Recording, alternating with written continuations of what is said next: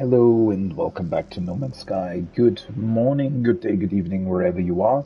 I just woke up, well, just like half an hour ago. So I have my coffee with me, just a cup of coffee, and we'll be going back into No Man's Sky. Last we left off, we finally traveled to a new system en route to the target system we need to get to in order to get the next story mission done. And while exploring that said system, I found a moon next to a planet with a ring that looked quite cool, and I thought, hey, why not build a new base? Because the base that I have is very functional. It has everything that I need, but it doesn't look that great, and while I don't dislike the planet it's on, it is quite a bit more finicky to deal with it than I thought, because I also made some decisions that ultimately ended up not being that great, and I tried or wanted to rectify that, and at least try to build a little bit of a new base, right? So we'll see how far I get with that. I don't necessarily want to spend too much time on it right now. The problem also that I discovered was that apparently there are superheated rainstorms on that moon. Now, that in and of itself isn't necessarily a problem because, well, if you build a base, you can be inside while they happen, which might also be quite cool, honestly, when you think about it, because it might look pretty good, right? If you're inside and everything around you sort of swirling and what have you, but we'll see, I guess. It is, however, definitely a good place to potentially try stuff out, right? I mean, that is sort of how I'm gonna treat this currently, is that I'm going to try to see how building really, or what kind of smaller issues can crop up while building a base, right? I want to see, because that's what I learned, for example, when I built my first one. I flattened the ground when I built the first one, manually, essentially, with the terrain manipulator.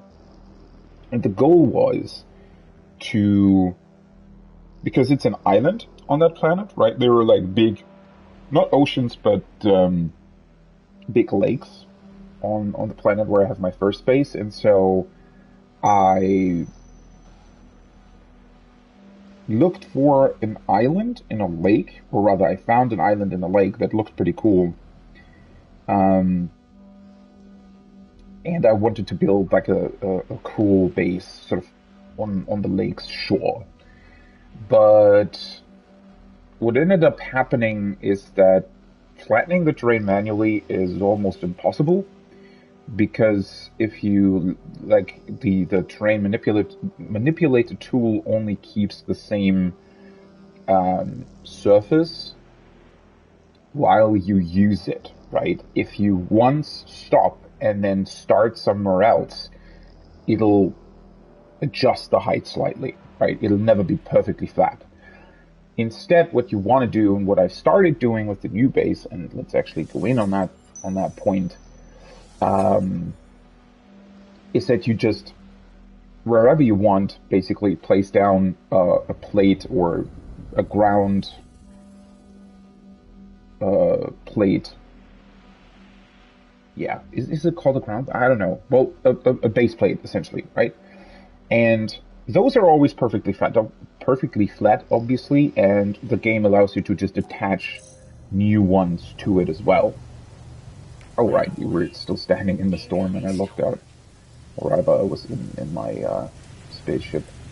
So I started building the base over there, as you can see. Holy shit. Well, let's maybe sit in the ship while this is happening. Oh, it's already cooling. No, never mind. That's my ship. That's another thing. I really, really wish the game would actually display the outside temperature. What am I supposed to... I know that my ship has perfectly fine living conditions inside of it.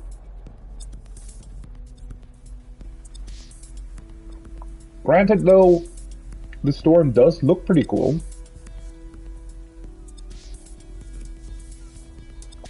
But yeah, that is sort of the first thing that I realized is you don't really want to flatten the terrain manually. You want to do that with the plates and whatnot that the game gives you.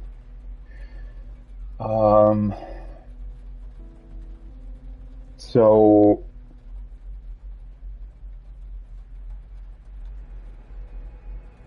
another issue is that I don't really have that many different things to build currently for my base. So I'm not entirely sure yet what I want to do here. I think mainly let's just get it up and running. I mean, looking at this planet, I might just try to build up a farm of some sort. You know, just put down solar panels, put down basically a nice big house, and then put a lot of these plant trays in it, and then I can, you know, from time to time just warp back to the space and collect the plants.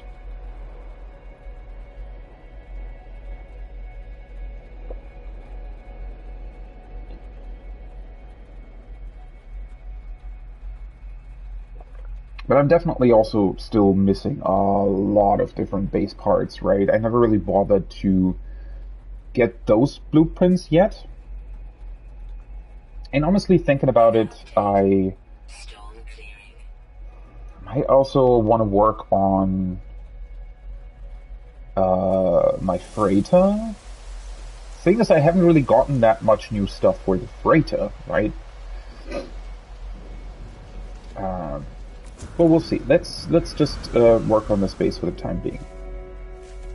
As you can see, you know, looks all right.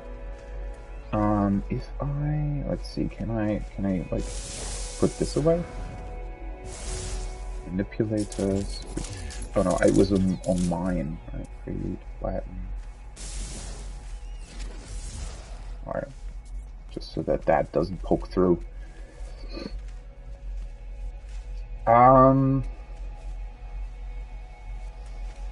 Okay. Base computers here currently. Yeah, the question would just be, what do I build? What do I actually need here? For the time being. I don't really want to make my other base obsolete or anything, right? I think I want to build the Roma Geobay. Because this looks like a planet where I would actually be able to use it. I could also build the Colossus Geobay, but the Roma's already upgraded, so I guess it wouldn't really make sense to swap that over. And then I could actually build the Nomad Geobay on my actual home planet, because I feel like this should be able to go above water, right? If I recall correctly. So that would be pretty cool. Let's see, how does this work? If I build these on top of the other base plates, these are just really, really expensive to build is the problem. I don't know if I want to do that. The issue is, I mean, these parts are pretty... They're the same that I'm using on my other base as well. I mean, I could, I guess, still build it in a slightly different style. I do like these, right? Don't get me wrong; they're really, really cool. I mean, I started with the floor panels, so it's difficult to say. I definitely want to have a landing pad. The issue is with the landing pad, that can't really be. You know what? In a way, you kind of want to start with this, right? Because then you can build the other things next to it. Because the landing pad, You can't really... Can you build it on top of the timber panels? I don't think so, actually, right? I mean, you could build an entirely different structure with it, though. But it would be cool...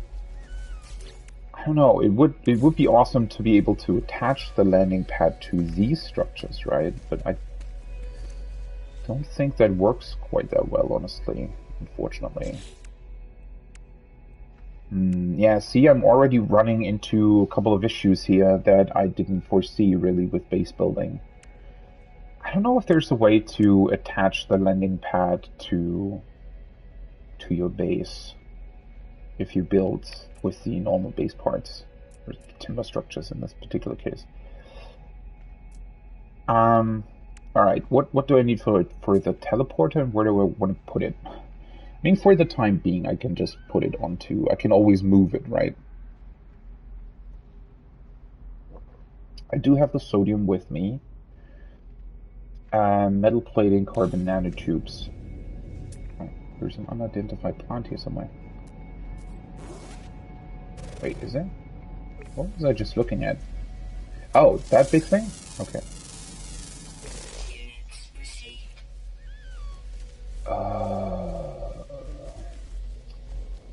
Yeah, see, now I'm already thinking again. Well, what do I do here?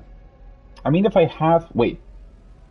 If I have a working teleporter, I could go back and forth to like collect stuff on my freighter and whatnot.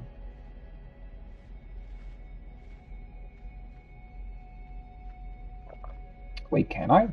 Yeah, I can. I can. I was going to say, wait, did I build a teleport on my freighter? But I think they always come with one, right? Pretty sure. Wait, do they? I think I'm definitely positive that I can warp back to it. I'm not entirely sure if I can actually... I mean, I wouldn't need to if I built the storage containers as well. I do realize, though, this does take a couple of materials that I'm not entirely sure I want to spend. Anyways, let's look at...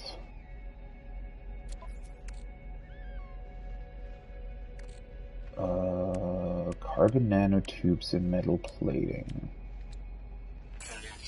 2 of these. Oops. That's fine. I mean, carbon is more than enough. We have more than enough carbon here. And ferrite dust I had a lot of anyways.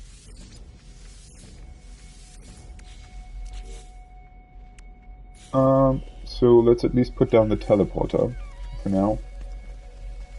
And, I'll move it around as soon as I can. And then I guess we need a solar panel. Metal plating, gold, chromatic metal. I do have gold.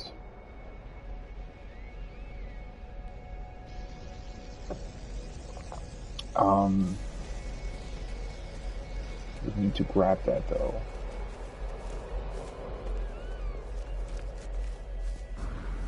Oh, yeah, and a battery would probably be a good idea. Can I build a...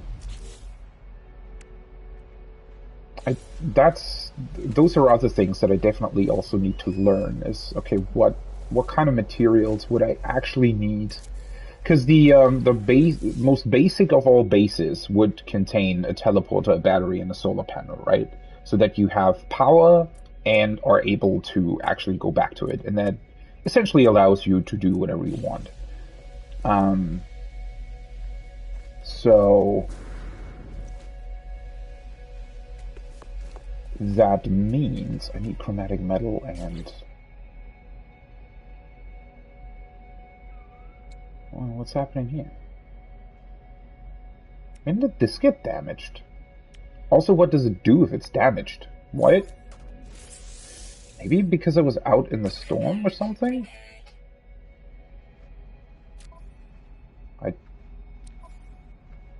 Did it ever say technology damaged? I don't remember that, honestly. I mean, I could just quickly fly up into space and call my freighter.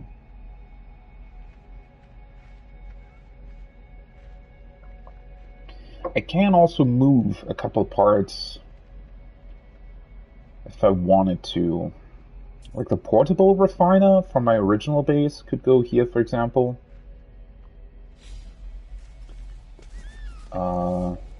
Wait, so let's... What did I just say doing? I need...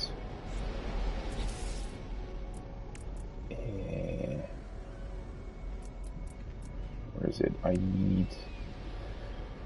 gold and chromatic metal. The metal plating I can build myself.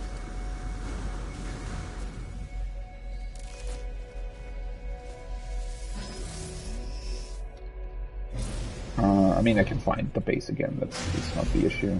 I don't even know where I parked my freighter, to be honest. I do like the base, though. Aside from those superheated rainstorms, I think the moon's quite cool.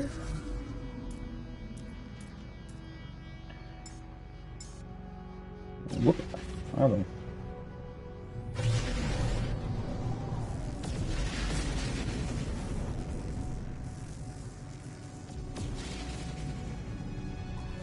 Do I have refiners on my freighter, though? I don't think so, actually.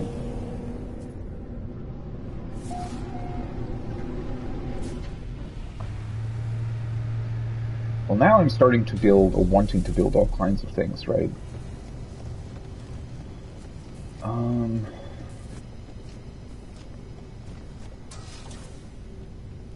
Oh yeah, also let me open up any nodes of stuff that I still want to collect. Because I just used up a bunch of carbon, I think. Not that I really need more of it. How much carbon do I have in my storage containers? Oh yeah, I have more than enough. For now, anyways. Hi guys.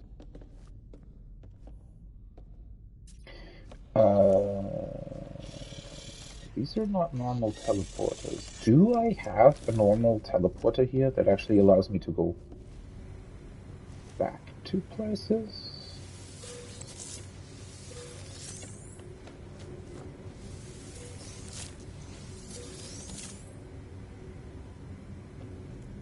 Can I build that? What do I have here? These are my storage container units. Oh yeah, there it is. Never mind. I knew that at some point I built this. Somewhere in the back of my mind I knew that. Also let's look at the fleet stuff. Fleet command online. Brief.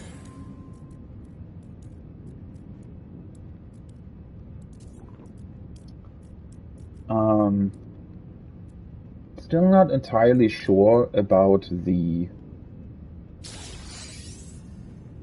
Dream Aerial, a signal receiver and amplifier tuned to the wavelength of the unconscious mind.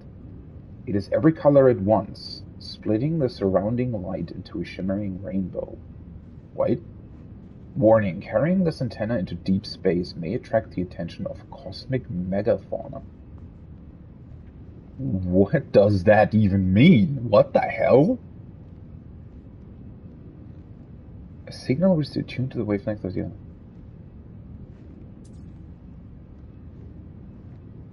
subconscious access device. May attract the attention of cosmic megafauna. Kind of makes me think that you want to have this specifically so you can attract this cosmic megafauna.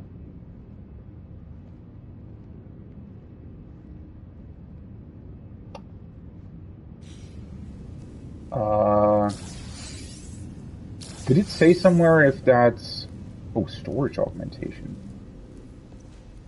A couple of credits as well. I just wish that the frickin'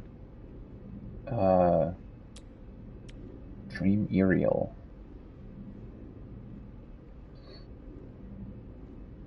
It doesn't, like, say anything, though. Is this something... Is this an item that you just carry around in your inventory, then? Or what's happening there? I hate that this uses up so many resources to get your fleet up and running.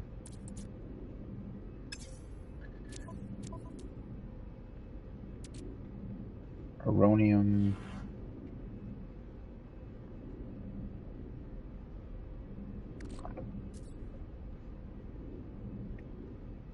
It would actually be cool if you could buy the frigate fuel somewhere. If that would be a thing, because uh, you get. Like, I don't need the money that I get from selling this stuff or from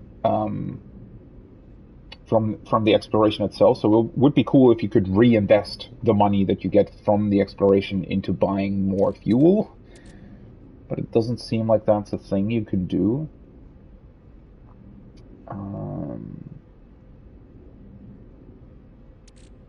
What is this? Storage augmentation. Starship expansion module. A technology module harvested from the remains of a salvaged starship. May also be collected from freighter crash sites or salvaged during frigate expeditions. Can be used to expand starship storage capacity at the space station's Starship Outfitter. Oh, so this is basically a free storage expansion for your starship? If you're lucky enough to find it? That's awesome.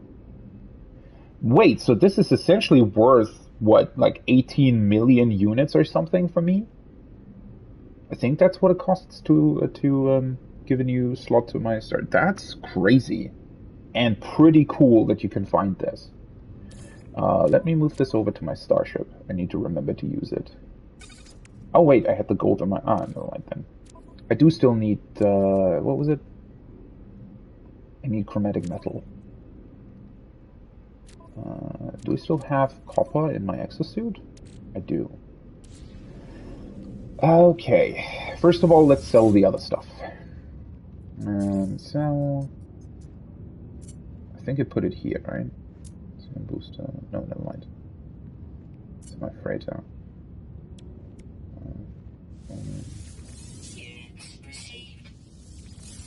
Well, dots. I should probably keep some of this stuff and sell it if I notice that the price is good, but I don't know. I'm not really getting enough of this stuff to really warrant any sort of more elaborate trading, I think.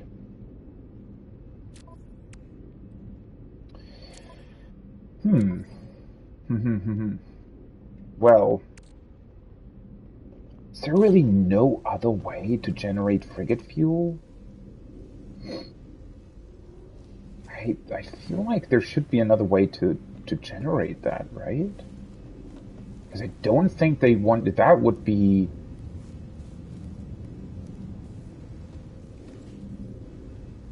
Let me see, what can I even build here? Freighter corridor, bulkhead door, teleport chamber, scientist specialist room, instruction specialist room. Does this allow me to integrate to freighter research equipment tailored to the needs of construction overseas and equipped with architectural and engineering design software is placed in a tank capsule? Would this allow me to research new freighter blueprints? I don't even really know. Does the anomaly allow you to buy blueprints for more freighter parts? I'm not entirely sure.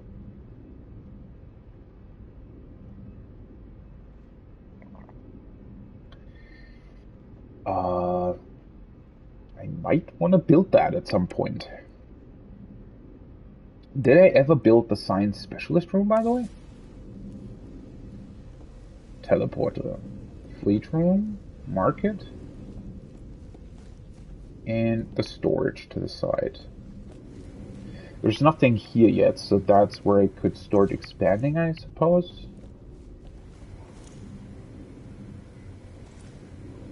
Somebody put this weird tray here, though. But I think that'll automatically go away if I expand, I think. Oh yeah, never mind. Anything else? Agricultural, that's the stuff that I currently have. Exocraft, refiner. Yeah, this I definitely want to build at some point.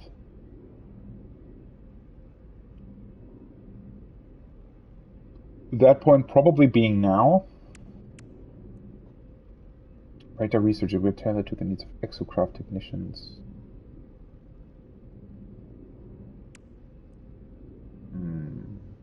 How do these work then, though?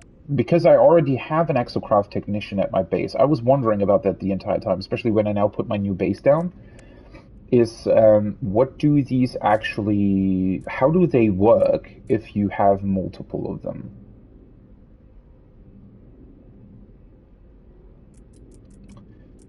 Okay, so I don't really want to build the refiner close here. Let's see, dihydrogen jelly.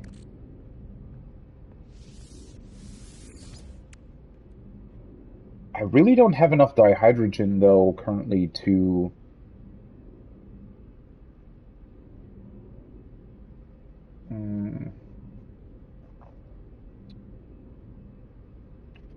craft frigate fuel, so I don't think I can actually. Let me see. Let's close this for the time being.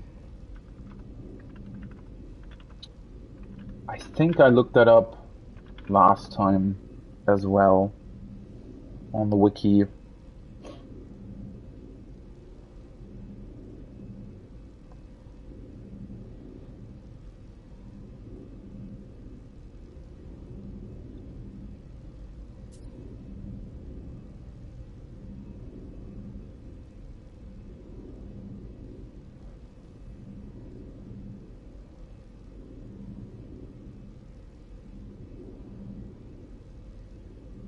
Huh.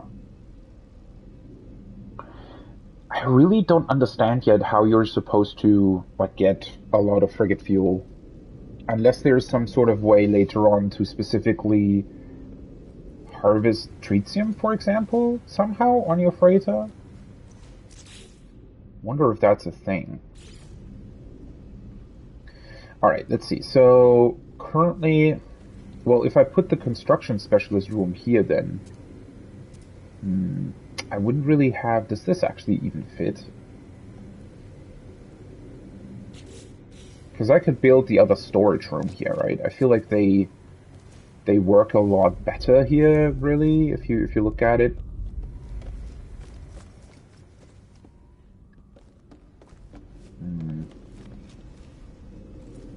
Reconstructing the freighter and whatnot would probably be a pain in the ass, wouldn't it?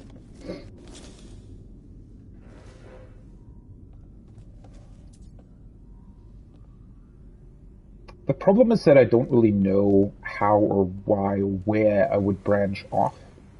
I mean, I could build sort of around that, right? So what is this? Oh, I thought that was a switch or something. So I could build behind this and then turn left, essentially. Would make these windows, well, not really pointless, but pretty bad. I mean, I could build other windows. That's not necessarily the issue. Or I could just expand this way, right? Just behind this room, essentially. Maybe build another cross section like this one.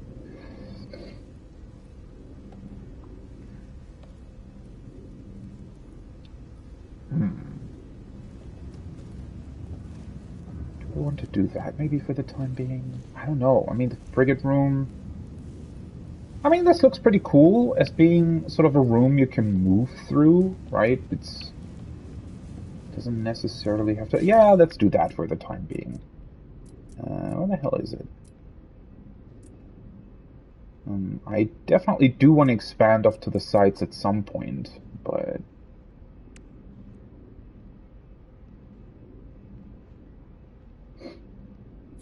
was it just this? Yeah, those. How do you? Can you? What? I think for this sort of section, you'd have to have. No, that's what a. Wait, is it what's built?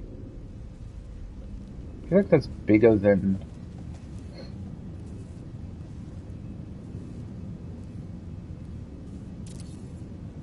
Why does that also use tritium? What the fuck?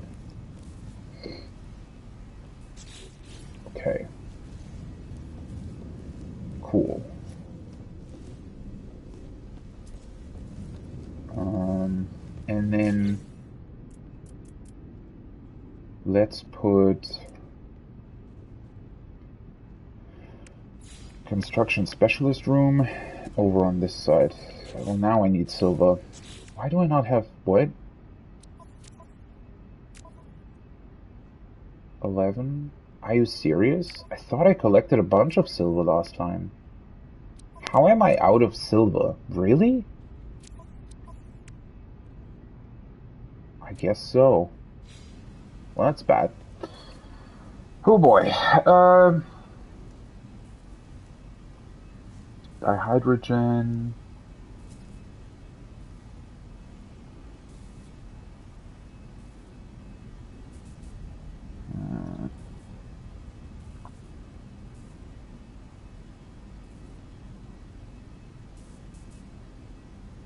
Let's put that here. Silver. What am I writing?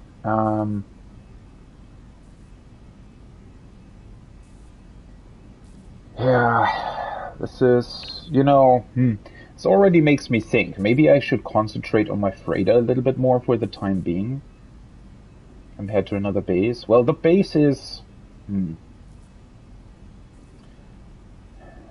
I thought the base could be some sort of zone to try out certain construction techniques, if you will. I feel like, I feel like I'm still missing a lot of potential parts, though, like blueprints. For all of these bases and freighters and whatnot.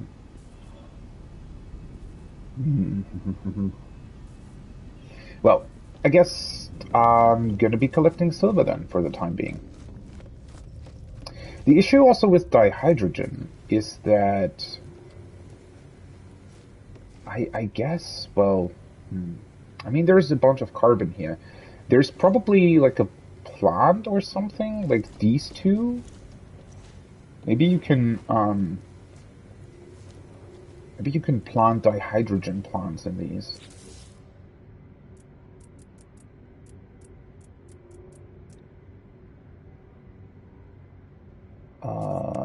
None of these actually produce dihydrogen though, right? Unless you can refine that somehow? That might be a thing. Let me see, dihydrogen. Where do I get that from?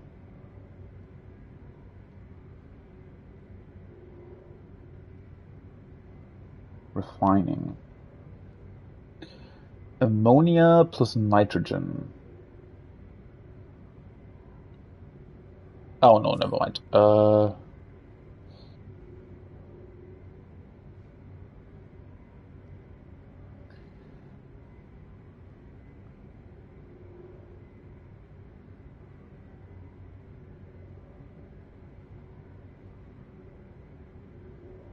Well, this only... What? This only tells me what it can be refined into. Oh, here, can be refined dihydrogen jelly. Well, I know that. Oh, tritium can turn into dihydrogen. Huh.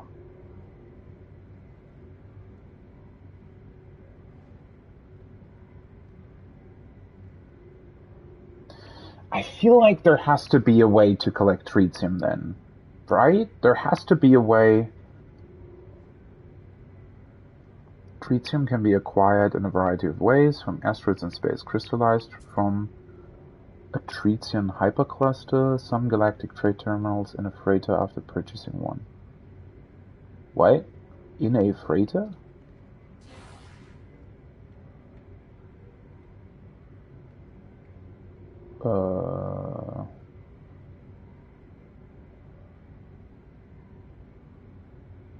Wait, what?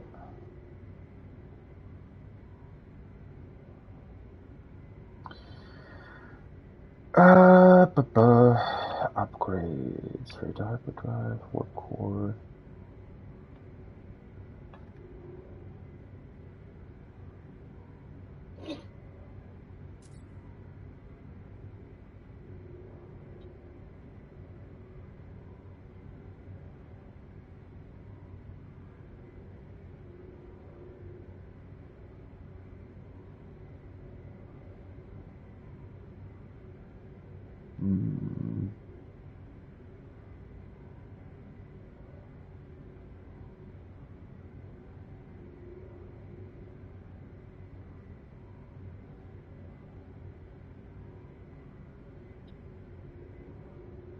Maybe there's a way to acquire that through a freighter. I certainly don't see how that's supposed to happen. Well, that's a bummer then.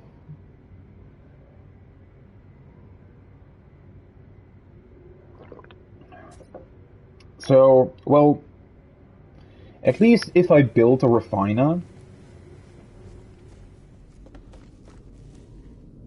Okay, let me actually see if I need any other materials before I fly out into space. So I want to build this one. I need silver for that, and chromatic metal. Construction specialist, and then I want to build the refiner room. I also need hydrogen jelly. So I probably want to collect more tritium then as well. Because that also means that I can refine that into dihydrogen. Yeah.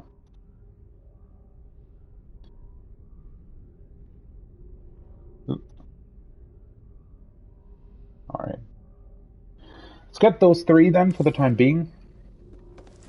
Well, that's gonna take a while though. Because I also need to find a... Oh yeah, it's actually... now I can't... Fuck. Before I forget what I want to build. Let's write that down as well.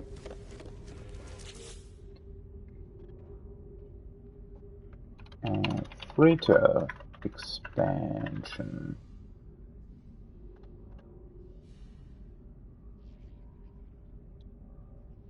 I want to build a refiner room.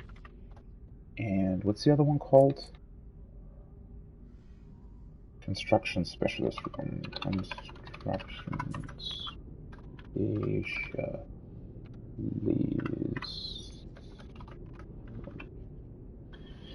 Which would require, though, that I, or probably would require that I also hire a construction specialist, and I have no idea where to get those guys from. Well, let's start off doing this, though. Where's my ship? Here's my ship.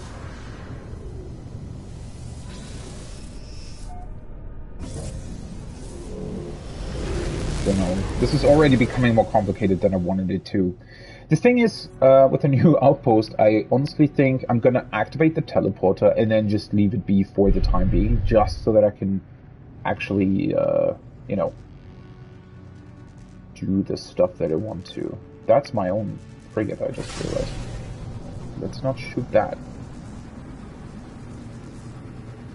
Okay, hopefully the game's gonna spawn in stuff next to me.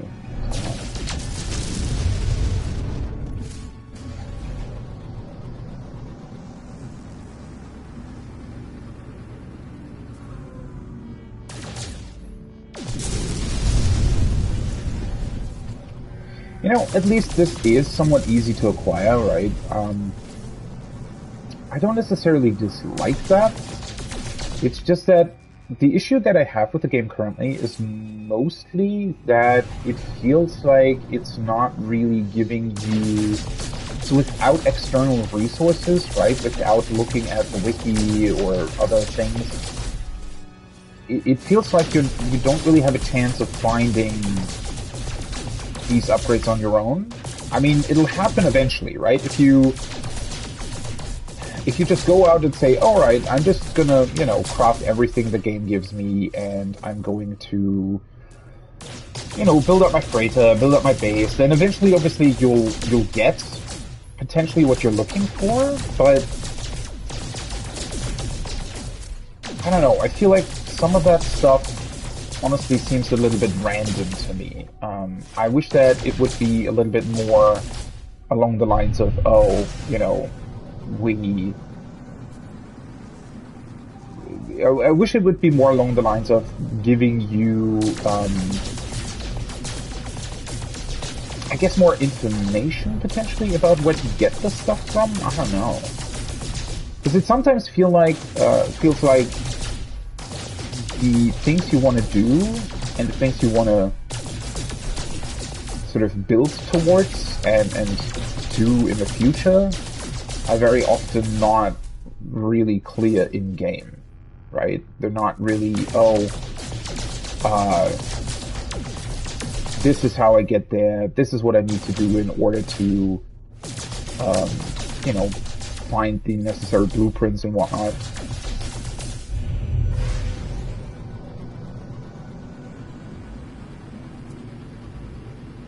Wait, did I again already accidentally shoot a ship? Really? How?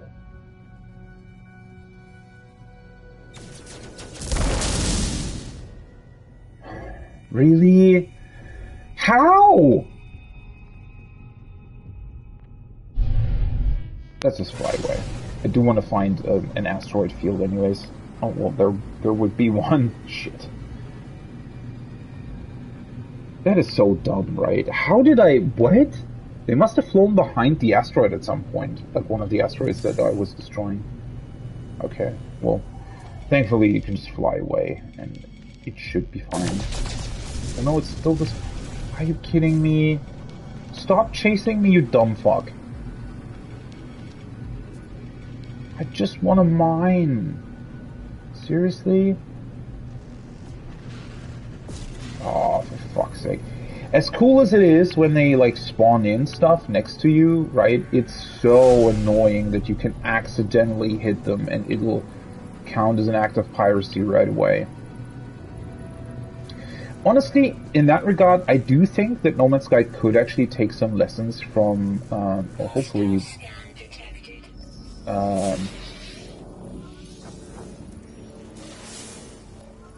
failed. Of course it failed. Oh, well, whatever. Let's fight the pirates then. Is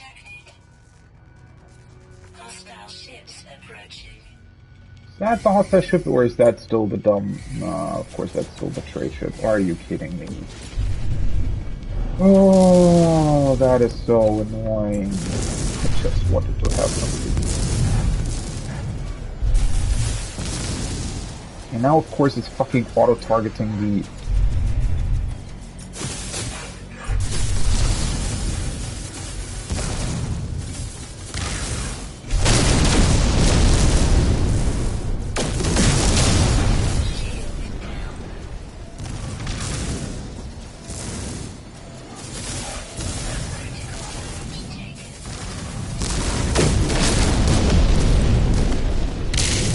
I don't want to destroy you. What the fuck?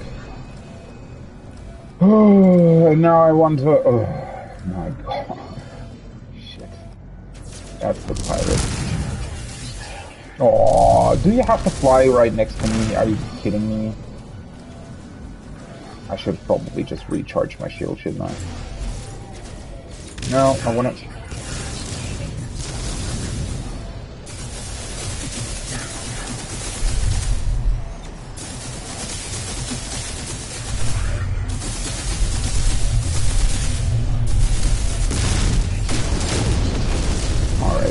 Get the fuck out of here.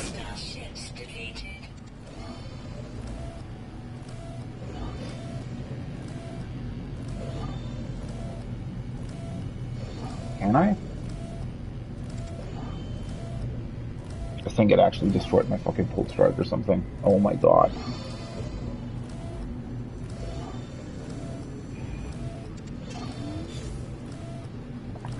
Oh. Okay.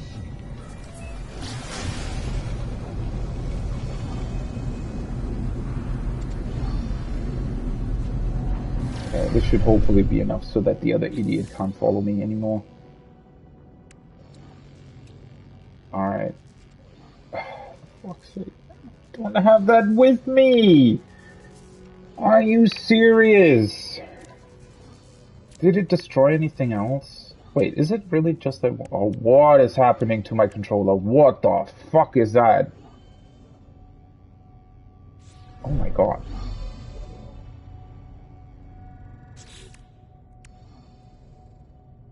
What the fuck is happening? What the hell? Is that my actual controller that's messing up, or is that the game messing up?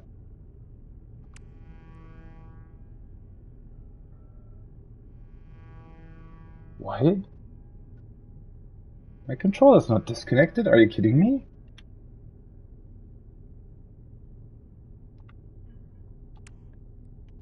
Oh, never mind. Yeah, that was the controller. Holy fuck, what is happening? I really need to get these, like, that's crazy. Oh my god, I just wanted to have some silver in. Do I need this? Chrono Resonator? Not really. At least not currently. Silver, cadmium. I do have cadmium, and I could buy or craft wiring loom. Can I craft wiring loom? Is that a thing? Apparently not. How? I still don't get how the fuck I apparently or why I apparently attacked that trade vessel. I don't understand. I was just shooting asteroids. Are you telling me he was like a billion years off in the distance and the game counted me hitting him? Because that would be dumb as fuck. How do these issues still remain? That's like every time I play No Man's Sky, the game is so brilliant in so many ways, and I want to enjoy it so desperately. Yet every time something really obnoxiously dumb happens, to the point where you kind of go, well, how the fuck is that still in the game? How is that still a thing that is happening? Oh, that's gold. I don't want to have gold. Ah, well. Probably want to have that at some point.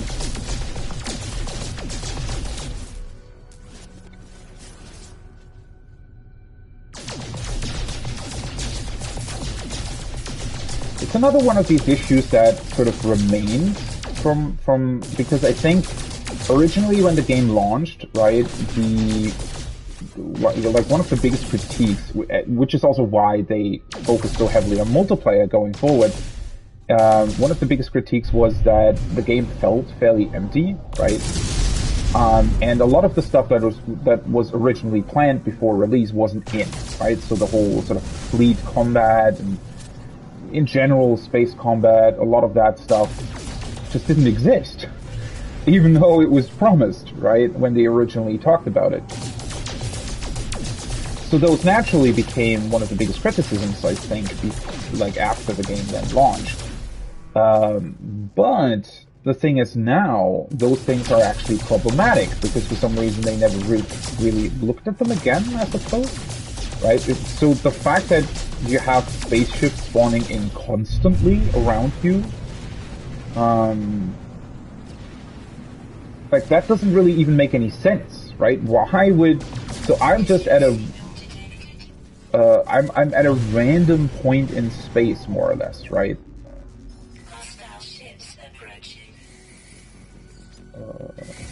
Nearby crater? Yeah, are you telling me where the hell that's supposed to be? Oh, I think it's... What?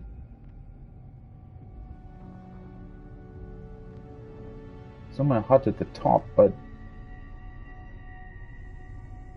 I just found a freaking... Where is it?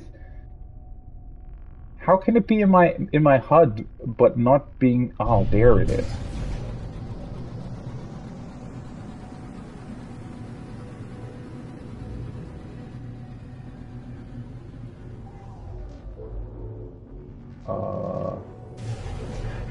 Where are the pirates? Those the pirates? Oh yeah, they are.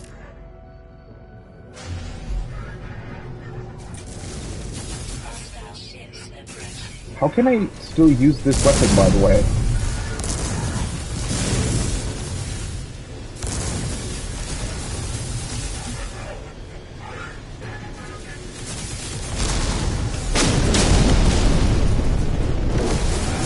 Isn't it critically damaged, I thought? Or maybe that just... I don't know, makes it... damage output lower or something?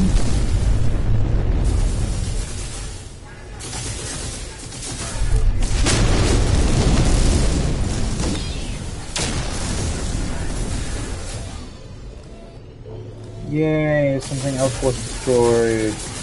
Cool. At least this makes sense, right? I mean, that's fair, I think. How did I miss it with my rockets? Okay.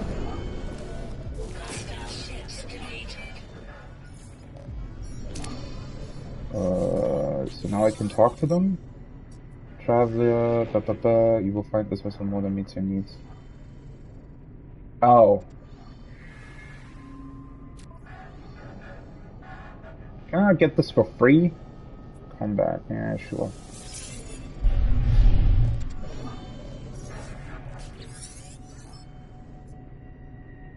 Please talk for 8.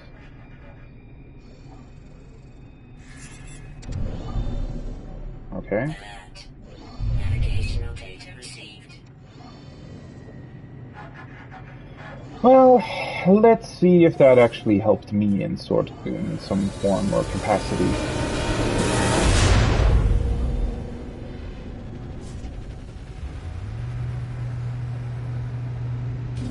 Let's see, what was the other technology that got destroyed? Oh my god. Deuterium, cadmium. Why do they all require wiring loom? Are you serious? The problem is not even like I don't care about the units, I care about the fact that you probably won't be able to buy it everywhere. Okay.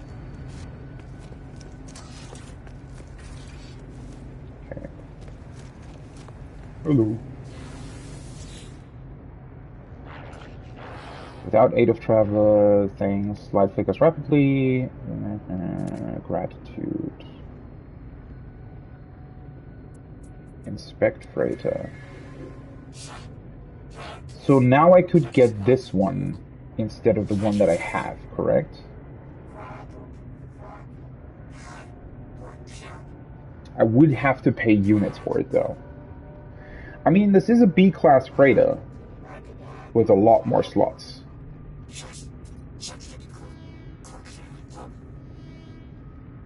I think. Why does it... Are you kidding me? Oh, cargo tank, okay. Yeah. So that one has like 18 cargo slots, I think? Does it still have these things on it? I guess they're just giving me that? Cool. Well, at least it was worth it for that. I don't know whether or not this is supposed to be able, like, whether or not you're supposed to be able to do that. I kinda would like to get it, honestly, because it's, well, better than my current one, right? And 7.9 million units. Isn't that bad for the upgrade, I think? I mean, this doesn't have any warp. Whatever. Sure. Warning, inventory is not transferred when exchanging ships. Transfer items to the new ship before completing exchange. Oh. So I guess I just move this over then? Why is that not automatic? That's strange.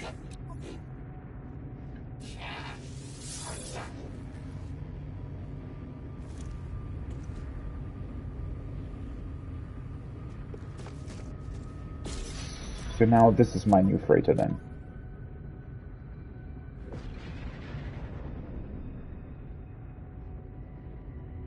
E-class. I mean, it's better in theory, right? And now everything's gone. Or does it transfer over my old stuff? It does not. So you need to build... Oh, wait. This is in space? That is something that can happen? Okay. So you need to build... Well, it does have a refiner, funnily enough. So you need to build the new stuff every time. Stellar Extractor Core.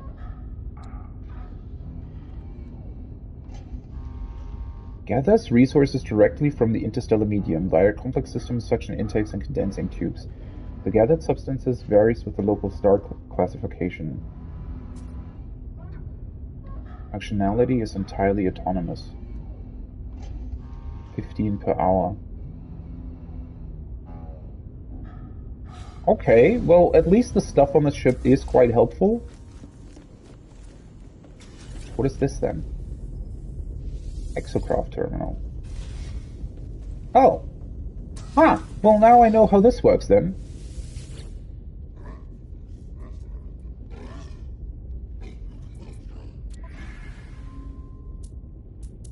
Why do they not sell blueprints? That is so strange to me that you can buy upgrades but not blueprints?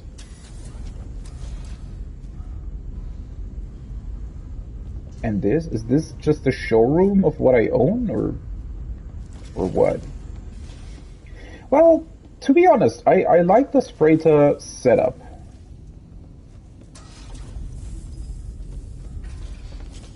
Oh wait, so then where did I just move?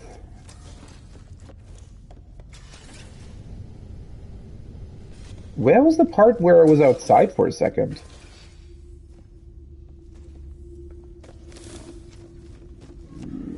Was that... Oh, that's here.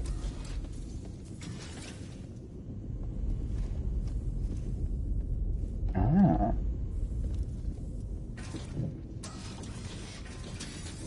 So that's how it's... Okay. So it's more a sort of technical freighter. Well, now I wish that... It probably would have helped a bunch if I had just deconstructed everything on my old freighter, huh?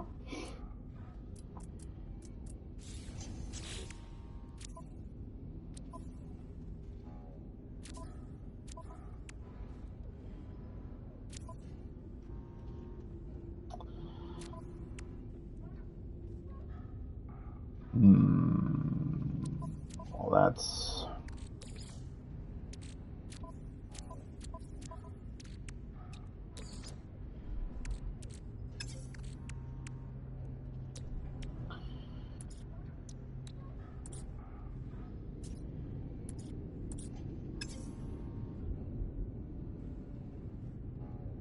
sort of a big industrial looking freighter.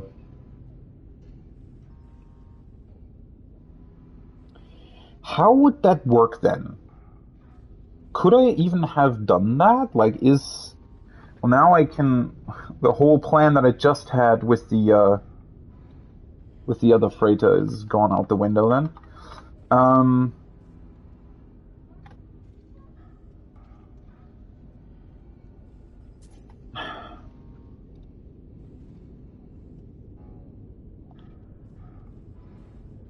I mean, there wasn't really anything on my other freighter that was super, important to keep. That's not necessarily the issue here.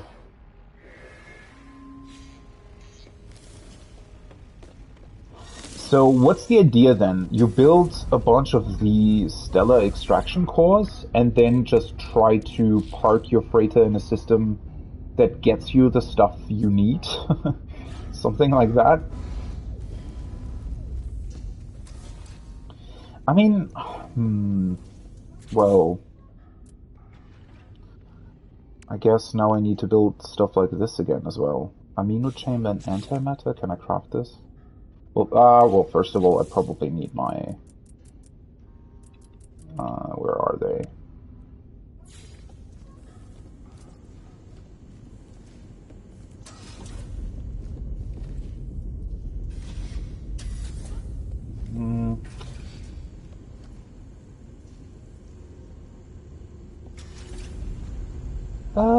Let's see. It would probably make sense to put all the storage rooms maybe here, like next to one another.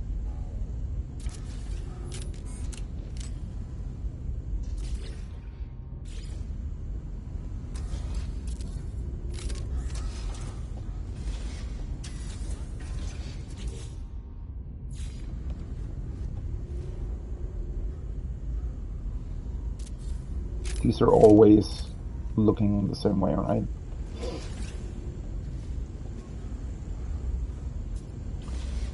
Okay, storage rooms, and then I can put... I could put the teleporter here then, I suppose.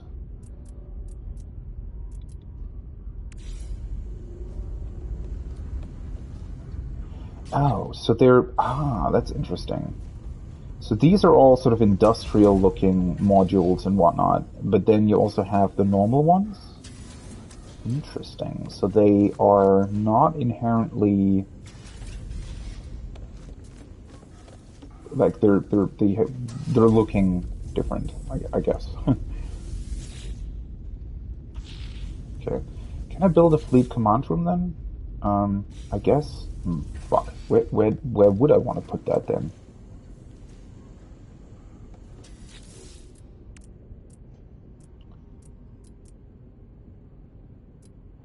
Corridor, freighter corridor. What's the difference between this and this? This force is a straight one. I guess the other one is an automatic thing, right? Let's put this here because I don't want this to be connected to here. That looks pretty cool, honestly.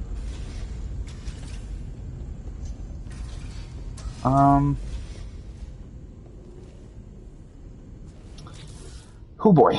Well, this is gonna get complicated. So, exocraft thing. At least now I have access to my storage, right? Does that allow me to repair stuff here? Yes.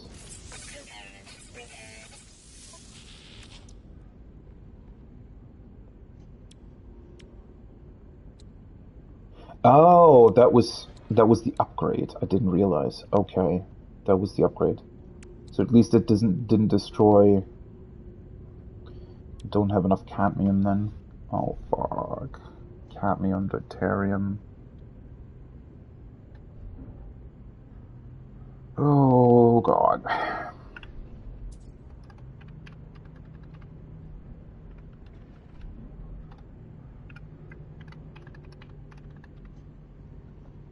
I have so many materials to collect now.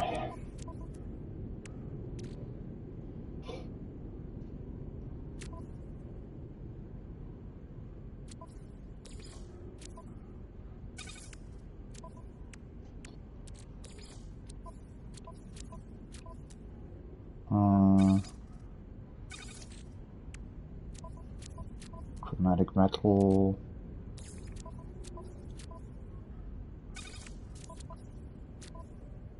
Wait. Oh, that's activated cadmium. I forgot.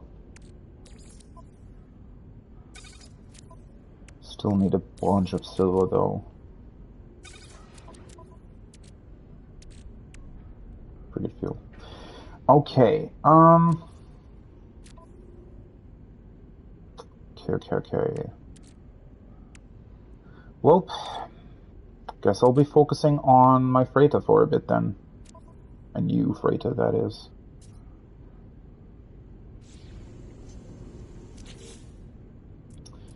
Okay, let's see what I still need. So, I built the storage rooms. Weapon terminal, exocraft specialist. I do have a refiner now, which is cool. The agricultural chambers I don't really need currently.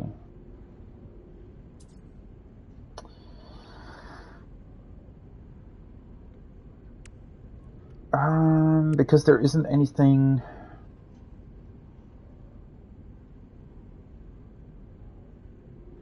Albumin pearls. There's probably. I should probably pay attention to what you can refine the stuff into, right? And then plant things that allow me to just get that stuff passively. Anyway, so let's focus on. So I need a fleet command room. I can build this. That's good. Should probably start with that then. Fleet command room. Yeah, let's put that in the middle, I think. I hope this isn't going to connect back to these panels then. Well, I guess I could just build more of these. That's fine. I really need to I like this. That's pretty cool. I just need to think how to build this. But I can expand over time. That's not the issue. Let's go back. I just want to see all my, like, my frigates and stuff should have carried over, right? Would make sense to lose them.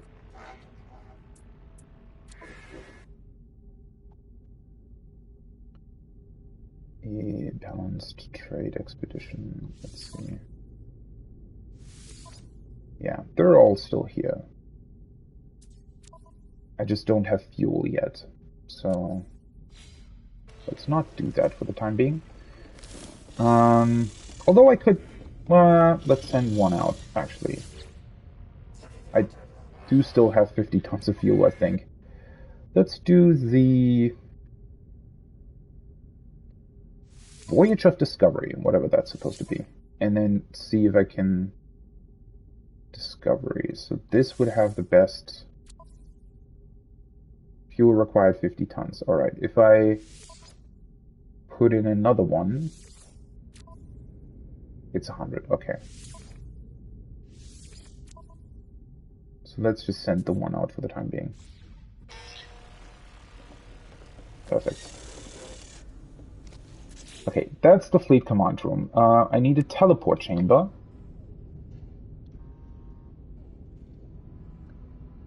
That's definitely a teleport chamber. That's really important.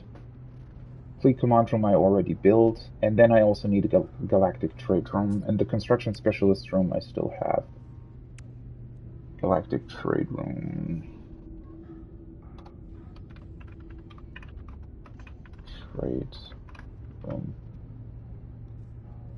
Okay.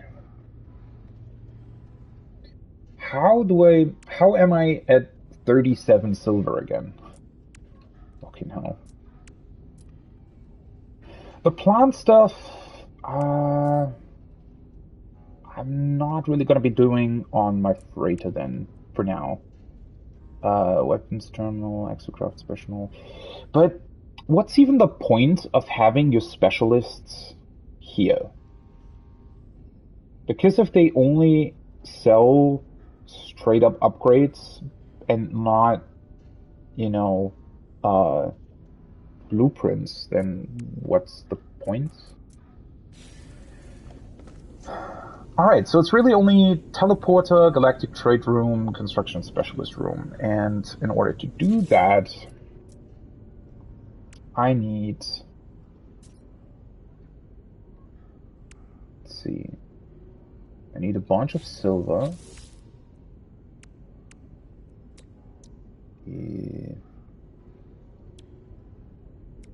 That I would be able to build. Thankfully, I do have a bunch of chromatic metal now as well. And the other one required this. I can build this. And antimatter? I can build as well. So I'm really only missing silver for the time being. So let's go back out and hope that nothing... Actually, did I fully repair my starship? No. Cadmium deuterium. Oh, for fuck's sake.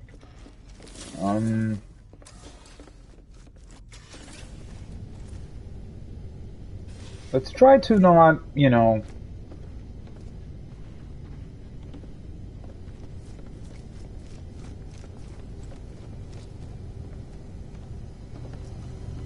not get hit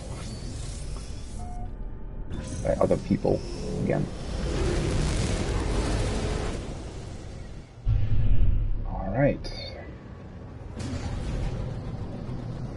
I do love about No Man's Sky though, like it started out with me wanting to expand a base, and now I'm doing some, oh, I have a completely new freighter now. I need an asteroid field though. Where the fuck is my base gone anyways? It's over there. Let's just fly into that general direction and hope that it spawns in an asteroid field at some point.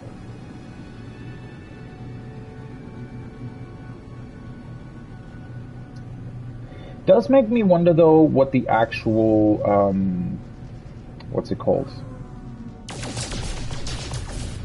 The actual chances of deflecting a cargo scan? I wonder if there are upgrades for that. I don't know. See, what I wish they would have done is that you could actually start researching stuff, right? So instead of these useless daily missions that the exocraft technician can do, why can I not research new blueprints from him? That feels wrong in a way. I feel like you should be able to just get a bunch of blueprints from these guys.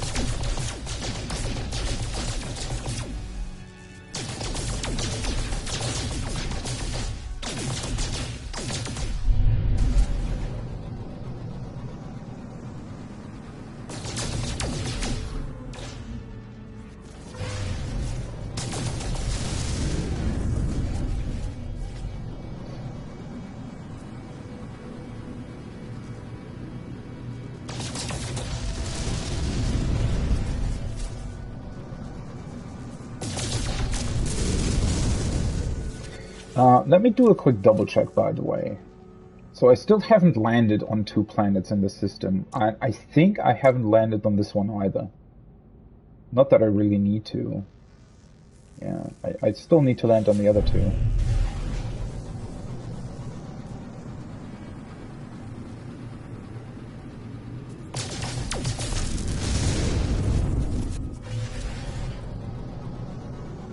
Why is it not spawning in asteroid field?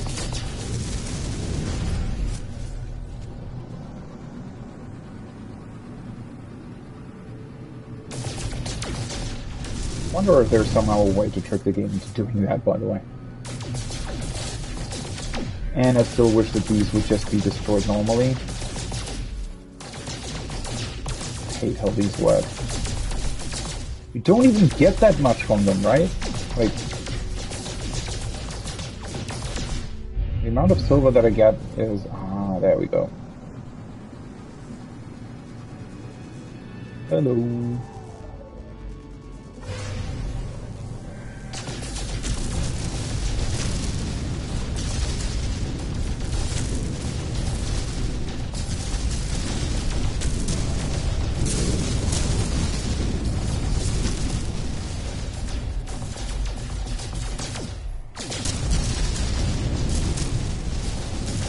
But as I mentioned earlier, like, there has to be a way to make this more efficient, right? And to be able to potentially collect these materials without having to do it manually every single time.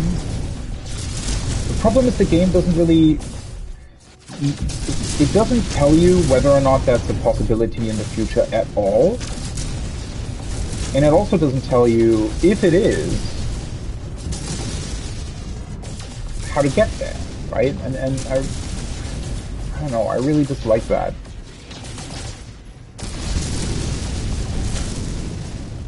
I feel like there should be clearer paths towards this, especially with all the research and the, as I said, like the technicians that you can hire and whatnot. I feel like they should be. It should work. I don't know, like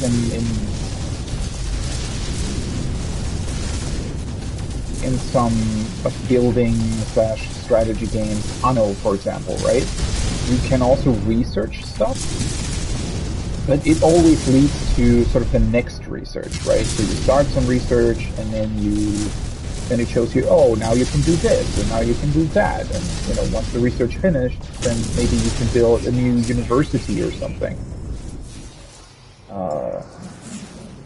Failed. Nice. It was really worth it to build that, apparently.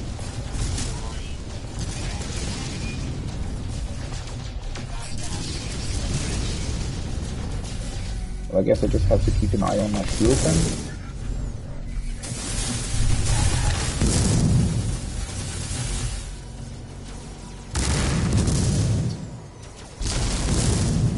I hate it when it takes a billion years to get them into target.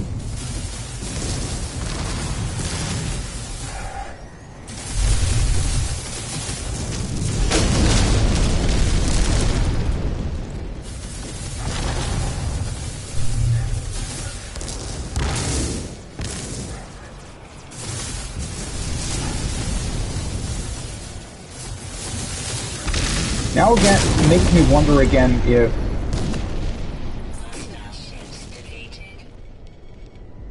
Makes me wonder again if maybe there is somehow another way to use this deflector scan? Like, can it even be used against pirates? I mean, it wouldn't say failed if it couldn't also succeed, right? Right? No Man's Sky? Or is that another one of your weird, non-working UIs?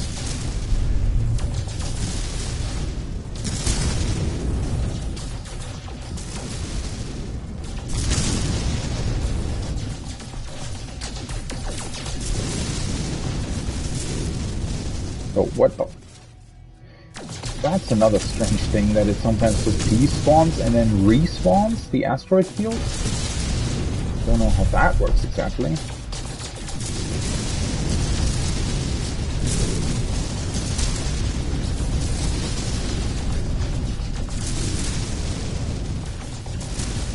The cool thing is, though, once you're in such an asteroid field, you can essentially just mine infinitely, it seems.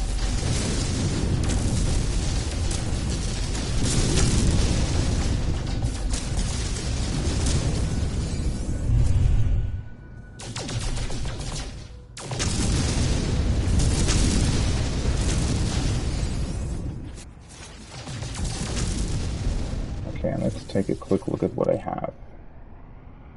How do I still only have 218 silver? That's crazy.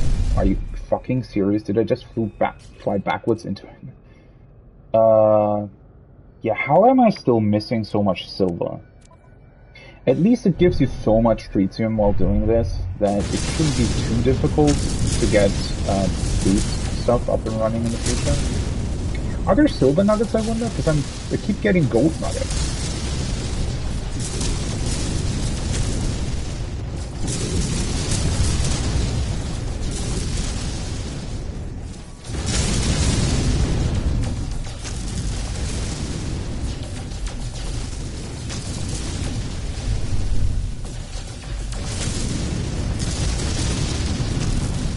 Maybe I should focus on the silver asteroids more. Not that it really matters all that much.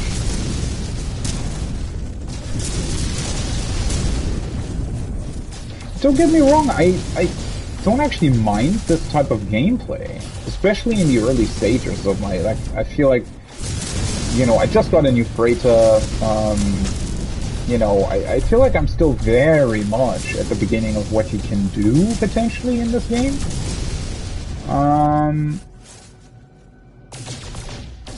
It's just that I don't want to be easily able to automate these kinds of processes, right? That's not what I'm saying. But I do want to have an idea of where I could potentially be going, right? That is my kind of issue that I have, is that I would like to have a clear idea of, oh, you know, if I keep working towards, for example, with the researchers, right? If there was a type of researcher that would give you new blueprints, and you could see, oh, you know, there is potentially a blueprint that would allow me to make this stuff automated, but it costs, I don't know, a couple hundred hours to, well, not hundreds of hours, but, you know, either it's really, really expensive, or it takes a really long time, or both, right? Or it takes very rare materials. Whatever, you know, you can come up with, that's not the issue, but it would be cool if it showed you, oh, hey, that is something that you might potentially be able to do in the future to upgrade your freighter, or starship, or whatever else, right?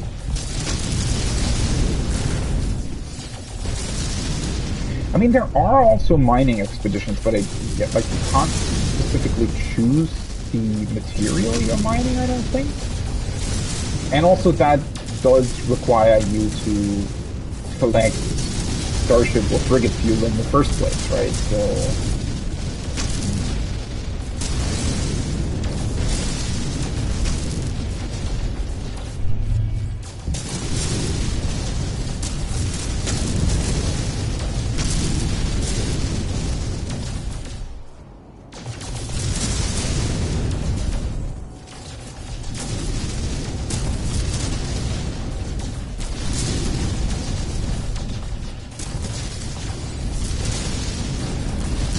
Oh, I also completely forgot. Since I'm in a new system, doesn't the anomaly also have a new exosuit upgrade for me? It does, doesn't it?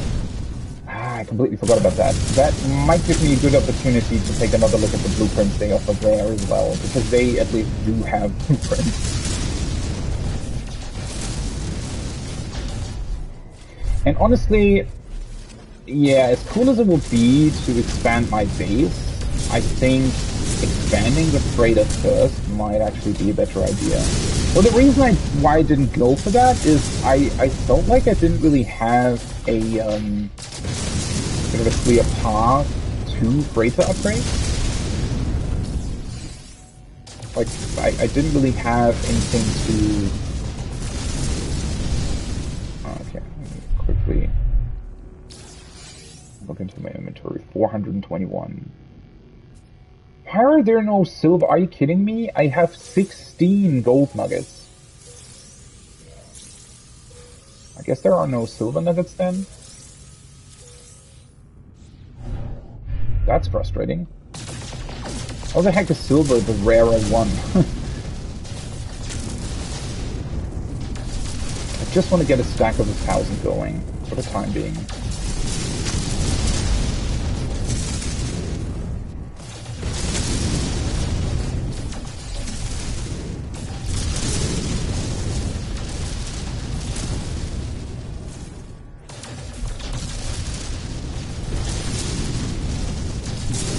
I already completely forgot what my original plan was, by the way.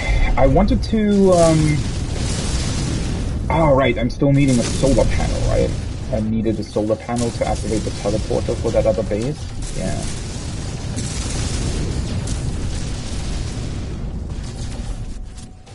Also, what is a little bit frustrating is that every asteroid only gives you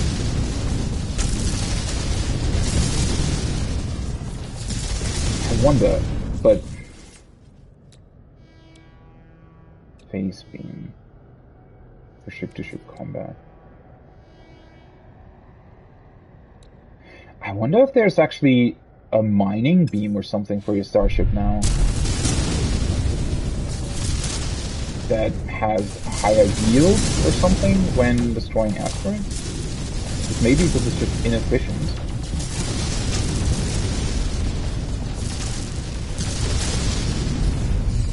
Because you really don't get that much silver, unfortunately, right?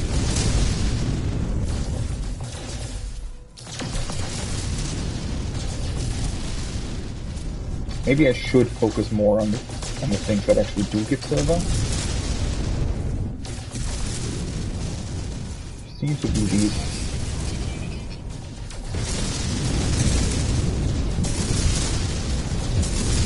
Hey, what?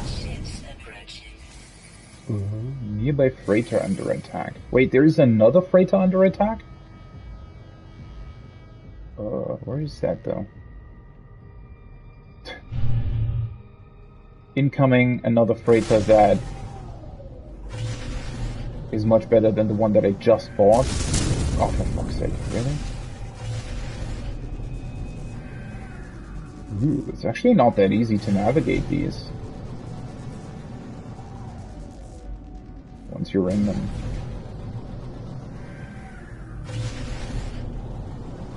I mean, they do seem to give out quite good rewards, so I guess I'm just gonna help them. I mean, I don't need to buy the freighter, I can literally just, you know, get paid. There was another option, right?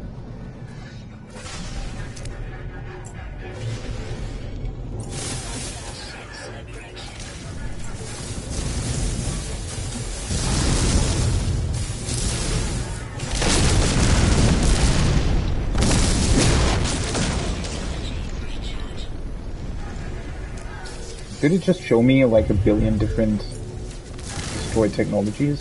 That's behind.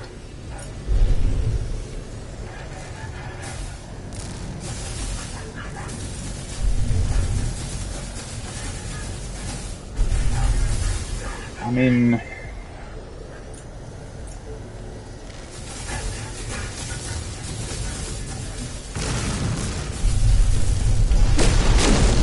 I always just feel like I might be accidentally hitting the freighter, and I think I even can.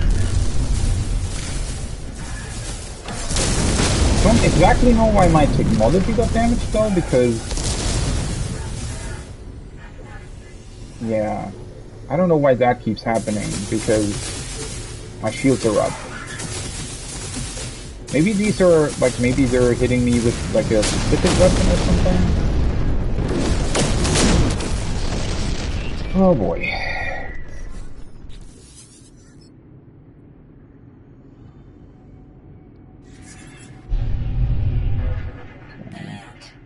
Navigational data received.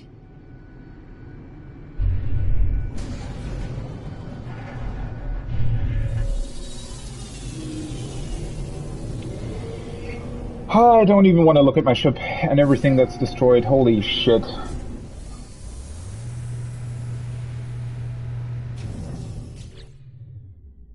Oh boy, fucking hell. Really?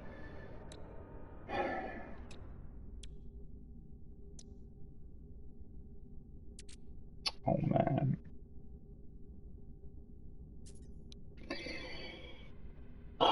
And I still only have 500 silver. I'm still not at the goal that I actually set myself out to get.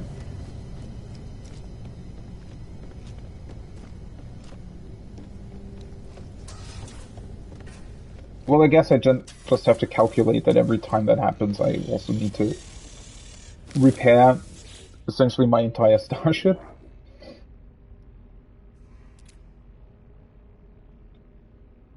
Strike freighter.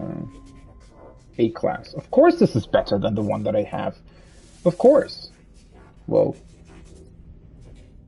I'm gonna decline this though. I mean, it's only slightly better than the one that I have, right? Ooh, let's snag this.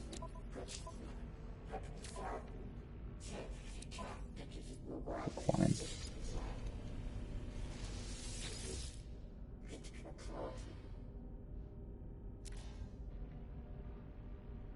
Request payment instead.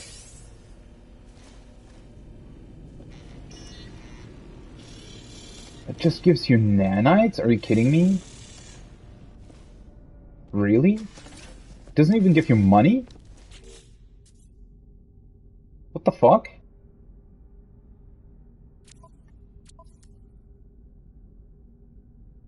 And I guess this doesn't get transferred, maybe. Ah, boy. Yeah, that's not worth it if you're not going to buy the freighter. Great! Destroyed the half of my starship just to help somebody that doesn't even pay me properly. I thought you would at least, like, pay me a million units or something. Well, now where did the fucking asteroid field go? Oh.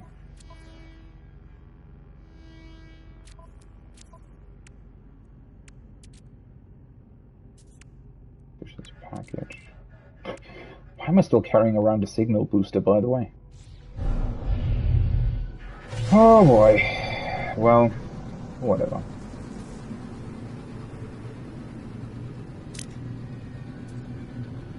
Let's continue on my mission to finding more silver then.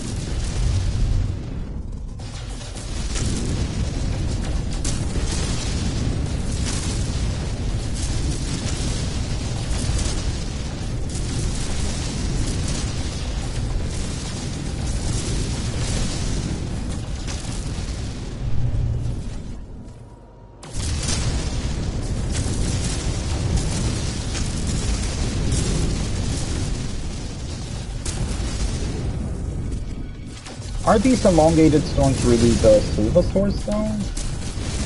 Like sometimes I also get gold from them for some reason.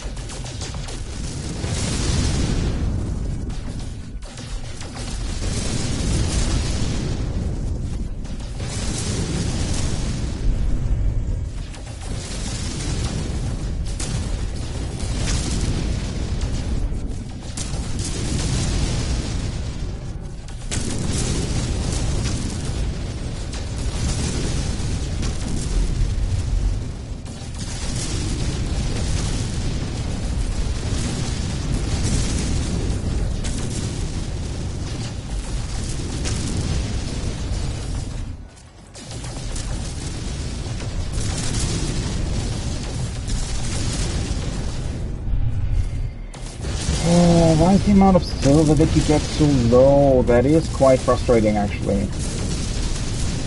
Because gold and silver do seem to be fairly, you know, important for all kinds of upgrades and building things that you're doing.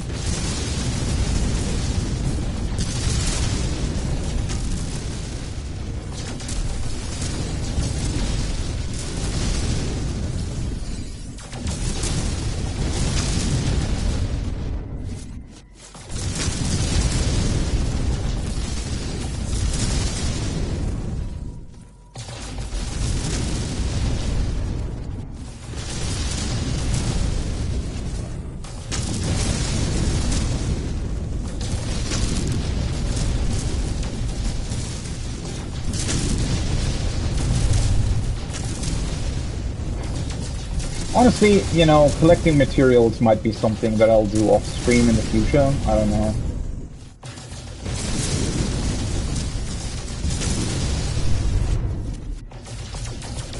Not that it's not fun, it's just that, yeah.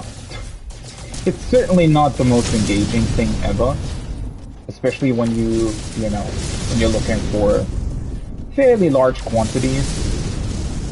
That being said, I mean, in the same amount, I get that obviously silver and gold are supposed to be rarer than tritium, but it is somewhat strange that in the same vein as collecting, you know, 500 silver, I got like 3,000 tritium or something. 700. Alright, well, we're getting there.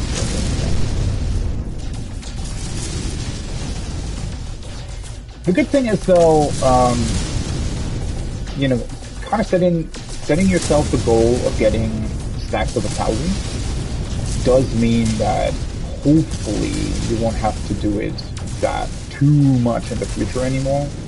I mean, the same for if I'm gonna go out and collect, what's it called, cadmium, in order to repair my Starship technology.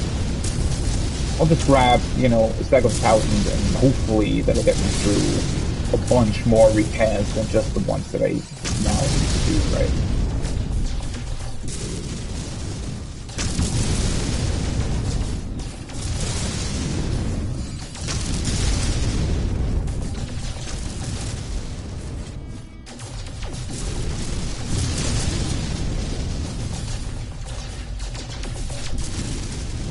It does seem to help to actually focus on the ones that do contain silver, though. I feel like.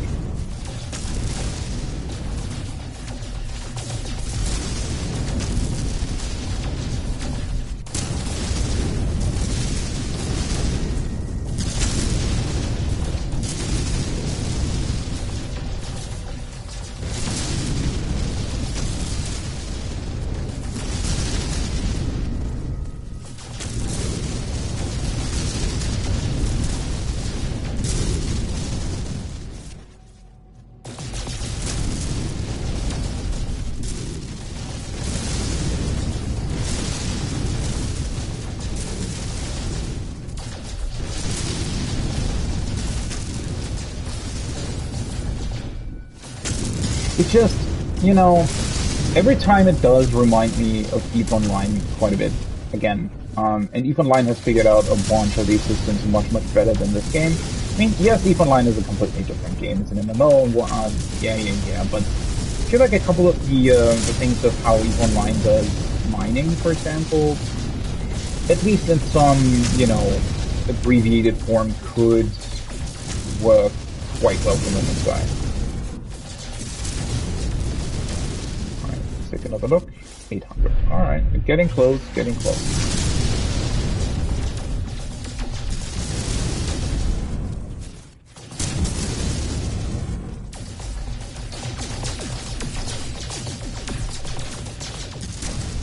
Sometimes the range is strange though, right? It seems like you can accidentally hit like a trading vessel that's a billion light years away. But, you know, hitting an asteroid that's literally right in front of you doesn't always count.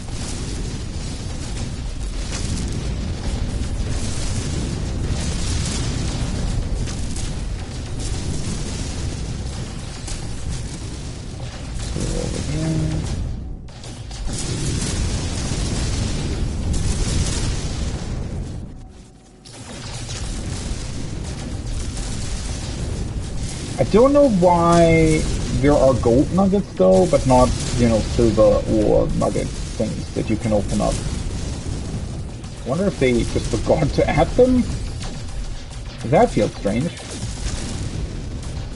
I mean, because it feels like a system that is essentially saying, okay, you know, there's a certain chance that you get one of these clusters or nuggets from the asteroids you destroy. So it just gives you an additional yield if you're lucky, I guess, right?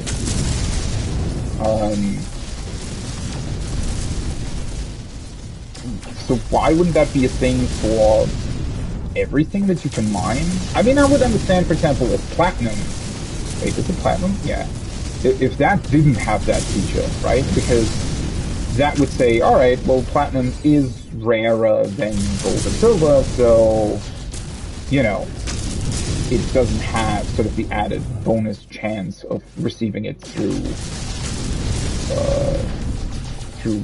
ore nuggets, essentially. But, yeah, you can get a bunch more gold, yet the silver doesn't have that for some reason. I don't know. Feels counterintuitive to me, honestly. I mean, maybe there's a reason for it. I don't know. Maybe you just generally need less silver, and I just don't really know that because I haven't really been constructing enough to be able to tell that you need more gold than silver. And so maybe that's, you know, maybe they've done that specifically because of it, because of you needing more gold than silver. But, you know, I don't know. I mean, even if that's the case, you would always be able to refine the silver into something else, so... don't know, seems strange. Alright. Well, that's done. Let's call the anomaly in real quick then. And... you know, at least get an exosuit upgrade and take a look at whether or not I might be able to buy a couple more blueprints. I don't really think that I can, but... let's look at it anyways. And then I'm gonna be going back to my freighter. Hopefully gonna be buying, or building the stuff that I wanted to build. And afterwards, I guess I need to collect materials to repair my starship. And once that's done, I can then go back to my base and potentially construct a solar panel. Though in theory, I should actually be able to construct the solar panel now anyways. Oh, did I actually land? For a second there, it looked like I landed on another ship, but... it's been a while since I've been here, actually. Hi.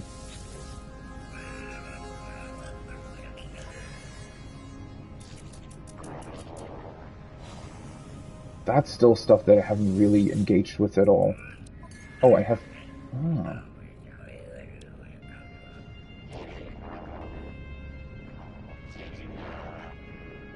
Huh. There was the most recent Twitch drops, I think.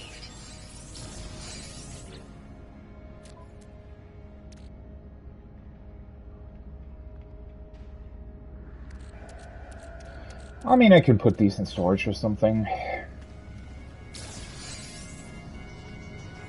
I still don't get why the anomaly has this weird gray filter on it. Something about that is still incredibly weird.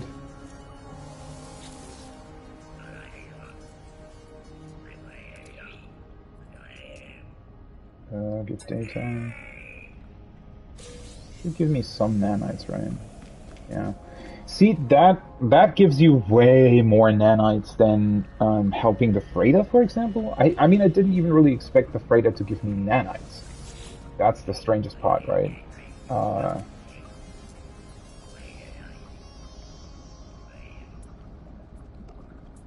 Transmit milestone data. Holy shit. Well, I guess you only get that once, right? Because the milestones, eventually, they'll be done.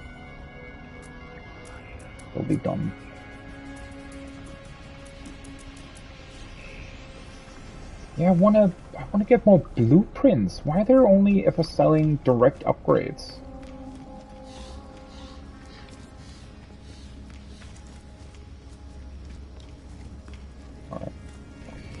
forgetting about the exosuit upgrade.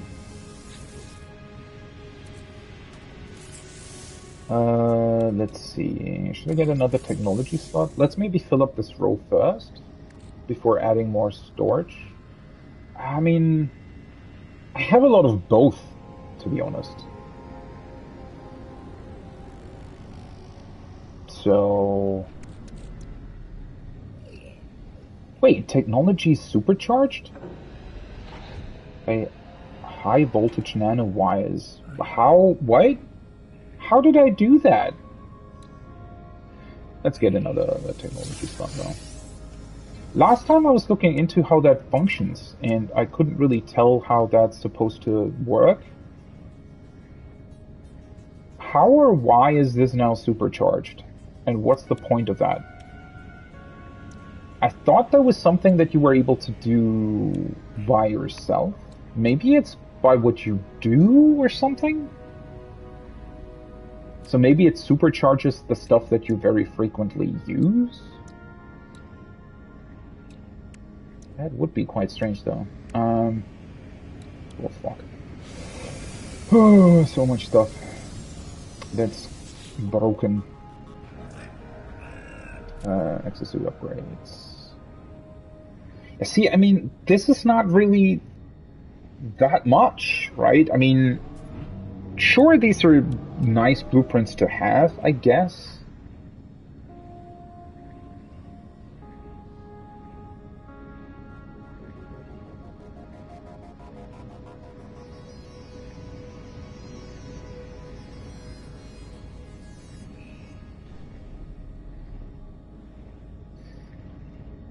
I mean, I could buy these, obviously, but I wouldn't actually use them, I don't think. Oh, whoops, shit. No, fuck! I didn't want to invite... Can I please look at the... Fuck's sake. Didn't I want to invite another player? Okay, don't have that much salvage data. Was I going for something specific last time? Message module, nutrient processor, alternative landing pad.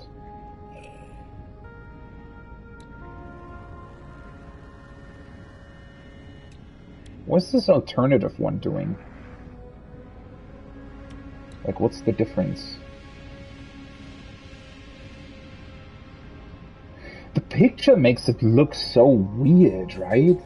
The picture makes it look as if it has like a ramp on it, but somehow I don't know, the picture looks really, really strange.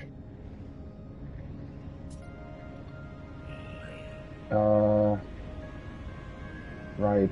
I think I also held off on buying some of these because I wasn't quite sure whether or not the game would just give me some of them for missions anyways, right? So...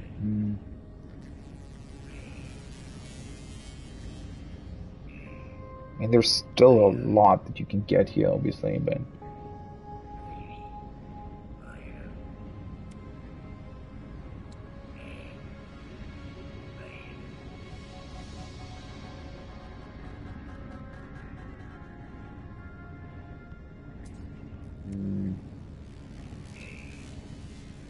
Supply pipe.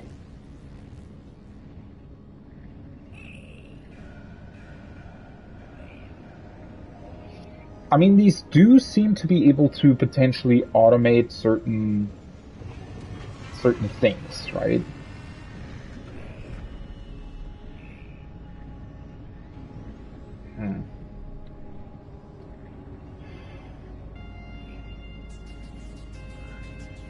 I might want to finish up this, though. Yeah, one thing I think that I definitely want to have is the stairs. Because if I have,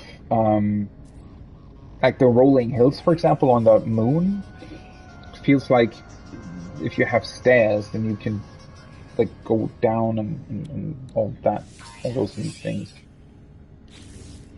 Yeah, stairs, half ramp. Okay, that's the same thing, but only half, and that's the other half. All right. Yeah, this'll be helpful to construct a base on varying heights. Though I still don't know. I mean, maybe. Let's see. Maybe I should just buy the other launch platform. I mean, it's only one, so. Because that way, maybe I would be able to at least look at how that looks, right? Maybe this will be able to be connected to your normal base?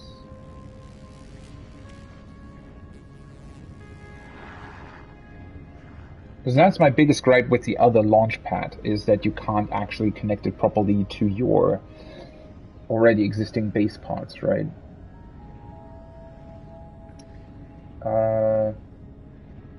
Let's see, more base parts, more roof parts. And then these are completely different. Stone alloy. I mean, the alloy would be cool, honestly.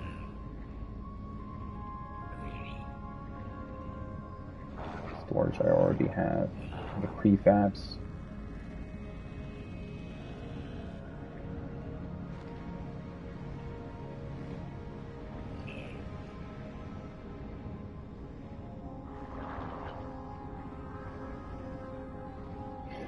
That's another strange thing, though, right? These prefabs, I actually like more than the other bases. I mean, the other bases look cool, don't get me wrong, but they feel more like a structure you'd build once you're already established on the planet, right? Because they look more like actual houses or something. Whereas this very much feels like the Subnautica bases, essentially, right? Something that you would build as a sort of research outpost or something. The problem with these, though, is that they don't have a proper, they have this foundation,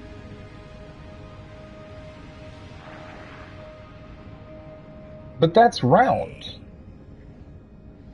So it feels wrong potentially building a square room, because I like the square room a lot more than the cylindrical one.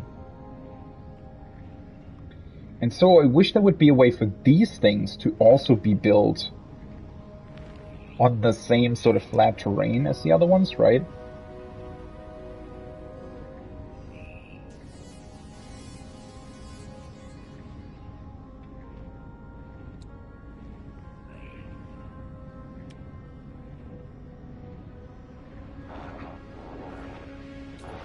Maybe that would be this one?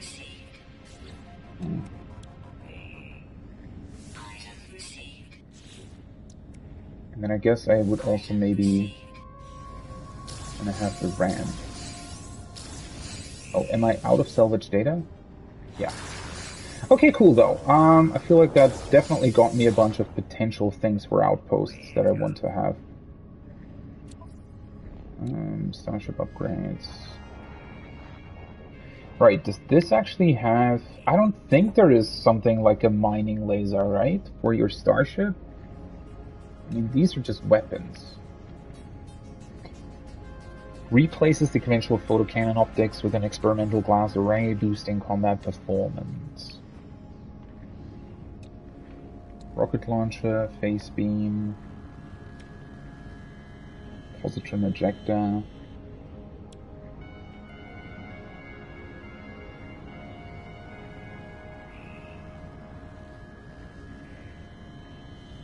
I guess it also depended... No, I don't want to be...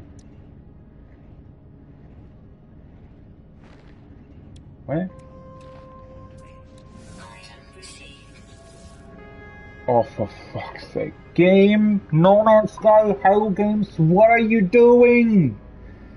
It overlaid one UI over the other. Oh my god. I mean, it doesn't matter. Ugh.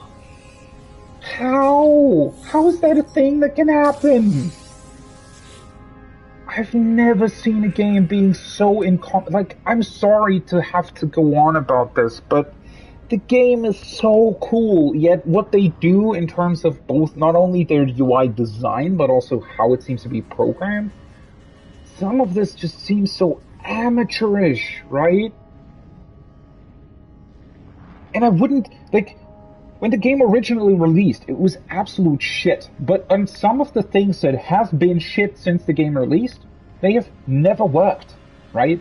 A lot of the stuff is just equally as shit as it was when the game originally launched. They have put a billion things on top of it that are really, really cool, but for some reason they have refused to work on some of the stuff that still does not work since whenever the game released. And that invite that I got, I probably got because somebody else was accidentally inviting me because they wanted to talk to the upgrade stuff.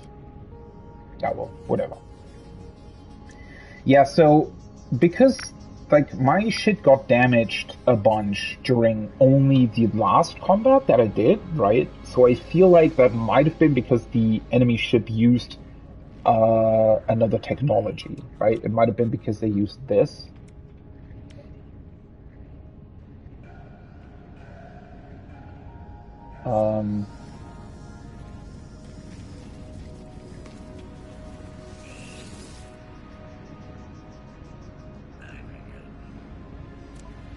Extra crafted grenades.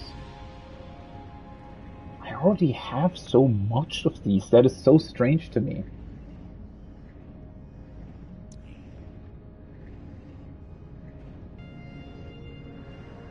Fuel usage.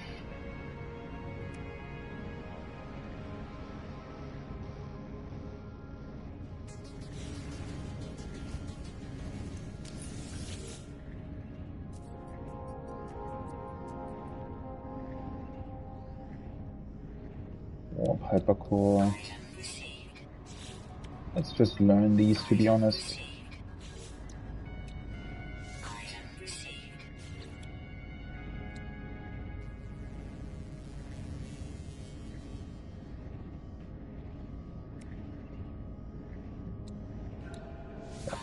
Products. I mean, at the end of the day, I don't even really know what are you doing with nanites once you've gotten all of this? I mean, I know that you can spend nanites on like re-rolling, or not re-rolling your ship, but to upgrade your ship, right? So if you want to make a what's it called? If you want to upgrade the class of your ship, which I still don't really understand what that actually does.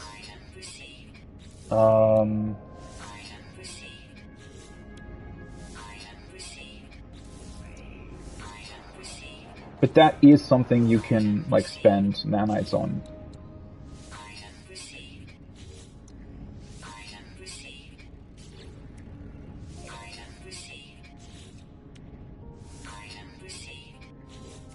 Item received.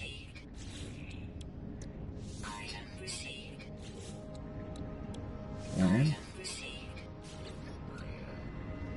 That's a bunch of stuff. Let's see. So I have everything here then. Cool. Multi-tool research. In theory, I could really just get everything, right?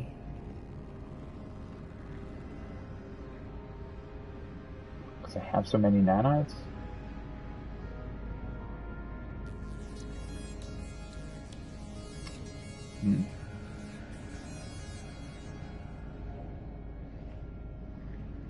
What is this? Survey device.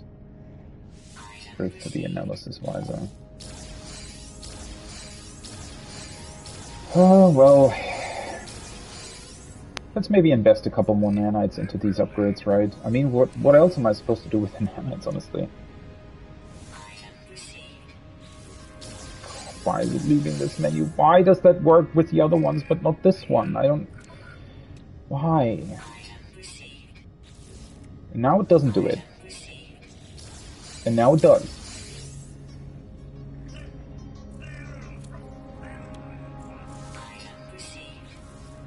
I think it's if you...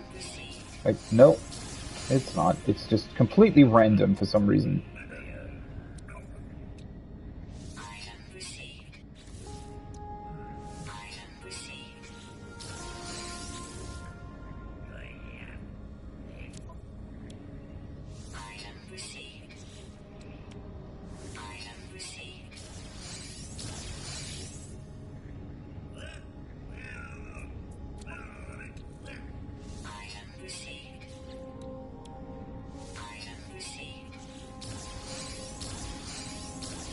How many nanites do I still have? 7,000. Yeah, this requires so much data.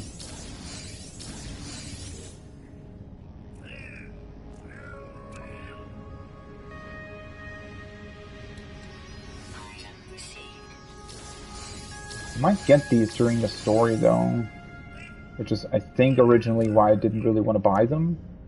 Yeah, I completely forgot about this.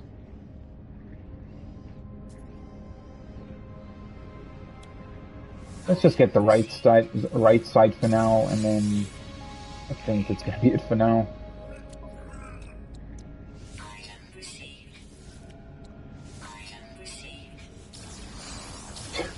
Don't understand why.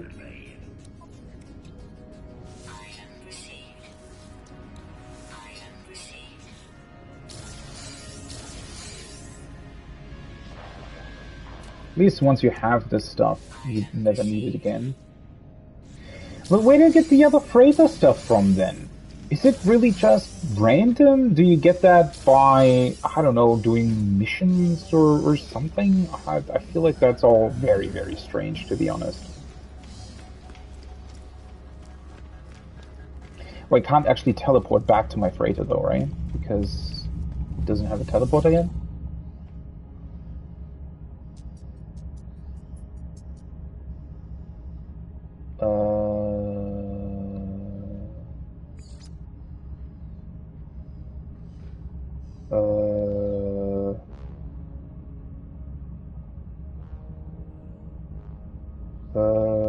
Why?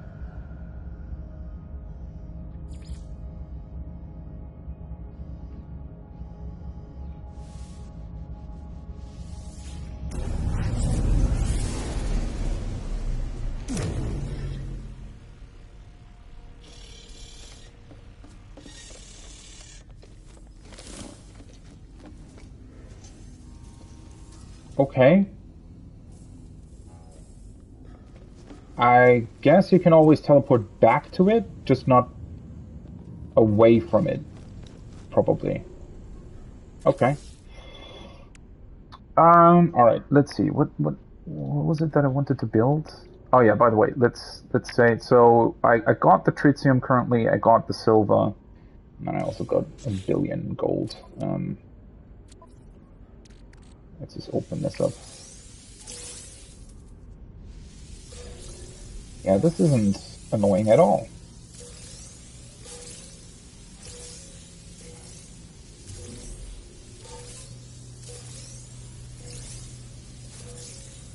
That is really crazy though, right? So I set out to grab 1,000 silver. And in the process of doing that, I got, like, what, 6,000 tritium or something? Well, that being said, unfortunately, that isn't even that much, because, like, it's only, I don't know, 5 days worth of exploration frigate fuel, I think. And I even have to refine a bunch of it.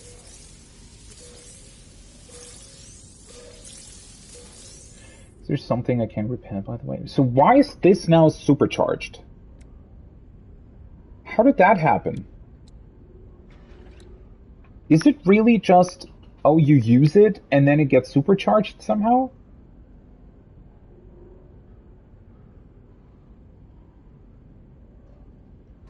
By high voltage nanowires in the slot.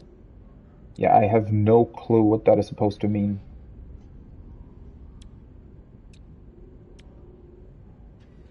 I can repair this one.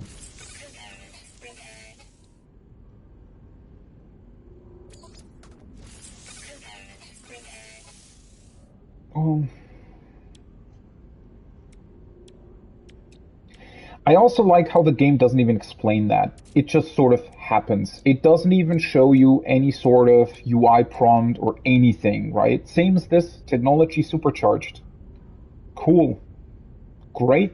No idea what that means. Why is that a thing? Why? Why? I don't get it. Weapons. Ablative armor. Adds a layer of superheated shielding to the starship's defense array, vaporizing incoming fire. Significantly increases starship shield performance. Shield strength plus 7%. Yeah, I can see how that's significant. What the fuck? See, that's what I don't understand. So if you want to get better upgrades, either you find them or you buy them. But you can't craft, for example, an S-class armor upgrade, apparently. There is no blueprint that you can acquire. Or maybe you can, but that's very rare and you need to find it somewhere? I really don't understand how that is supposed to work. Oh yeah, by the way, I need a walker brain. Okay. Yeah, this one I don't want to have. Conflict scanner. I completely forgot about this. I have the economy scanner installed. So I need a walker brain at some point.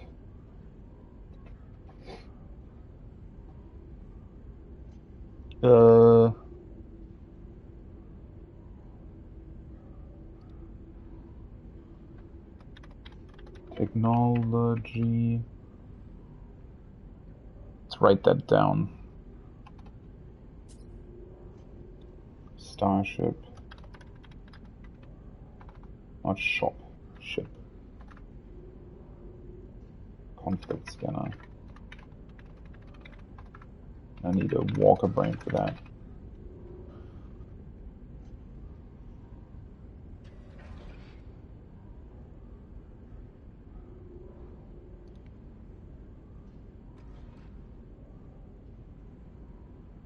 Okay. Because that would, well, not really help, but it is, part of the UI if you're on the Galaxy map, so I feel like it might be worth it to have that.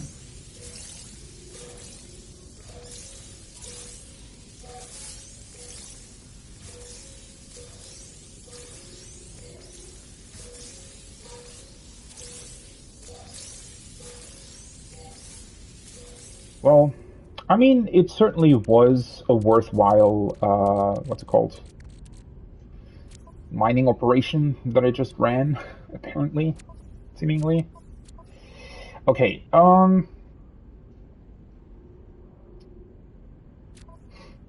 walker brain? What are the walkers, though? Are those the sentinels that appear on the fourth high, because the dog-like things appear on on the third wanted level, right? And then on the fourth one, I think, is when the walkers appear. Unless the walkers are the really big ones. Because those are on the last wave, right? Might want to look into that in the future. Yeah, see, the name is different. So I was confused when the teleporter showed me CV3 Lion or whatever. CV8 Ichihara. It's a very industrial looking one, right? So let's call it the ML2 because it's the second one that I owned.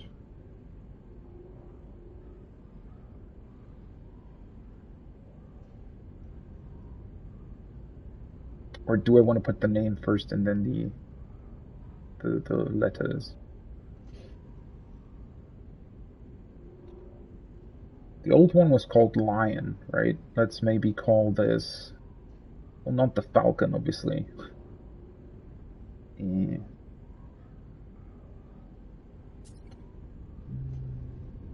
Let's see.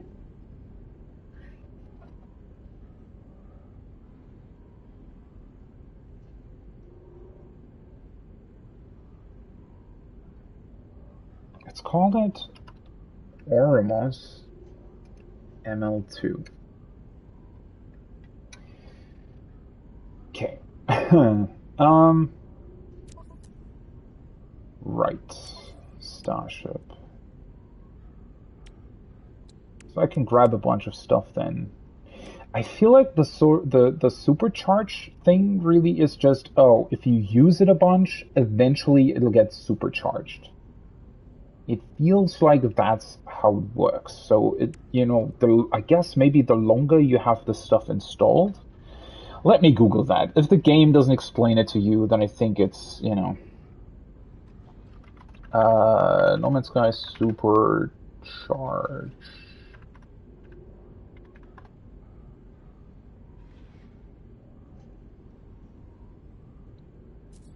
Mm.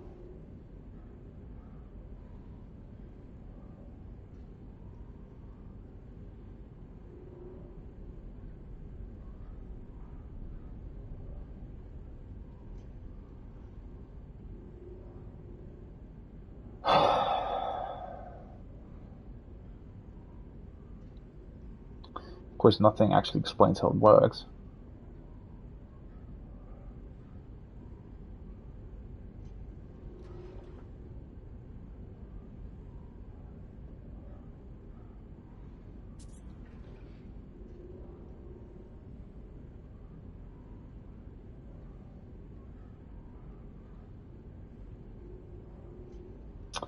Oh, for fuck's sake. 2% slots. How? I don't know.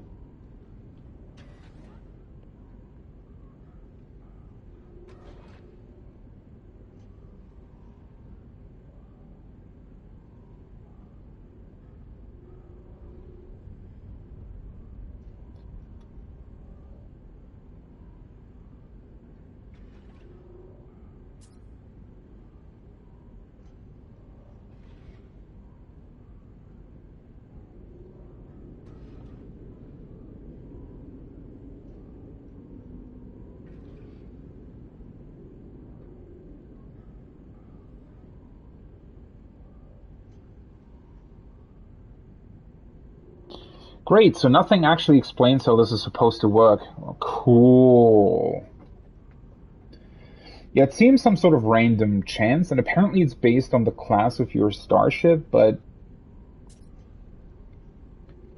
I mean, if I can't decide which ones are going to be supercharged, then I feel like that's a little bit of a weird way of doing it. Also, what does it even do? Like, it says technology supercharged, but it doesn't tell me what it does to my pulse engine. I mean, I can think that it probably means that it's more efficient and uses less fuel, but why does it not fucking tell me what that means? Oh man, this game.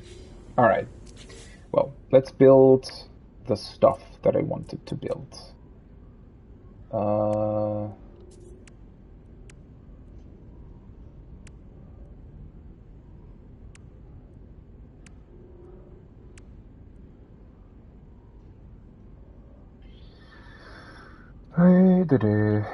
let's see, let's put this back up. I don't know what the 2 means. Whatever.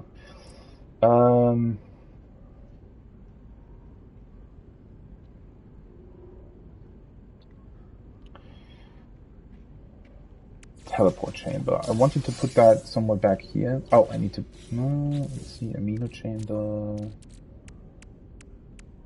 Oh, what is this? Cargo bulkhead. The technology module harvested from the remains of an abandoned freighter found floating in space. Prepacked nano expanders flood this portable and grafted to. Apply at your freighter's upgrade terminal. Okay.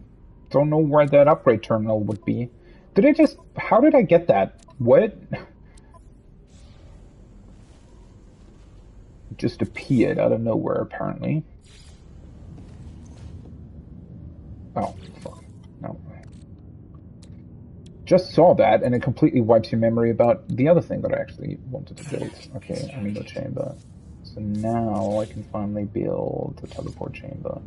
Oops, that's not the right thing. Does it connect back? Oh no, it doesn't because... Wait. Because there's like a space in between, right? But if I were to build it on the other side, it would open up the wall. Which I don't think that I want that. So let's put another cross junction behind this for the time being. So this is the more sort of industrial area of my ship then, and the rooms back here will be the, you know, less industrial ones, I suppose.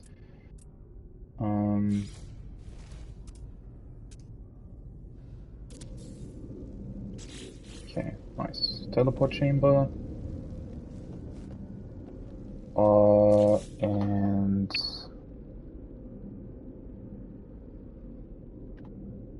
this one's done. The trade room.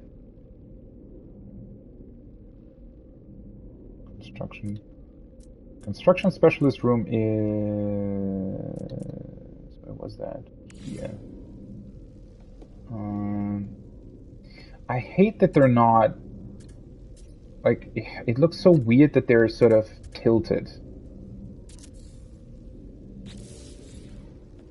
Right? That's... I don't know. I don't necessarily like that.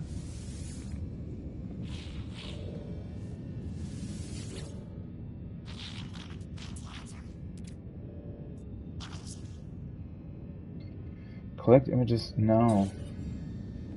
Wait, are you kidding me? Is this really just so that you can do these weird daily missions that I don't want to do anyways? That's the only point of getting these rooms constructed? Well, that's a bummer then. Oh boy. Okay. Well, where's the galactic trade room? Oh, there it is. 2 microprocessors.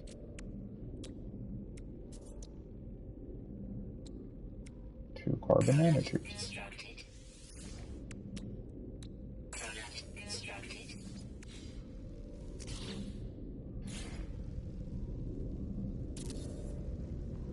Okay. Cool. I mean, I guess it's still fine that it exists. It's just sort of pointless, apparently.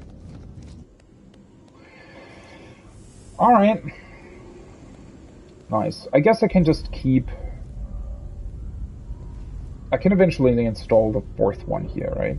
Is there a way to... If I... What does it do if I build... Yeah, this room... There'll always be... How do I build an industrial room? Is that a thing that you have to unlock somehow?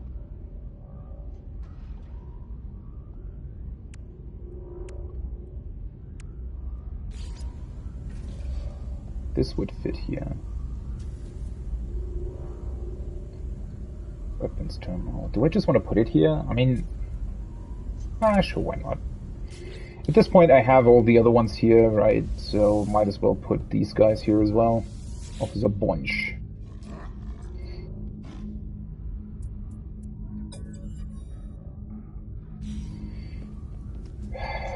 Why are you guys not offering cool upgrades? That's really, really dumb.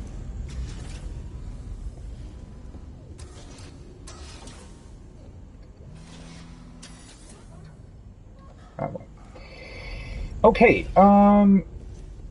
let's take a look at this one. I probably want to have more of these extractor things going at some point in time, but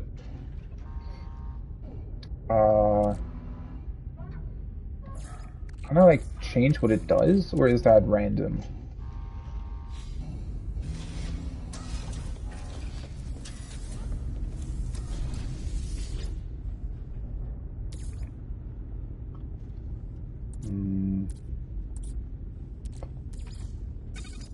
Dihydrogen. That's a 5-to-1 conversion ratio? Really? Can I put in more than 1 stack? No. Why does that not work? Isn't that really dumb?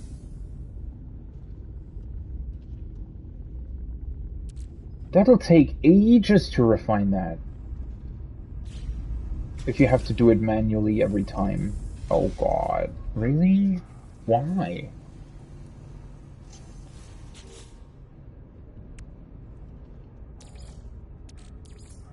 Technology recharge. Okay. Silver. I guess I can keep that in my current. Do I want to put it back?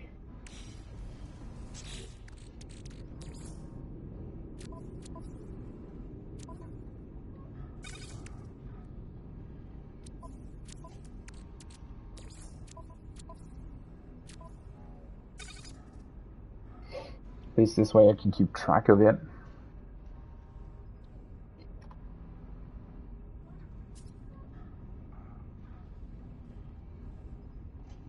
Well, I didn't realize that tritium would have a 5-to-1 conversion rate in order to get dihydrogen. That sucks, honestly.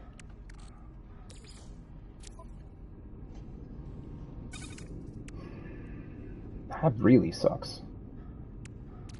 Let's put these weird things into other.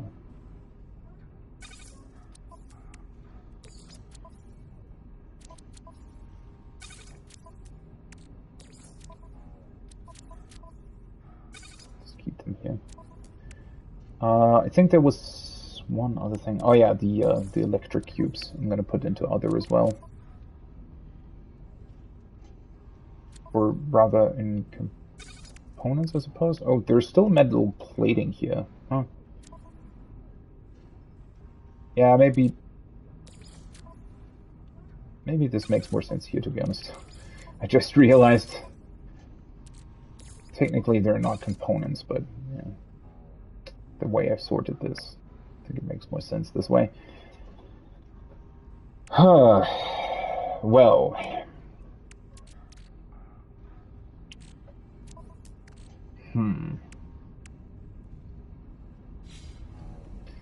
where is that freighter terminal? Where I'm supposed to be able to apply these upgrades.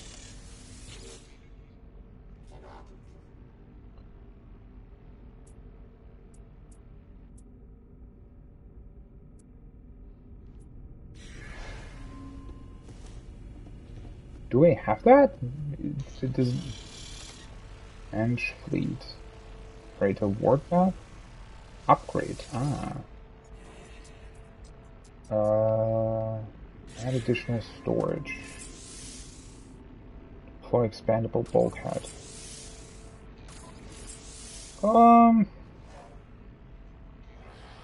I mean, to be honest, the freighter doesn't really need cargo slots, does it?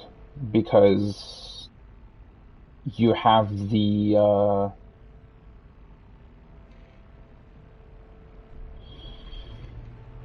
yeah, let's put that here.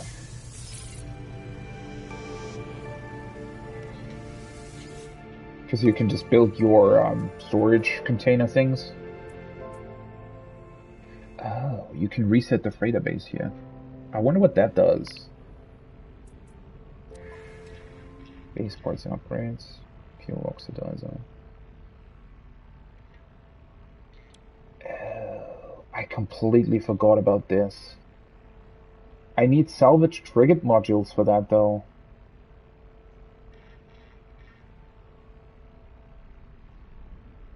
Huh. Temporary frigate ammo. That only lasts for one expedition, though. Interstellar freight. Quantum resonation improves the robustness of the drive, granting the ability to leap distance previously out of reach. Matter beam. Can send and receive products and substances to a user's exosuit over long distance. That would be pretty awesome. Well, I need the frigate modules, though. I have absolutely no idea where to get that. Unless you can salvage one of your frigates and then you'll get them. I mean, the name would suggest that, right?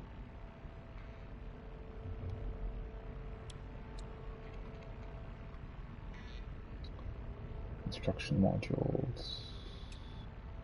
Orbital exocraft.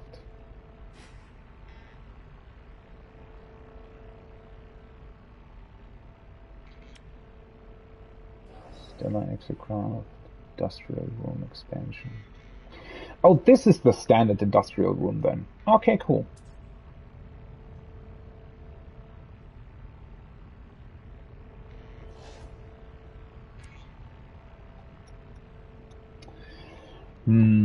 I did look. Did I look at dihydrogen earlier? I think I did.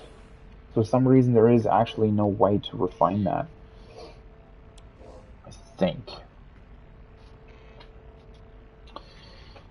What do we have here? Technology room. That's just the basic room, though, right? Yeah. Teleport chamber, appearance modifier, and some lights for some reason. Okay.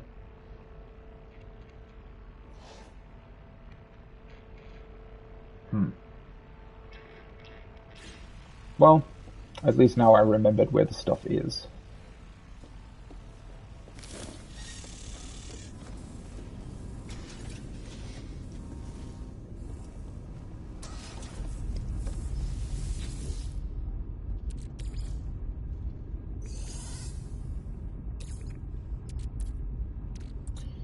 Why is there not a better way to do this? I don't understand.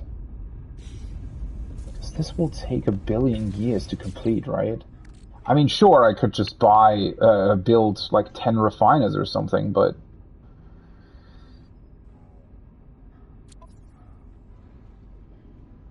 $326 dihydrogen. I mean, I could craft... Let's see. Fuel. I can craft 200 tons.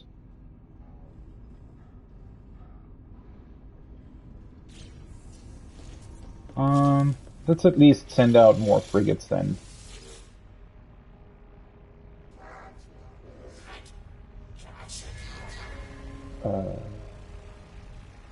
Wait. But all your fleet commands rooms are busy. Oh, right. I can only do one expedition at a time. Well, that's fine then, though. Let's move over a bunch of this to my freighter then.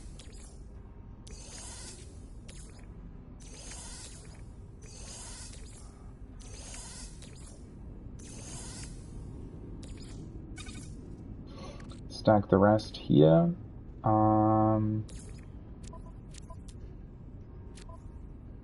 Gold. Yeah, sure. Let's open up a second pile, I suppose. Or do I want to keep some of it in my inventory? That's always a difficult decision to make, right? I mean, at this point, you really have so many slots that you can almost keep a lot of stuff so just in your inventory until you have like a really huge pile of it lying around. Okay, well now I need to get more cadmium. I already wrote that down, right? Cadmium and deuterium. Wait.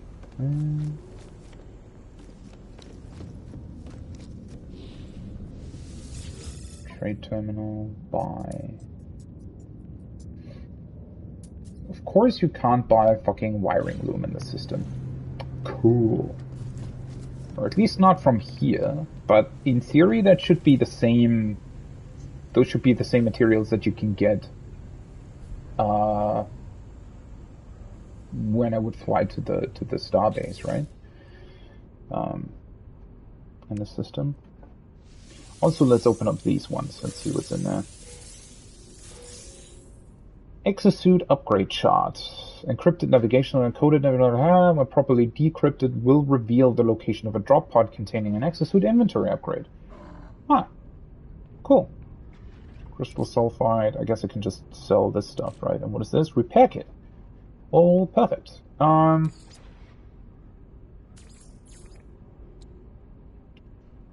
Oh, Right, it only ever counts for... I completely forgot that it only ever counts for one. Wait. Fuck. Didn't use... Oh, no! Apply repair kit, that's what I wanted to do. Well, now I'm out of wiring loom. Great.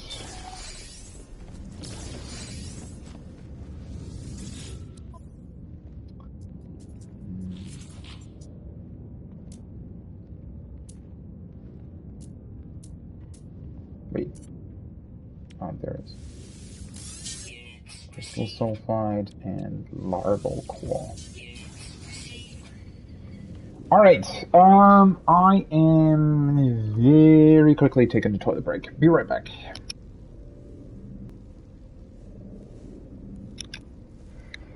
Okay, let's do this. Right. Let's see. I could plot a route to this. That should be in this system, right? I'm pretty sure. So I guess we could start with that, and while I'm on the way, just look for the materials that I need in order to repair my ship. I just need to... So, next in line would be visit the two planets that remain in the system, while at the same time looking for the materials that I need to repair my ship and some other stuff as well. And while I do that,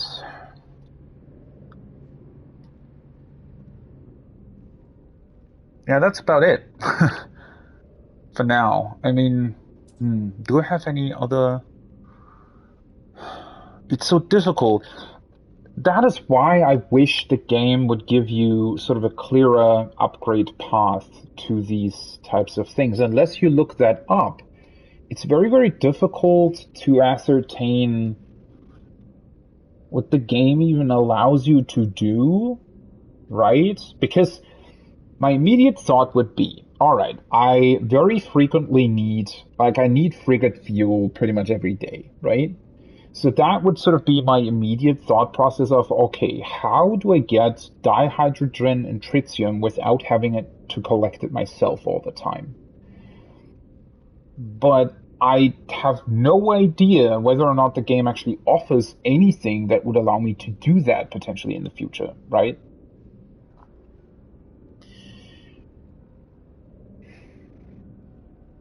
Same for repair kits. I don't even... Can I craft repair kits myself? Is that a thing? I don't know if there's a way to acquire repair kit blueprints.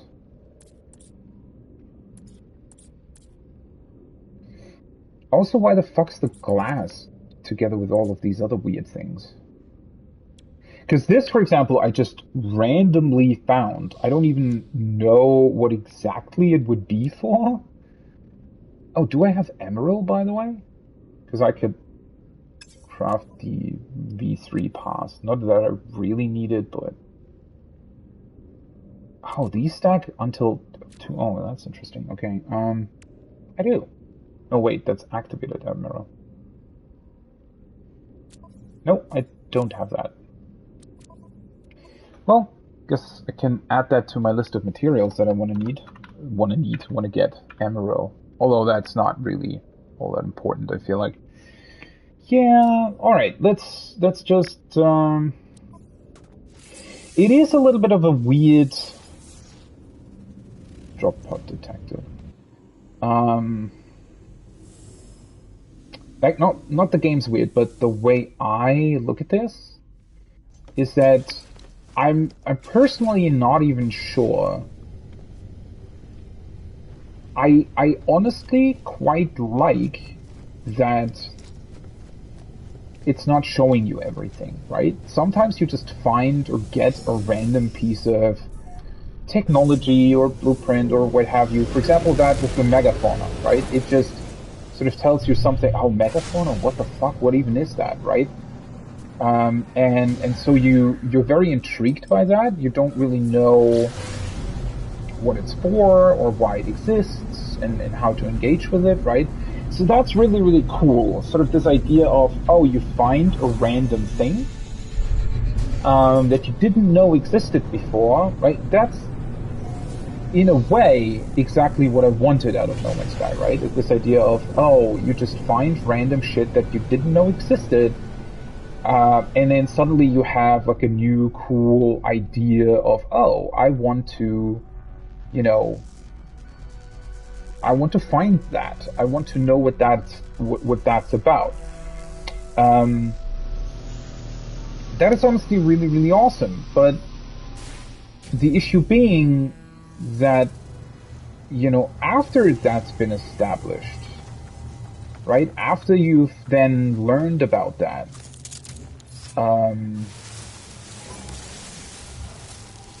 kidding me? Stop bothering me.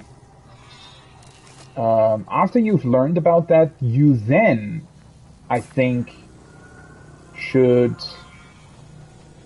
be able to engage with it in a better way, right? So for example, if I already know, okay, Frigate 6s, can you fucking go away?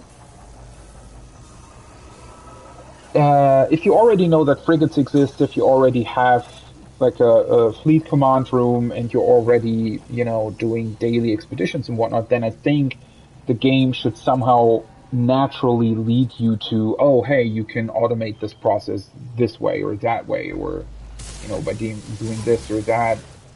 Like, it's pretty annoying that that's not a thing that just automatically happens, right?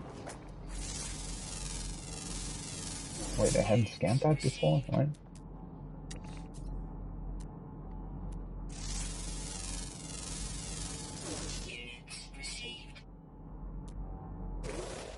Okay.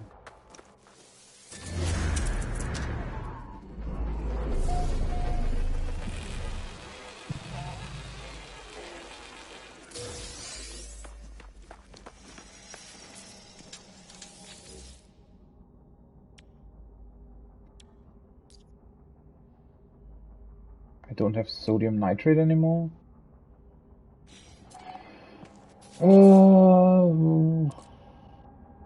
Can I get that somehow?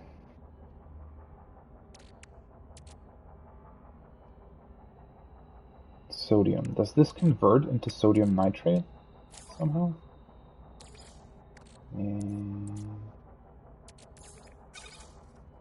It does. Perfect. Let's put fuel in 10. And what was the other thing? A carbon nanotube and an antimatter housing.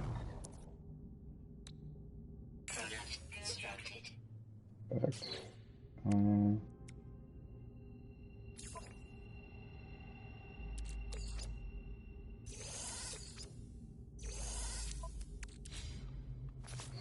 Okay.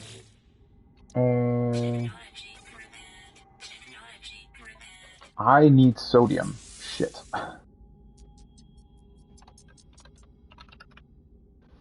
Oh boy. I need so much stuff.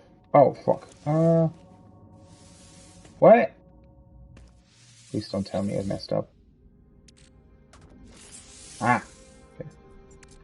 Okay. The technology slots are more expensive, right? Cool. Alright, and the planet I'm currently on has cobalt, gold, and copper. I need cobalt and copper. So let's grab that while I'm here. How much of it do I have, though? 120 copper here. And 186 cobalt. The problem is I can't scroll through my... I don't know whether or not there's more copper there, unfortunately.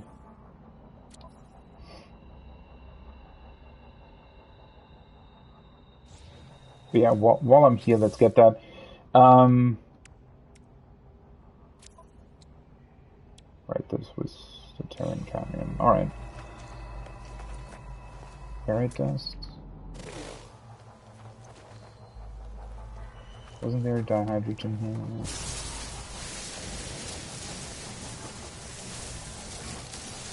Let's collect that. I mean, getting dihydrogen on planets is definitely far easier than refining it from tritium, I think.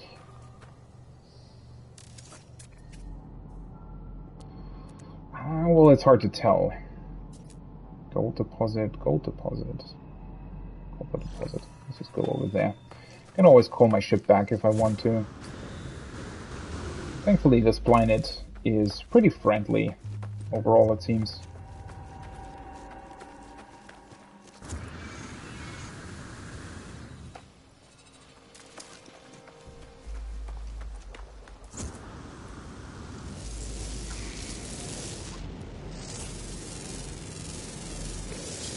And some other stuff in the meantime.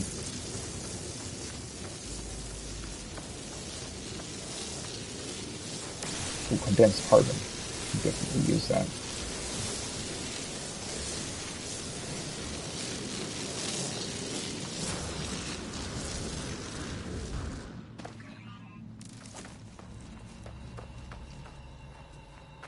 That actually looks like quite a bit of copper.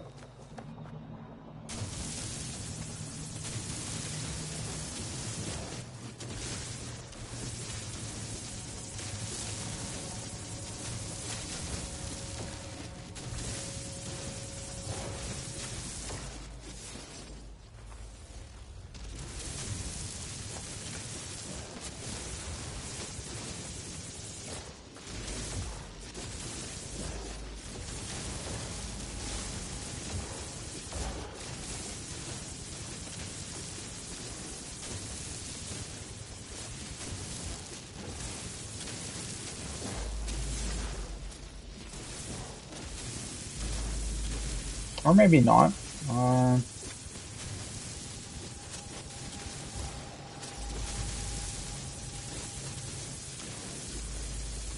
It actually takes a really long time for that weird grid to disappear once you've used your scanners. This is more silicate powder than copper. Interesting.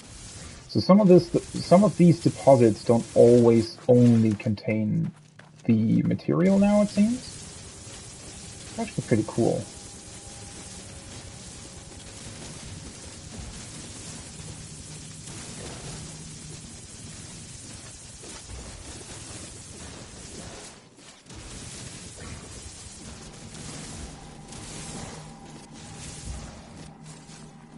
All right. Oh, that was a lot of copper. Huh. Cool. That's copper done then. That was easy. What was the other thing? Cobalt. Cobalt. Where's cobalt? That's copper, gold, copper, cobalt. Is that not where it came from? Not quite sure, honestly.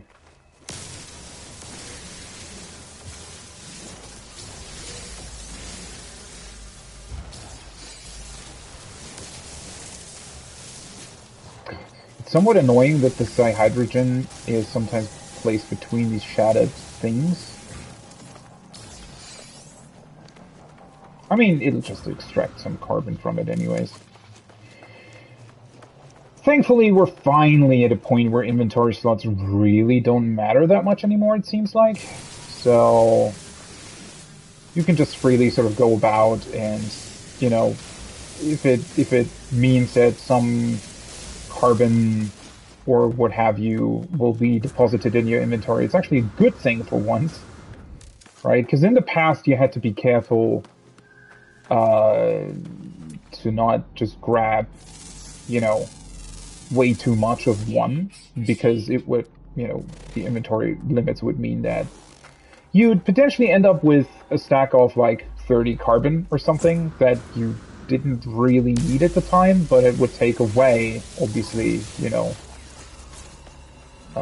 the ability to potentially mine more of something else.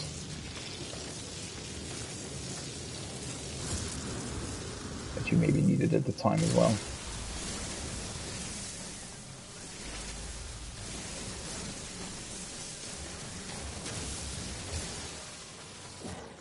It is really surprising to me, though, because there are these blue plants, right, that give you dihydrogen if you collect it. I wonder why you can't potentially build a farm out of those.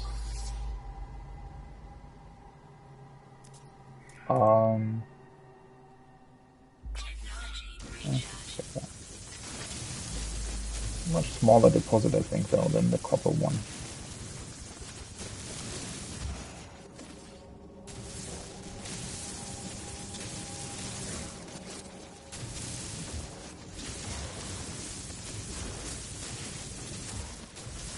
Because that would obviously be pretty cool, right? If you could potentially build, what's it called? Like the plant thingy in your freighter, and it would allow you to, just harvest the plants every time. Oh, what the fuck? Well, that was definitely worth it. 2 storm crystals? Didn't I need those for something? I feel like I needed more storm crystals for something in the past, but I wasn't quite sure for what. Not necessarily something that I wanted to build, but something that I thought was maybe potentially good to have. Okay, these resources are fairly small though, unfortunately. Wait, what?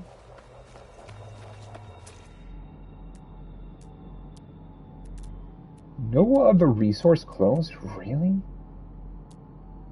Pulpy roots. Yeah, I only see... What's the drop pod? Gold, that's where it came from, right? Copper... Oh, there's a cobalt one really, really far away.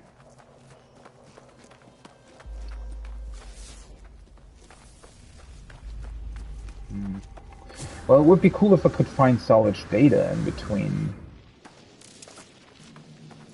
I don't think that's going to happen on this planet, unfortunately.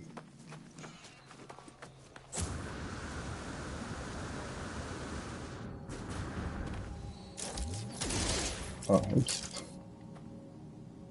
Oh, mining beam is depleted as well.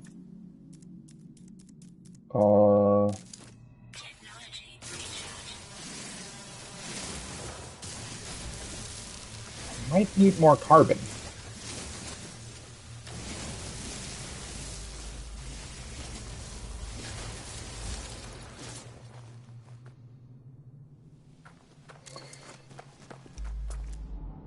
These weak things do contain... Oh no, they contain oxygen. Why do they contain oxygen? What the hell? What do these things contain? Oh. Well, not a lot of cobalt, but better than nothing, I suppose. Carbon.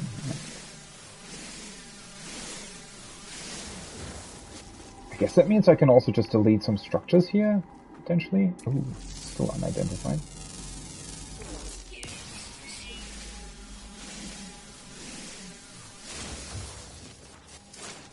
So these ones are the ones that contain cobalt, yeah.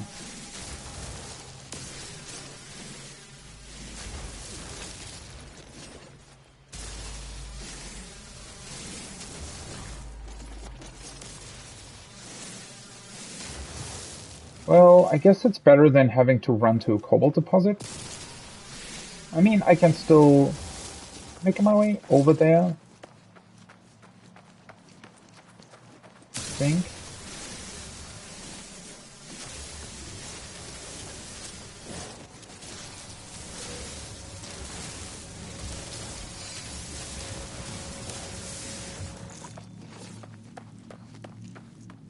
It is crazy to me, though. I guess once you get that module for the freighter that would allow you to um, send stuff back and forth from your exosuit to your freighter, then isn't that like crazy? I guess you'd have to park your freighter close to the planet.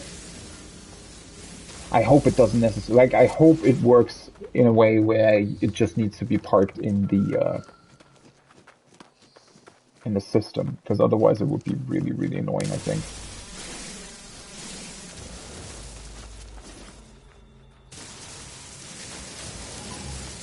For fuck's sake, stop investigating me.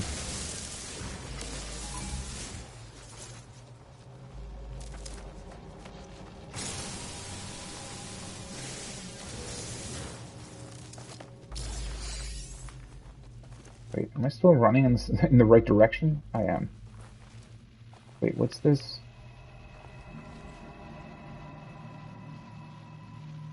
I already know the electric cubes. Why are they...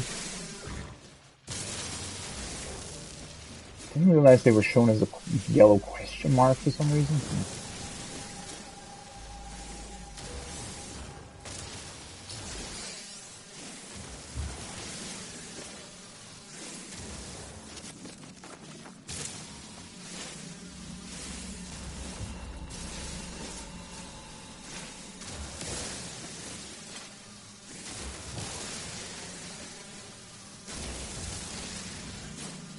Quite a good way of mining cobalt, though, I would say. Definitely far more fun than the deposits. Oh, wait, why is that still unidentified? It looks exactly like the other one.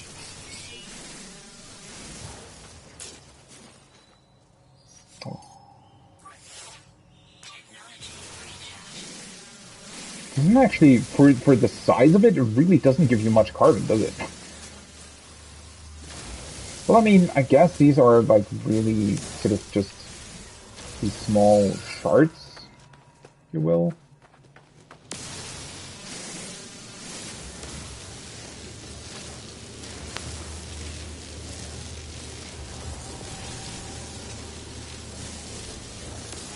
Stop investigating me.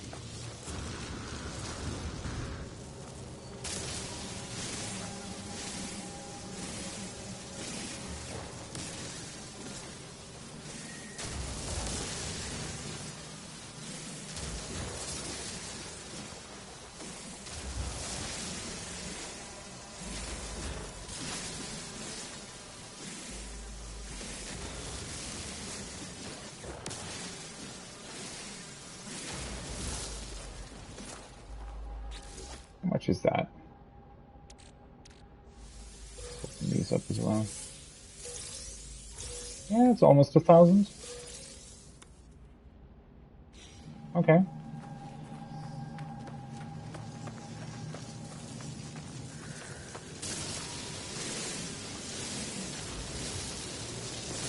How weird to me that they contain oxygen. But it's oxygen and ferrite, that's not really something that I currently need.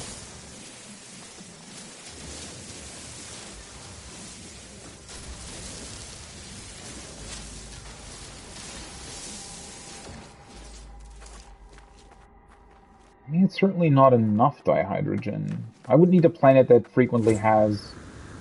Oh, there's no shattered stuff here for some reason. Huh. I would need a planet that frequently has these big dihydrogen crystals, right?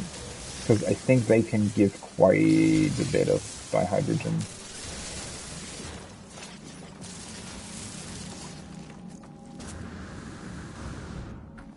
Cobalt.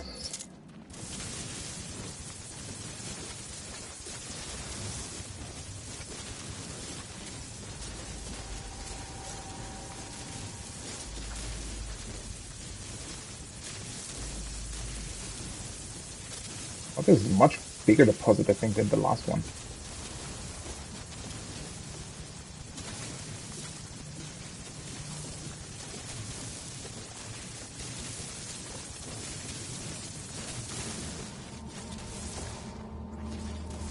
I hate that stuff can keep floating in space.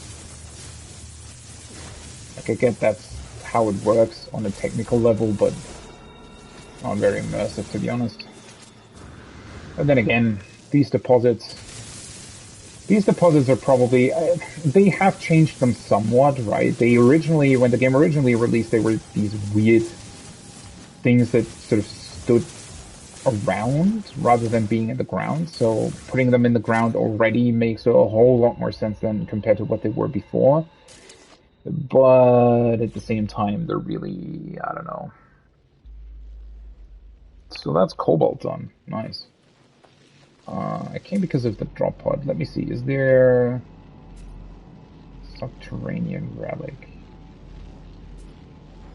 What does that mean?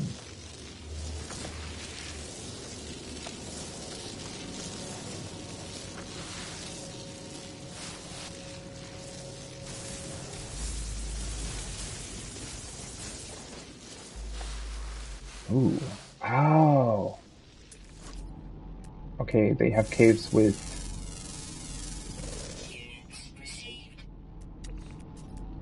these weird cube things. Is it worth grabbing those? I mean, I know, aren't they? They would also activate Apex Cube. I guess they're not activating the.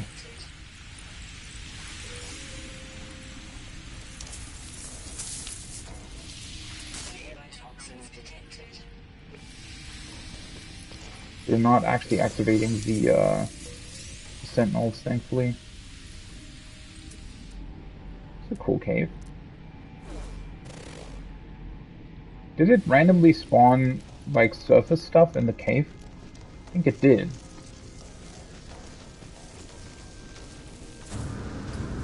Don't know whether or not this is actually supposed to be here. These are pretty cool caves, to be honest.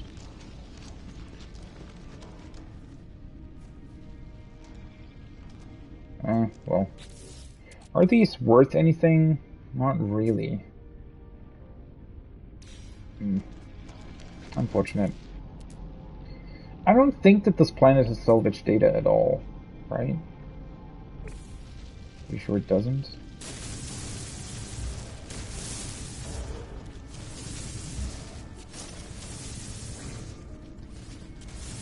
Am I actually moving back to the surface? I am. Wait, am I? It's just another cave. Oh, I am. Okay. Let's back up. Funnily enough, these caves can actually be quite difficult to navigate. I mean, obviously, you always have the option to just shoot your terrain manipulator straight upwards. But,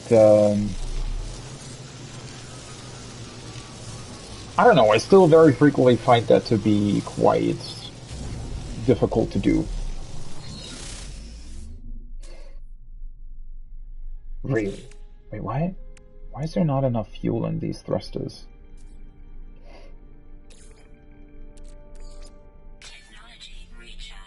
As long as I still have the launch fuel.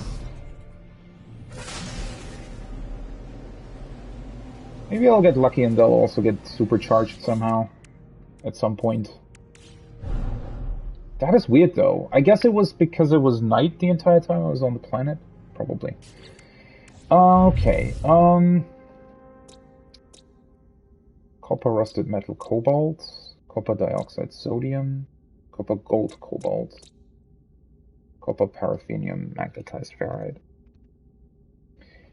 And I need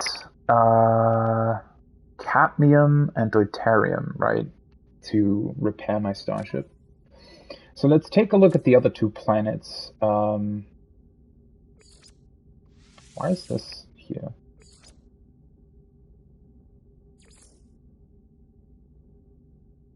What is this? The server device is an upgrade for the multi-tool analysis. It allows the discovery. Industrial units include the electromagnetic generator and the mineral gases. Learn an industrial unit. Industrial units include the electromagnetic generator and the mineral gas extractors.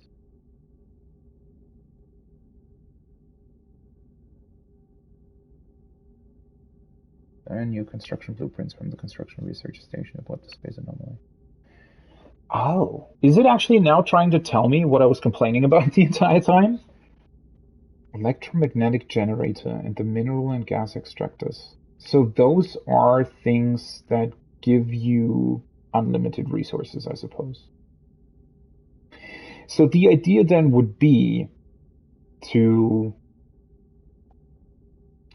build bases, I suppose, on every planet, or on, like in theory, the way I'm reading this. I don't know why this is a supposed secondary mission. That's a bit strange. But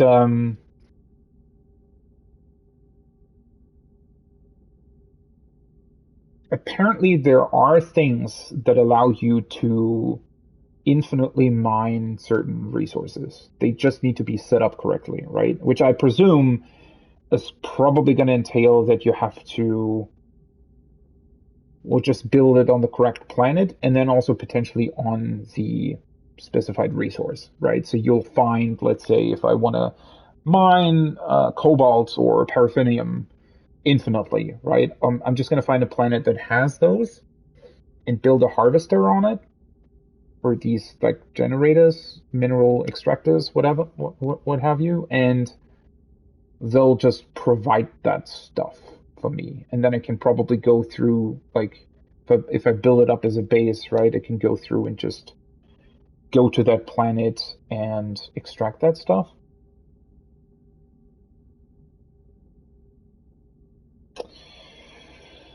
Okay, makes sense, makes sense. Let me very quickly, though, before I visit the other two...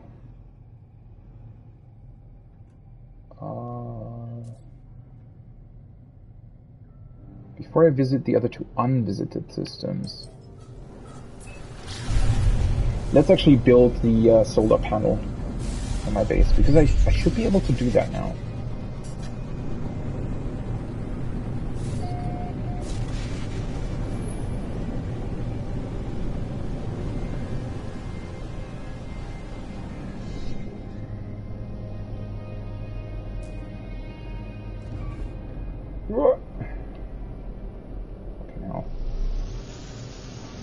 Needed a long time to load in everything.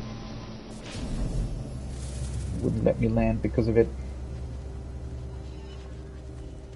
How did I not see that this was here, by the way?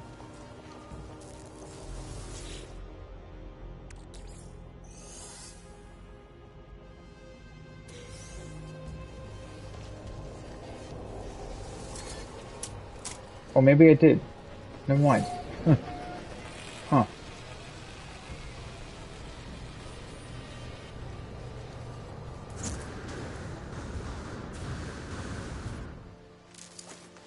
Alright, let's build... I should be able to...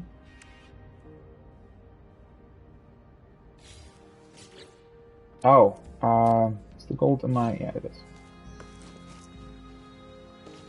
That is so dumb. I know that you can actually, like, you can actually change that. Oh, for fuck's sake. That's not what I wanted. You can actually change the difficulty setting, I think, for that specifically, that it allows you to transmit resources over long distances to your starship. I don't know, it's a bit of a weird thing, though. Learn construction blueprints aboard the space anomaly. Okay. Didn't I look at that previously, though?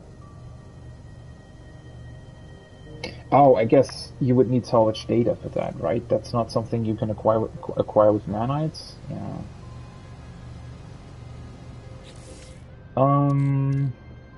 Let's grab the gold real quick. And what else was it? A metal plating or something? Incoming storm. Okay.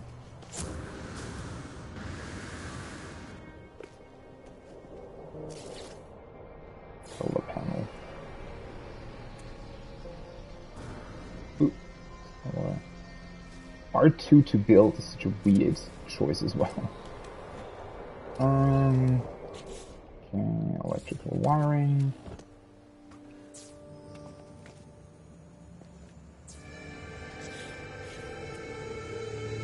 And this should be able to... Oh wait, what the hell? Oh, I think it's because of the storm. It's not producing as much as it usually would. Hopefully.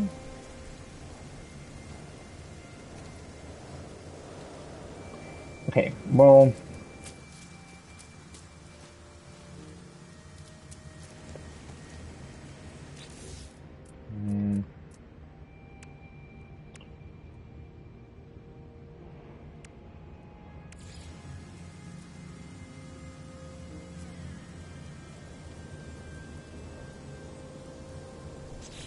Yeah, let's maybe not build doors and windows and what have you yet, because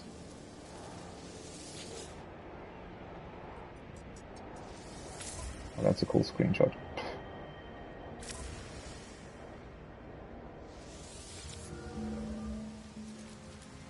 Okay. At least this way I'll be able to come back here.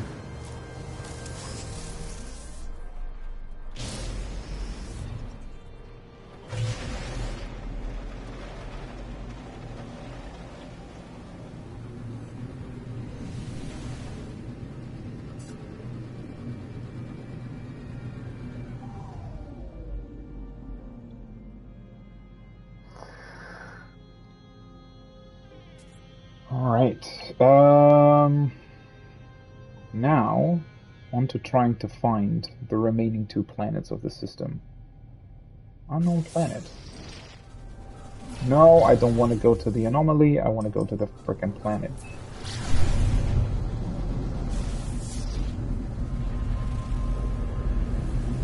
Activated copper basalt magnetized ferret violent planet. Demon miner. It's not really anything that I need currently though, unfortunately. Don't even know what activated copper would be used for. Yeah, it is. It just remains really, really difficult to sort of grasp.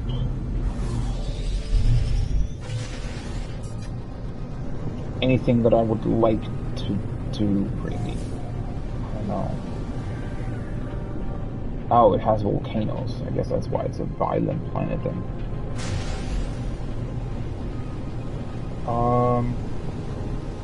Looks pretty awesome, not gonna lie. Just quickly land here, maybe.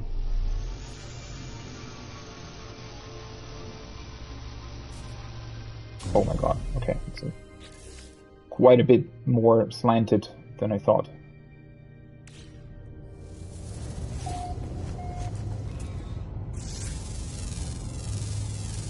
There's these cool things on it.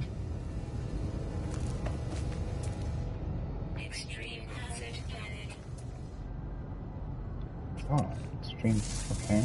Extreme hazard planet. Units received. This is considered extreme hazard, okay, because it's permanently hot, I suppose.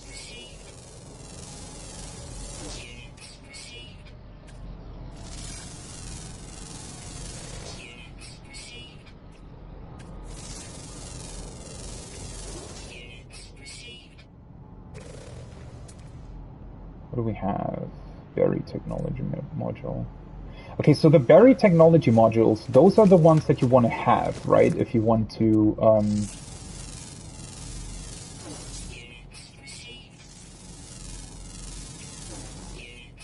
you want to get more salvage data.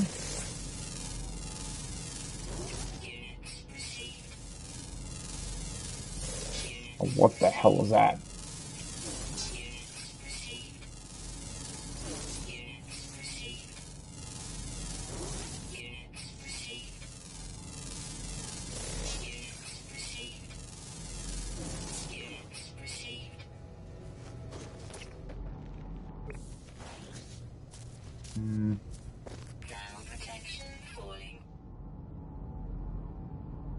Test ferrite.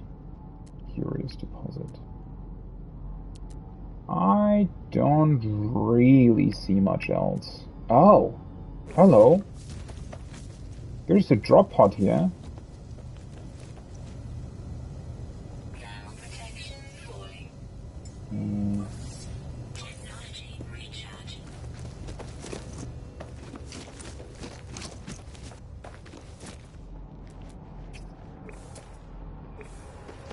Oh, let's go there then, huh? Units received.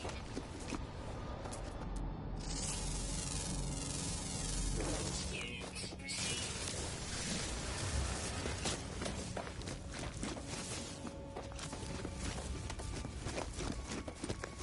What is that? Oh, sector navigation beacon.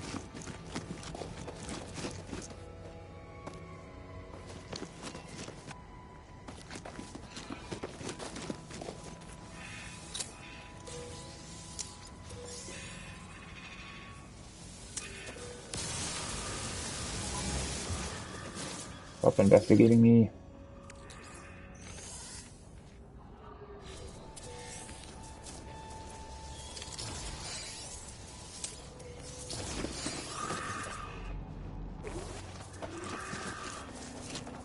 That's funny.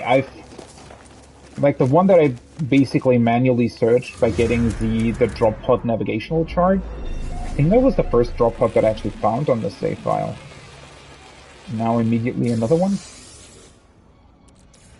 Interesting.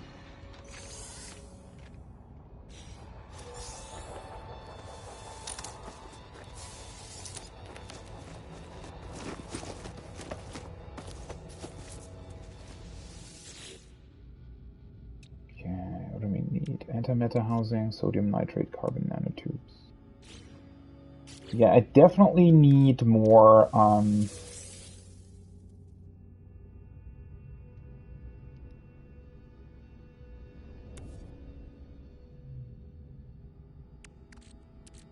more sodium.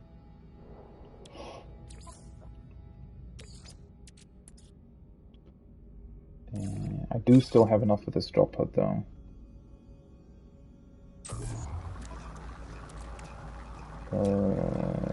Antimatter housing. I guess they always need the same stuff.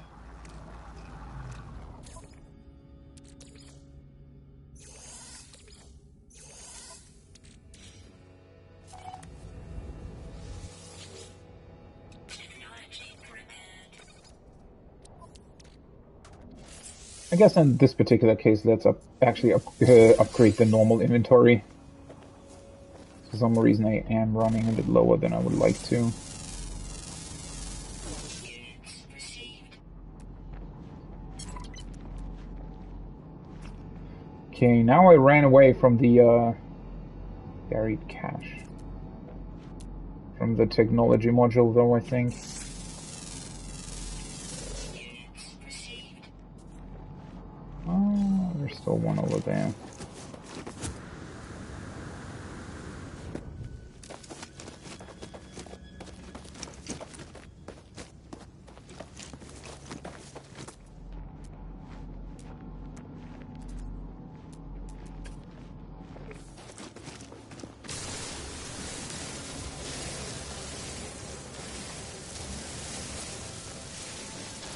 Let's dihydrogen real quick.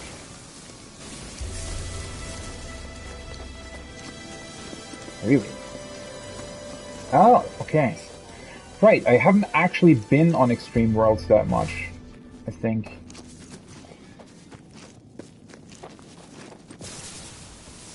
Guess I, in a way, I should probably just stay here a little bit so that it counts for that. I mean, as long as I still have the batteries. Actually, what do you need to craft more of these?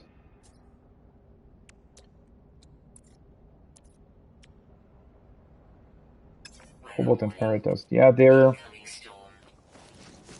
Wall of Flame. Thermal protection. What is that? Guess I should call my ship here in a second. Oh, hey, there's another one. Oh wait, that's the one that I actually just accidentally spawned above ground, I suppose. Unknown building. Thermal protection falling. Technology recharge. Yeah, that's pretty warm. I would call that a wall of flame, yeah. I can get behind that naming. Extreme storm.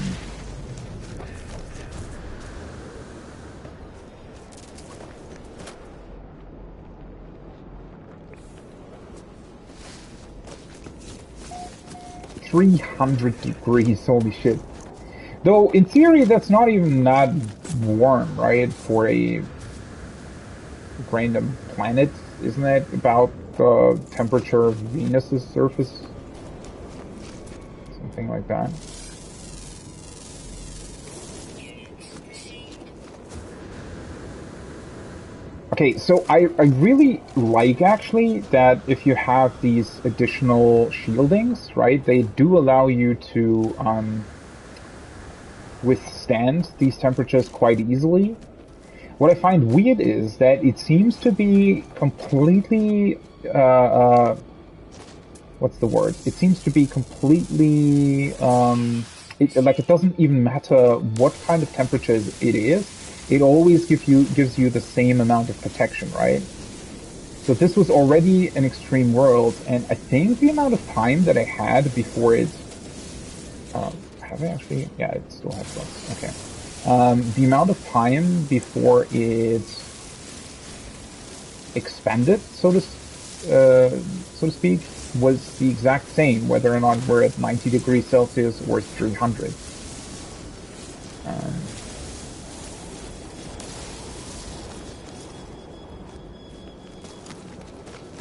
Yeah, that's not a building. Are you kidding me? Shit. Well, I mean, I guess there isn't really anything else that I need here, right? So I can just call my starship over. Unless I'm standing, like, right next to a, another buried technology module. No. Yeah, well, there's one over there.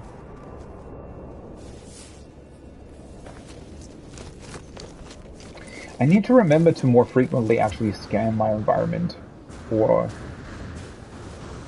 these yellow plants.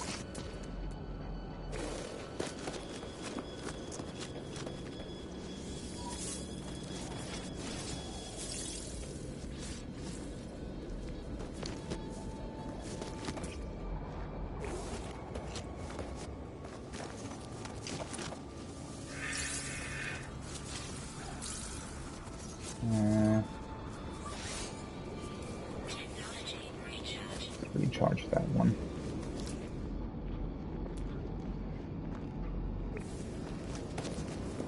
Seems though that there are a couple ones actually here.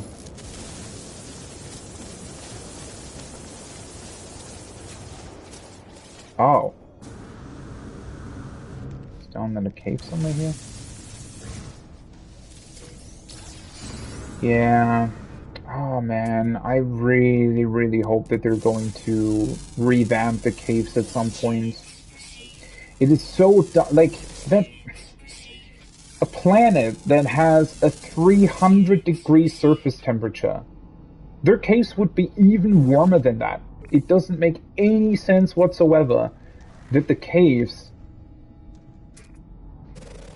are way, way cooler than the planet's surface, right? That doesn't make any sense. I really, really dislike that that's a thing, because it just, you know, Thermal protection. it does, you know, shatter the immersion somewhat, unfortunately. Oh, it might be that that technology module is actually down below in the cave as well somewhere.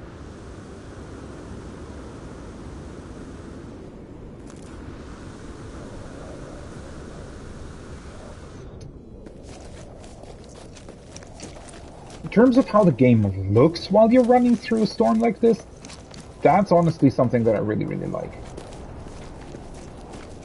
Weather update. Storm clearing. And that's the thing, right? Something like caves being equally threatening or even more threatening than the surface of a planet, um, would make things a whole lot more immersive. I guess so. The original idea behind caves being shelter from extreme environmental conditions, I think, probably stems from the fact that they don't want players getting into an unsolvable situation, if you want, right? So by giving you the option to always just terrain manipulate your way into a cave, because it counts as a cave no matter what, right? It counts as a cave whether or not you use your terrain manipulator to create it, or you can also just find a natural cave, right? Either or works. And then it provides shelter. And I think the reason why they've done that is so that you can never get stuck. Like, that was one of the sort of things that I personally super disliked about the game originally, right? And still dislike. um,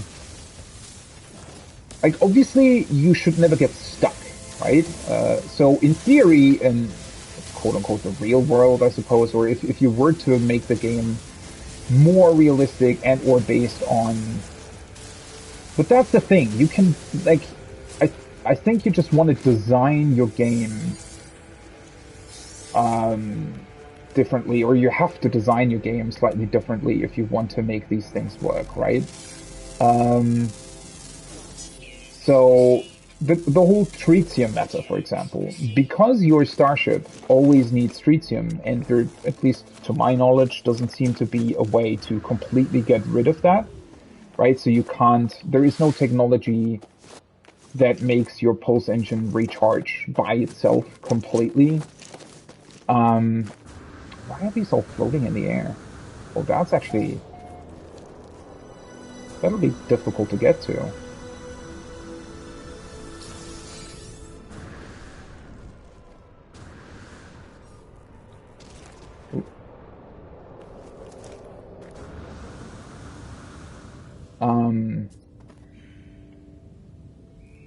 Because they designed it that way, right? Because they designed it in a way where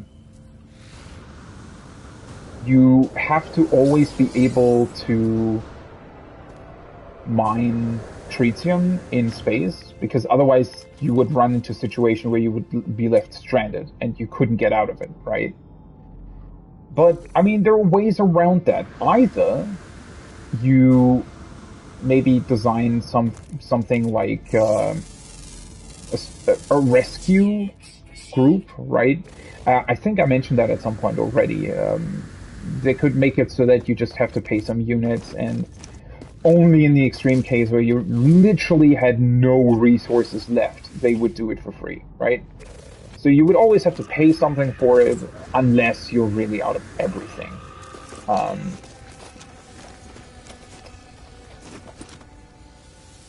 So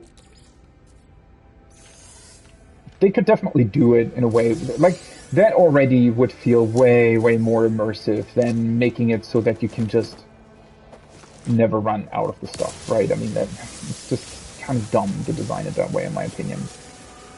But there would also be other ways. Like, first of all, I think actually including a technology that would, recharge, like, it doesn't really make sense.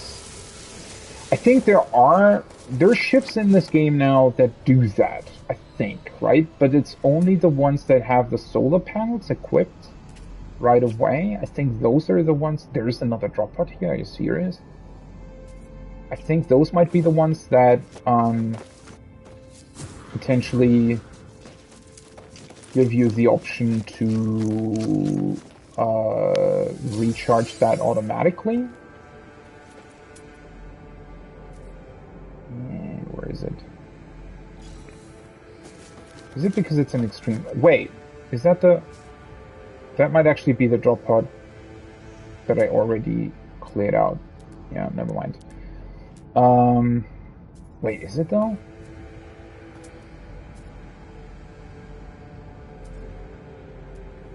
Does it still show that even though? Yeah, whatever. Let's take a look at it, and you know, if it is the same one, then I'm already closed back to my ship, and I don't need to call it over.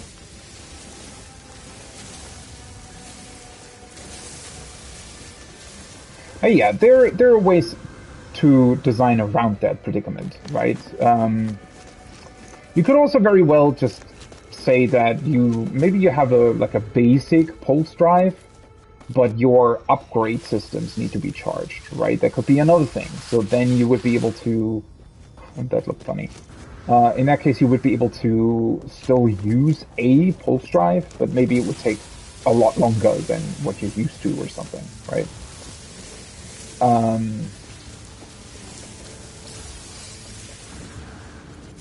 And honestly, in general, I think collecting resources to potentially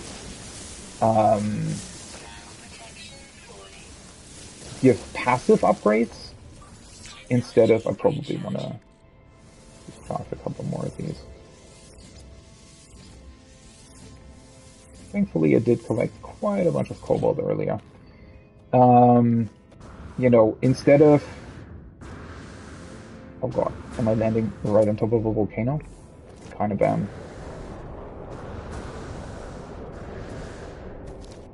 Instead of constantly forcing you to recharge the equipment you have, I think it would make way more sense to... Wait, superheated atmosphere improves jetpack efficiency. Okay, I didn't know that was a thing. But yeah, instead of constantly forcing you to refuel things, it would probably be pretty cool if you had the option to... Like, if that wouldn't necessarily be a super important part of the game, and instead they would allow you to... What is that? Oh, it just contains chromatic metal straight up. Okay. Instead, they would allow you to... Yeah, that's the one I was already at, right? Yeah. Alright. Cool. Well, at least that means that I can just run back to my starship instead of having to... I mean, this was still a very cool planet, honestly. Gave me a lot of stuff.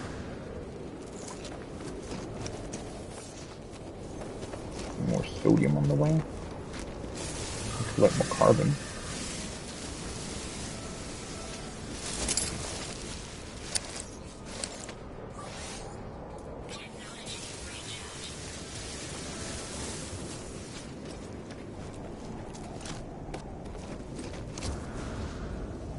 Wait, is that a storm crystal?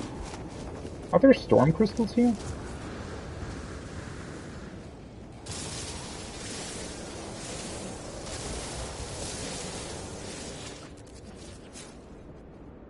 Oh, now I am actually running out of inventory space.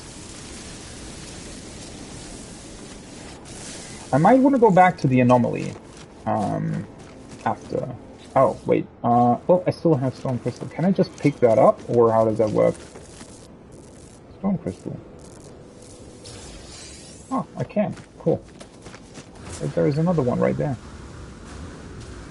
Didn't even realize. I guess. Oh, I guess they only look like that if a storm is actually there. Probably, right? Or maybe they don't. I don't know. Maybe I just didn't actually see them. Yeah, I suppose you can probably look for them. It's just that... Oh, there are more. It's just that during a storm, they have this specific animation tied to them that allows you to see them more easily.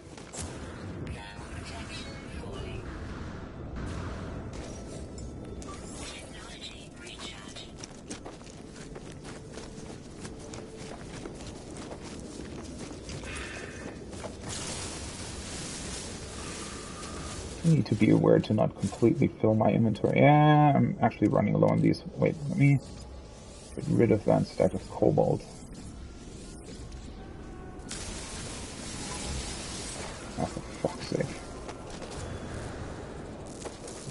guess that's that. Where's my ship? Is there another storm crystal? Ah, it's all the way over there. Oh, well, anyway, I think we grabbed a bunch of shit. So...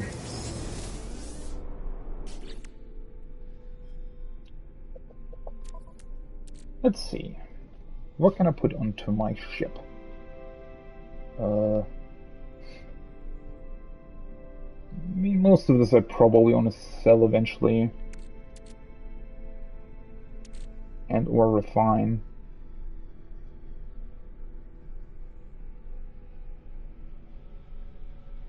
I guess it could... what is in here, by the way?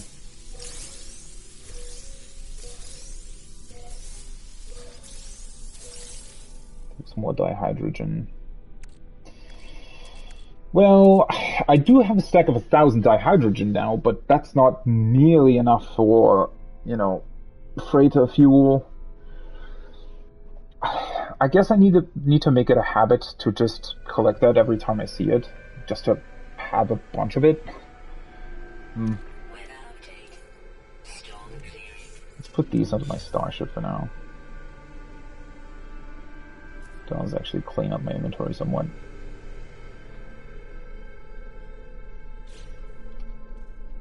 Okay, yeah, let's... well, oops. The problem is that the anomaly still is... it's still in the system, right? So I won't be able to get to it directly? Wait, is the anomaly still in the system? I guess not. Why not?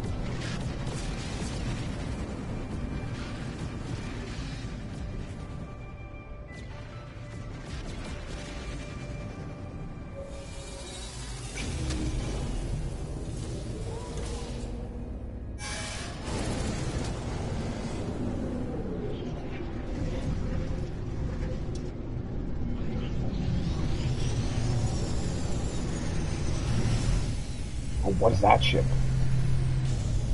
There are really cool alien ships as well. That looks crazy. Nobody 71.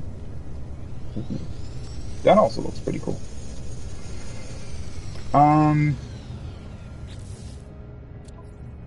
Let's double check actually. Let's upload that stuff. And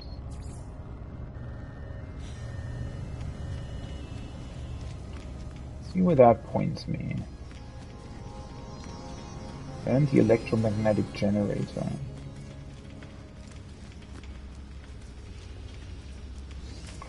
It just seems so random that that mission just suddenly popped up.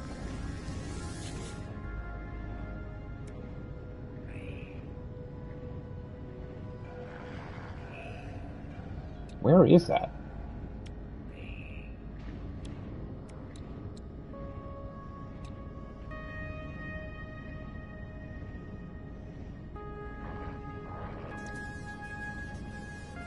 Because that thing is called mineral extractor. Oh, this one. When suitably placed in an area of high field strength, efficient electromagnetic dynamos are used to generate near limitless power. Locate appropriate sites with the surveying upgrade for the analysis visor. Do we have that, by the way?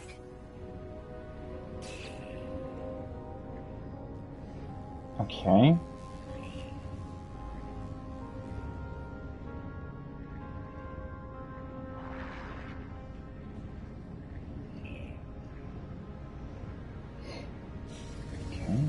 Okay.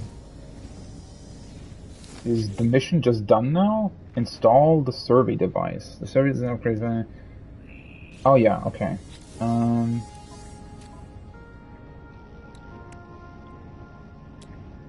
I never installed that because I didn't have a slot for it. This one, right? Shit. I need to get wiring loom somewhere. Wait. Let's see. Train manipulator.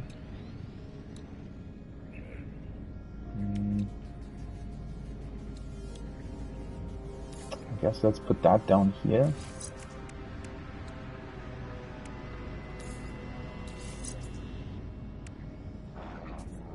Oh, that's a combat scope, alright.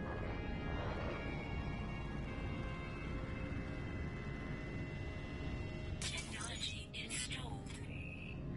1 quantum computer, 3 magnetic resonators, 2 wiring rooms.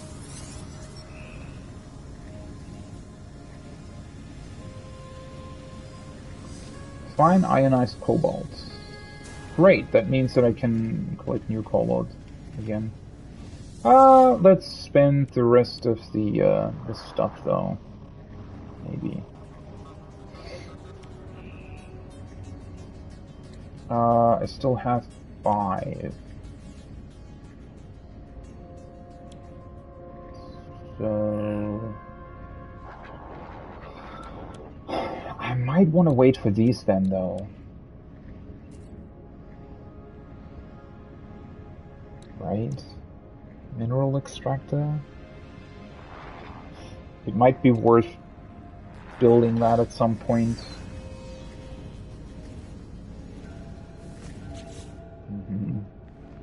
Yeah. Let's just keep the 5 salvage data for now, I think.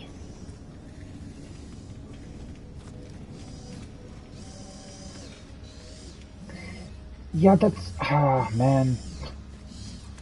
Now it's this awkward thing again, where this actually makes sense to be a mission, right? Yet a lot of the others are not, so you... I don't know. Let's go back to the space station of this system real quick, so that I can sell some stuff. And then fly to the remaining planet from there. Space stations, previous, current system.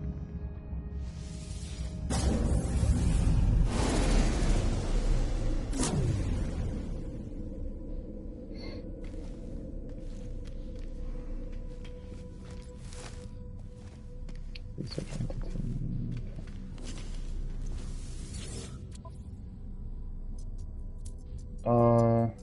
Wait, buy? Let's see, hermetic seal. Yeah, you can definitely buy more stuff if you're actually on the space station.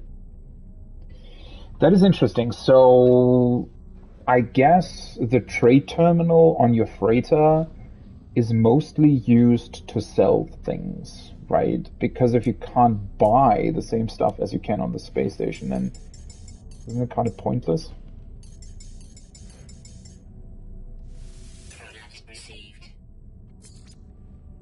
Okay, sell. Storm crystals are worth a lot, but I need those. Sell the vortex cubes though. Let's keep the creature palace. It doesn't really matter. Locational data. I have 24. How far do they stack now?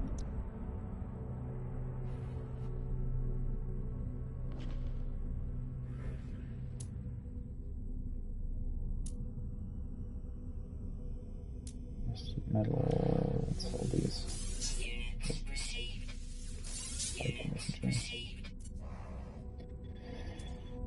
Anything else on my starship that I want to sell? No. Wait, yeah, do they? Because I think, yeah, now they stack to 40. Previously they stacked to 20, I think.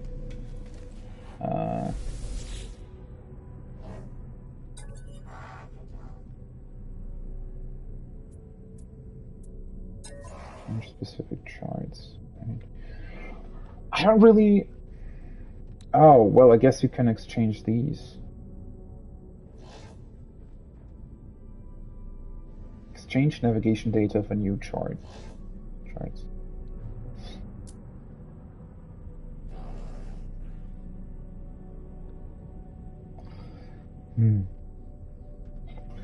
I mean, that's the only thing that's really worth it, though, right? Because the other stuff, why would you need that?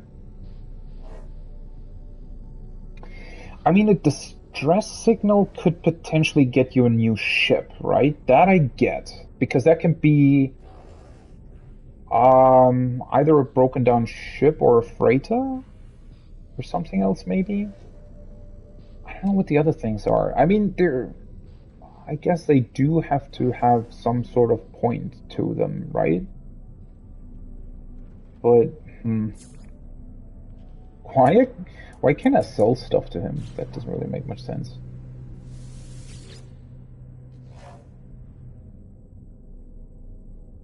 Okay, if I can get exosuit upgrades for navigational data, then that is probably worth it, right?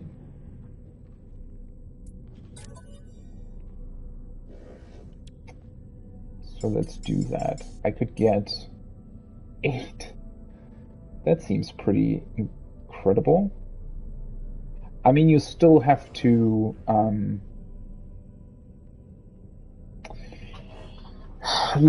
actually repair that stuff, right? But that doesn't really take that many materials, I don't think. That's kind of crazy.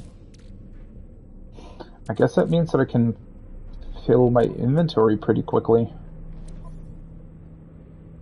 Where are they now? Here.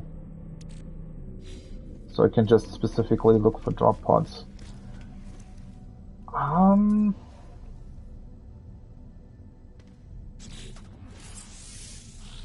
It's just that, do I want to quickly go back to my home base?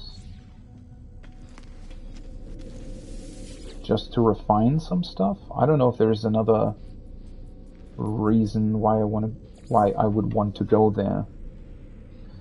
Why does it not show screenshots for these, by the way? Is it because this is much bigger?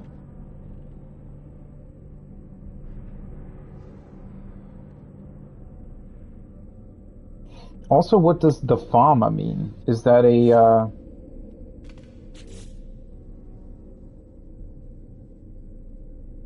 install survey device? Oh yeah, I purchased the wiring loom. Let's see, visit remote archive terminal. Where was that? That's what I'm currently on, right? I needed to why is it showing this? That's really annoying.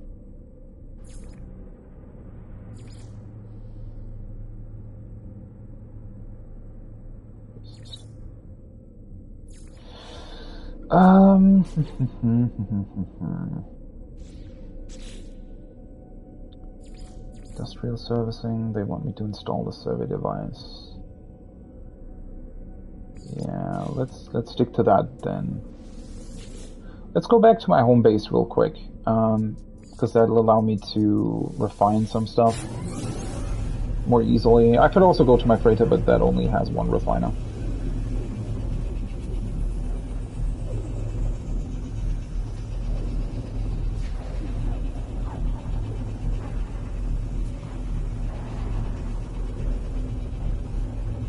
That is such a random mission, though. How did I even get that mission?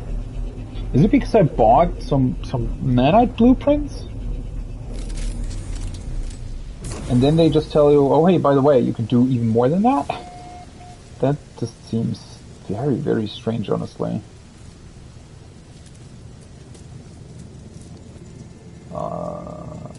Okay, so I can just...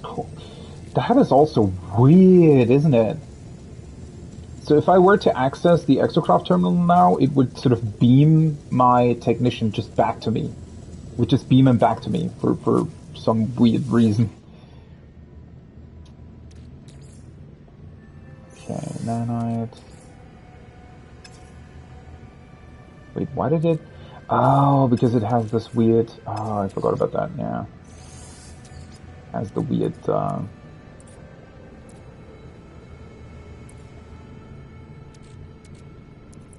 Wait, where is... Didn't I have... Oh, there it is.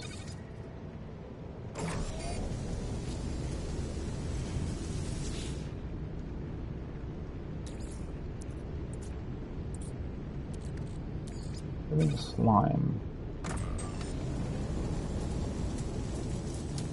Okay.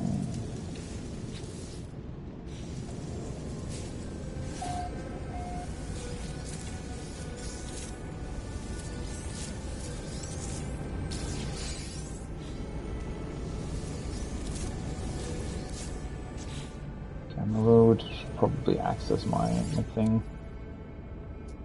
So runaway molds.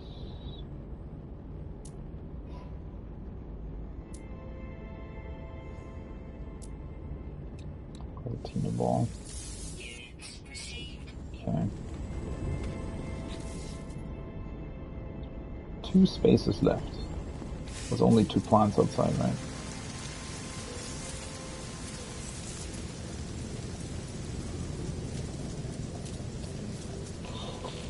Okay, let's see if we want to store some stuff. I do have some sodium nitrate here. I should probably put that in my inventory, to be honest. And then I'm gonna switch over the copper. That's cool.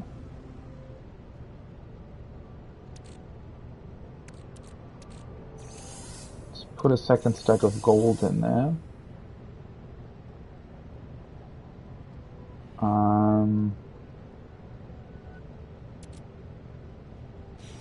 Well, first of all, I should probably take a look at what I actually need in order to complete the survey device.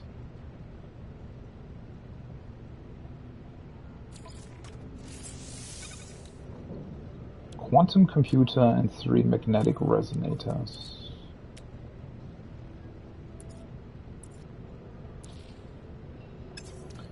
Maybe put the wiring loom in the starship, because it's mainly used to repair stuff, unfortunately. Let's see. What else did I want to do? Silicates. Oh yeah, I have a bunch more of those as well.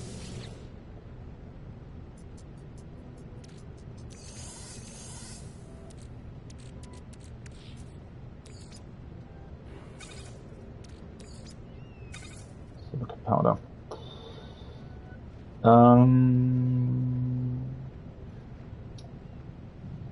Copper. Do I want to...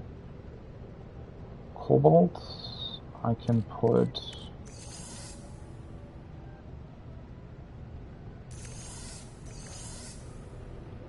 Stack with 1,000 in here as well.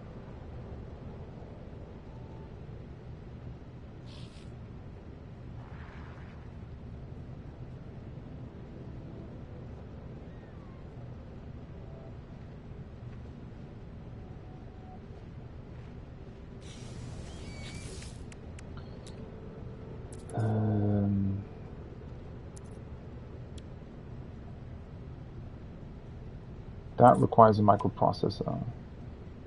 Requires carbon nanotubes, which requires carbon. I definitely, yeah, I need to... don't want to cut down the plants here. I need more carbon. Actually, interestingly.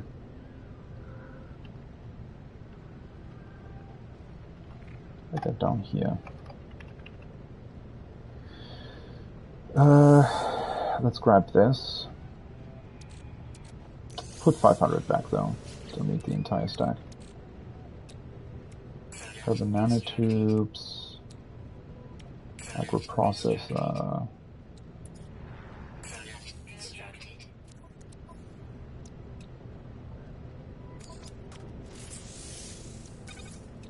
And 3 magnetic resonators. Ionized cobalt. 3. Do I have enough magnetized ferrite? Yes.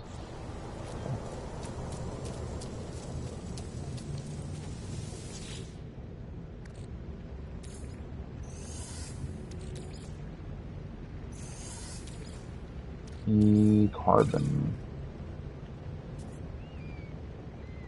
Or cobalt, rather. Why did I say carbon? Mold. Stack it with the rest that I still had. And I clusters. Perfect.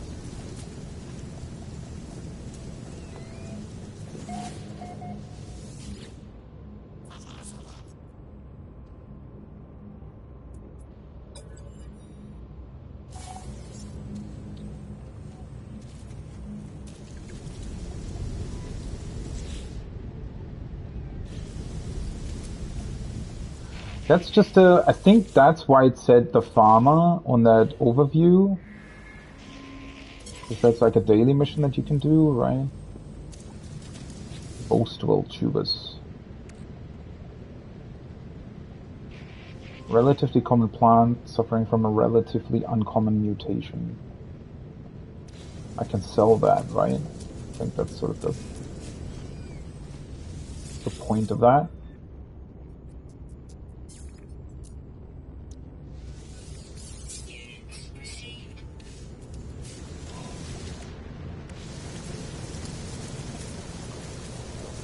Okay. Well. Let's wait for these things to finish.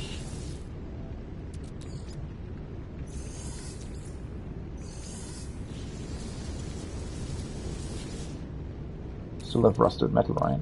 Okay.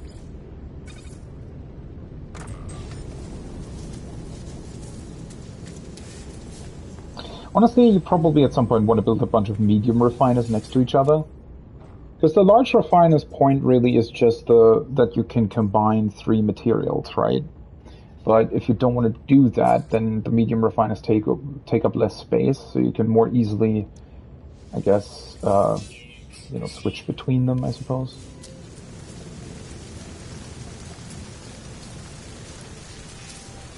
Alright, let's put away the rest of this stuff. Selenium, gamma root, Mordite, star bulb. Oh yeah, I used up my entire stack of star bulb last time, right? Oh, I guess it's good to have some more chromatic metal, paraffinium. The rest is fine, right? It's just that the storm crystals I can put away. There was definitely something that you can build with storm crystals. I just don't remember what it was. Oh, for fuck's sake, I still had 3 quantum computers here? Ah, well, at least that means I only have to build 2 of these resonators then. Yeah, I don't fully remember what the storm crystals were for, actually.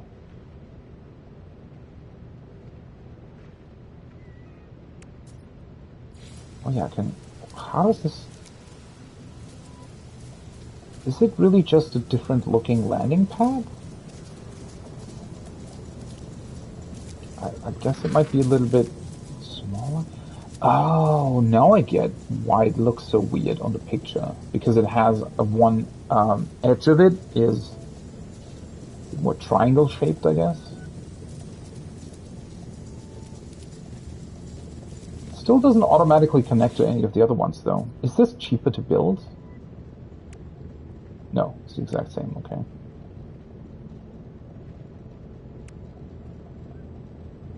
Huh. Yeah, that's why it looks so weird. You see it has this, like, the left side of it is, sort of cut off here for some reason. Which on the picture makes it look as if it's, like, going downwards, right? As if it's a slope. That is very strange.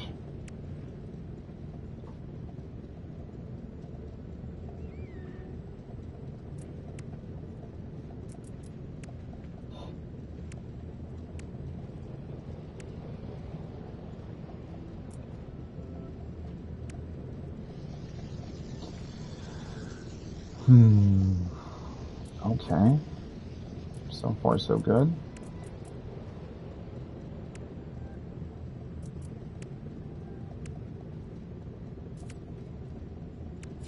Okay, so this would be... That's still small paving, though. Oh, no, it is somewhat bigger than the other one. Though not as big as I would like it to be. See, so I would like to have this one, but the size of the square room. So that you would be able to place it down and then build the square room on top of it. I guess you can still do that. It will just require you to build 1 billion of these. Which is really strange.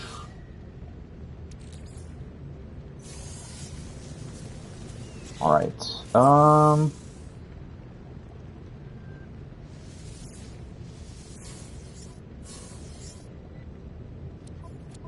3 resonators, and then boom. Technology installed.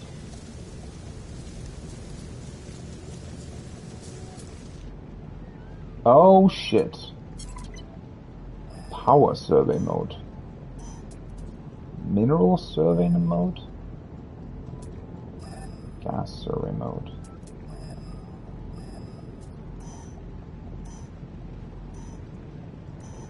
Potential S. Electromagnetic power.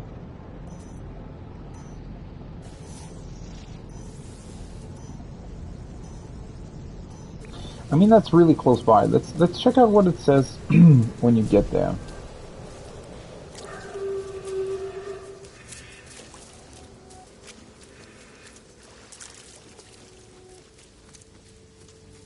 The weird thing is, it feels like this is actually, you know, I don't know, it feels like this works differently to the oxygen connectors and whatnot. Something about this just feels like an additional system that they placed on top of the other ones without actually taking the old ones away.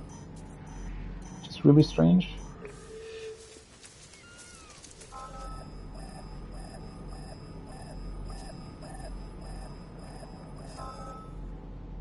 Hotspot discovered. Local field strength 99%. Max field strength 100%.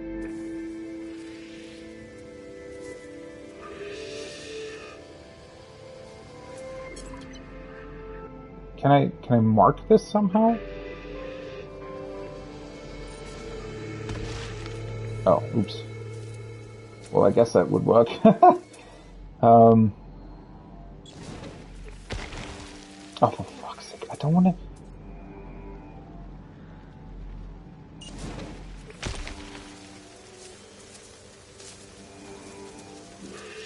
Well, I guess since I can't really... Well, I can.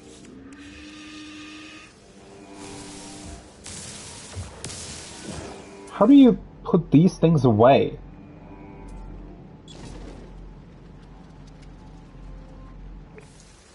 Oh, I guess that works. 2 metal platings, huh?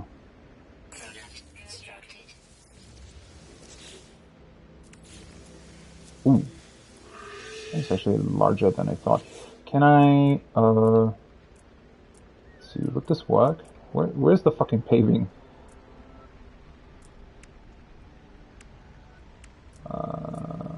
Why is that here? Why is that considered a decoration? Also, for some dumb reason, it doesn't actually get placed flat on the ground.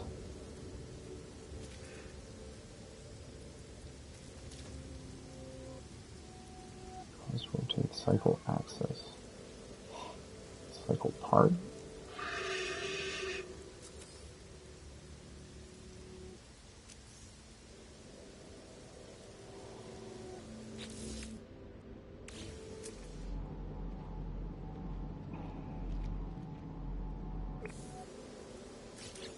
Well, I mean, I kind of have to build it here, right? So.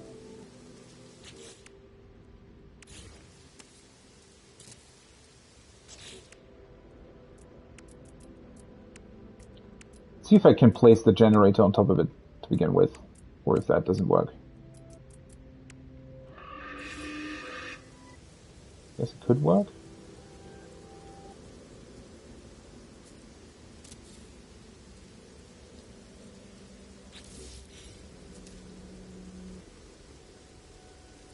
Okay, so now this thing is generating energy, but it looks really dumb. Does the access ramp connect to must attach to structure? Why is there no way for me to place these things in a way where they make more sense? That is really, really, really annoying. I guess I could place the other... Maybe I could place these around it? Oh, wait, why do they snap like that? Well, that doesn't really help.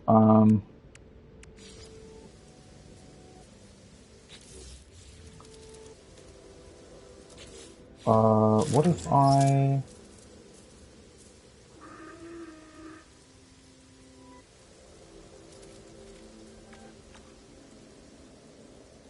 I guess I can just create some ground beneath it.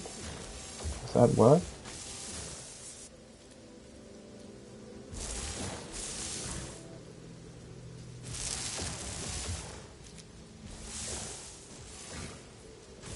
Well, not really. You can create ground around it, but not.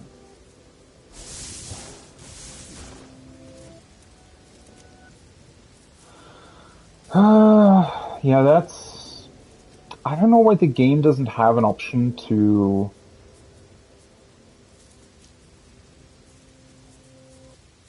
essentially, what's the word? Like, it should have an option to make it so that if you... Or not even an option, it should just automatically, whenever you place down a paving or something like this, and if it's like a certain distance from the ground, it should automatically raise up the ground so that it connects to the paving.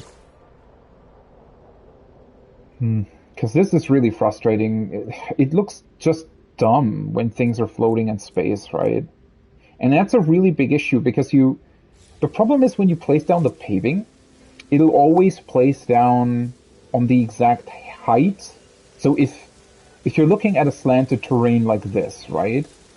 Then whatever you have, whatever height or whatever point of the terrain you have on your exact cursor, so directly in the middle of your screen at any given point, then it'll snap to that point and build it exactly at that height.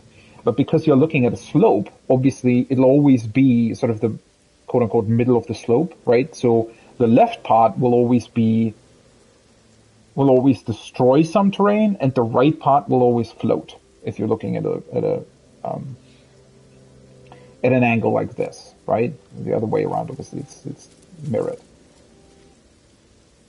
So yeah, that's pretty unfortunate because it'll mean that, well, you're kind of always going to end up in a situation like this. And unfortunately, there isn't really a way to mitigate that, at least not one that I know of now. I guess. What happens if can you connect this somehow?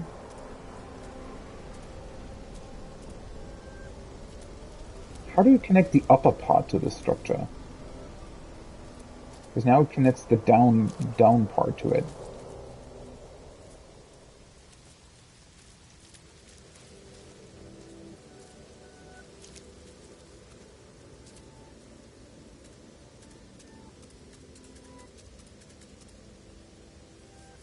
Huh.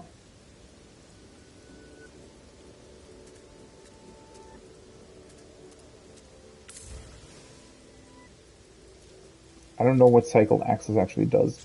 What?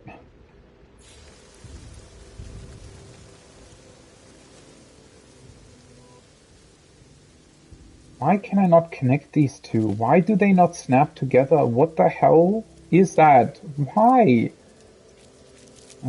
So I would have to awkwardly try to manually place this in a way that would potentially make it look less awkward.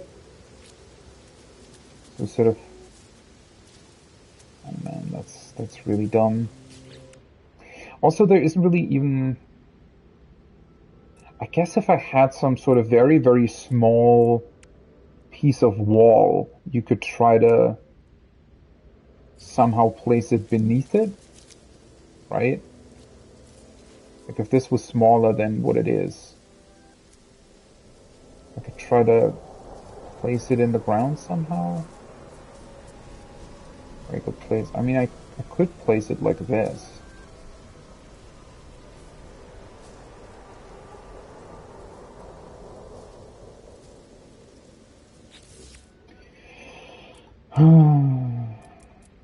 Yeah, I don't know. A lot of this just doesn't really seem like it's thought through all that well. Or maybe next time I'll just put down a foundation, because this actually does what it's supposed to do, right? This creates like these pillars. So it looks more realistic. I guess maybe next time I'll try that. It's just, I hate that the frickin' foundation is round. Why is there not a square version of this?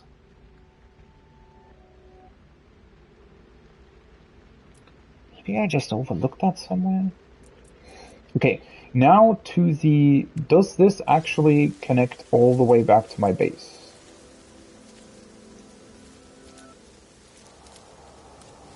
Can you create wiring that is this long?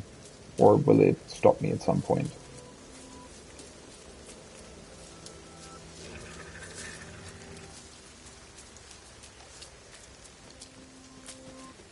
Honestly, quite surprised that this seems to work.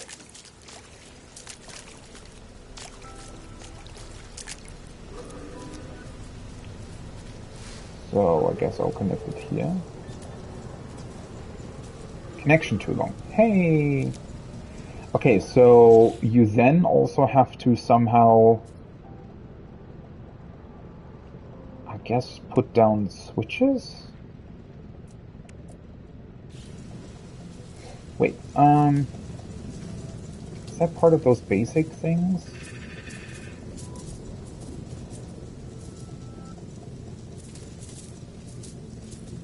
Where did I put the construction research unit?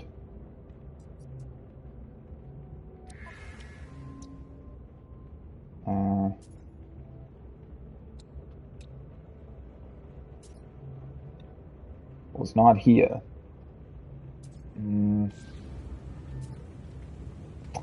The other switches and whatnot. I guess I should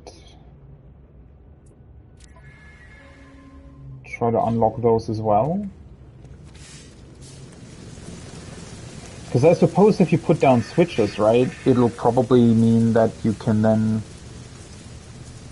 just build a bunch of those so that the electrical wiring connection isn't too long.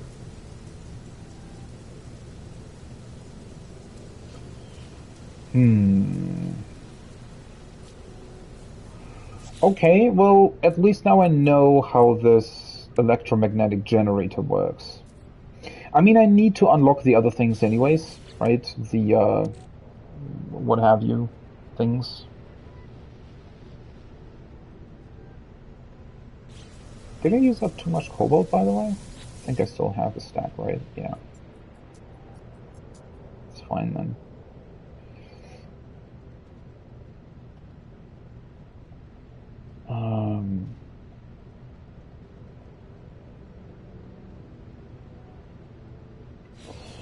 Okay.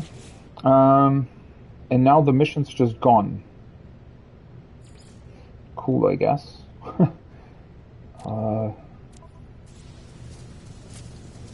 Well, just means that I'll have to eventually unlock the other stuff. Yeah, I also need to get into the habit of just looking for salvage data whenever I'm on a planet. Because obviously it makes sense to have that. I do still need cadmium and deuterium though, right? I don't have deuterium, I'm pretty sure. Would I not be able to... That...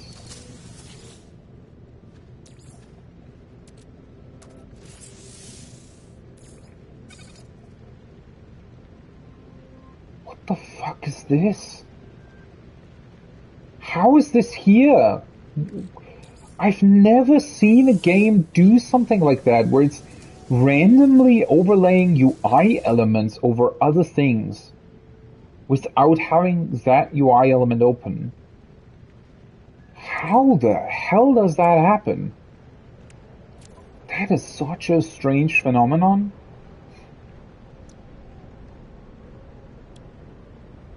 Yeah, I need a lot of cadmium. I know that there's I think here in my home system, there's actually a planet that has cadmium on it. But since I'm still missing that one planet from the system I was just in, let's get back to that one. Um, Previous system.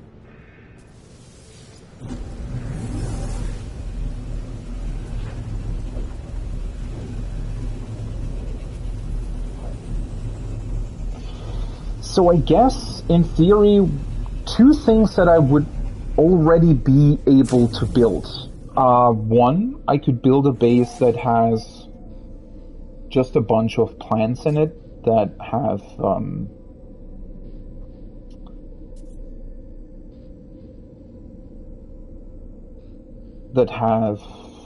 or planters, not plants, that have the gravitino balls in them, right? Because that way I could passively generate a bunch of money if I wanted to. So that's one thing that I could do. And then the second thing that I could do is try out these extractor things and potentially place them down in a way that would allow me to passively mine materials. Both are quite difficult to do, though, because not only obviously to build all that stuff, I also then need to potentially build other bases, right? And then I also need switches, and it's all, I guess, in the future, whenever I build a base, you probably want to build it right next to one of these electromagnetic generator sites, so that you don't have to do like really ridiculously long cables to connect it back to your base. Am I in the right system? Yes. Let's go to that last planet then. And yeah, so in theory, I could probably. I mean, I don't really need money right now, and the good thing is that I can generate quite a bit of money by just exploring anyway, right? Because I get a ridiculous amount of units uh, for scanning stuff. It might be worth it though over the course of the game to essentially, yeah, build bases that passively farm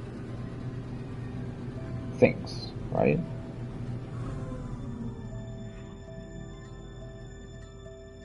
Like, okay, so the planet where the anomaly is, that's that one.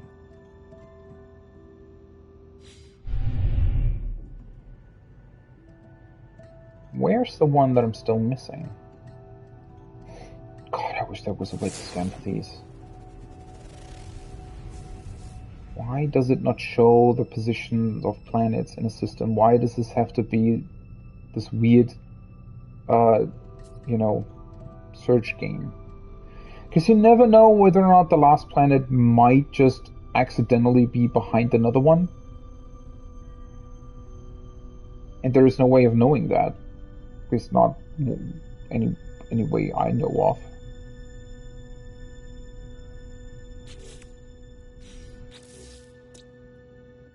How can I look? Why do I have... What's going on with the online services? Why did I lose connection? Is there a way to actually... Wait, network... To reconnect?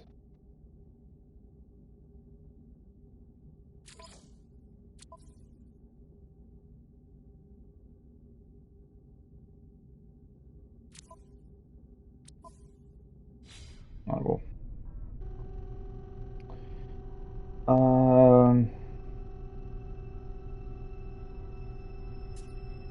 Oh, that's an asteroid. I hate that so much. Why is there no way to do this more quickly? More efficiently? Because the problem is you don't even know where it could be, right? So you don't know the direction you need to travel to potentially see where that last planet might be.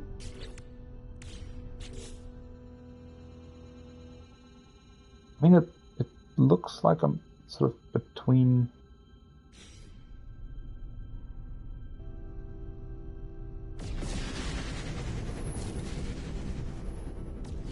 That's the last one.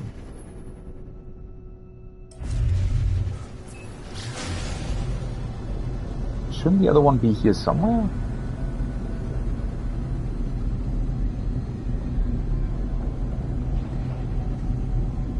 The most frustrating thing about this is that I do seem to remember that there was a function like that at some point. I see it was behind. Yeah, see, it was behind the other one. Copper, pyrite, silver. Oh, it has silver on the planet.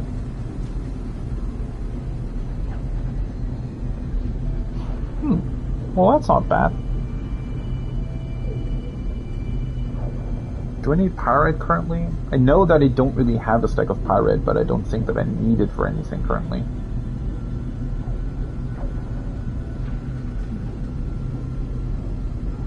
But I guess it is cool to know of a planet that has silver on it. That being said, though, in the systems that I visited, there probably already was a planet like that somewhere. So if I were to look through those, I probably could have discovered that right away.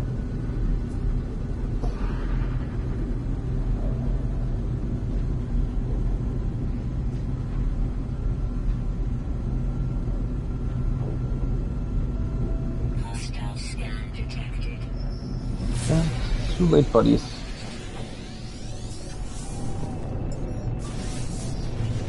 Incoming cargo probe scrambled. Hostile forces disengaged. That's the first time that has actually been successful. Awesome. So what? It's currently at like a 25% success rate or something? Well, I mean, that's better than nothing, I suppose. Oh, hello. Finally, a base you can actually land on. It's been a while since I discovered something like this.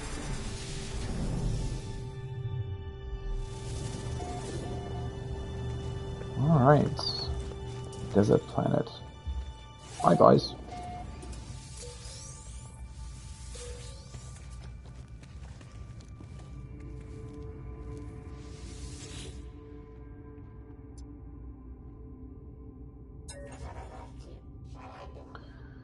A product experiment required.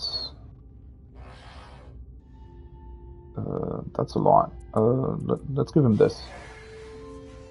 Expensive process cools. Okay. Alright. Nice. There was the one thing that I didn't want to, or I didn't care to get rid of.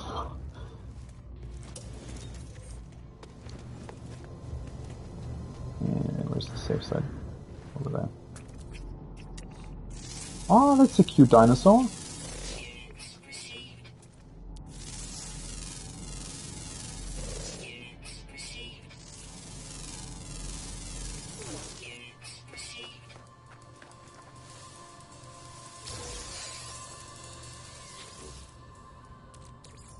Yay, more rusted metal.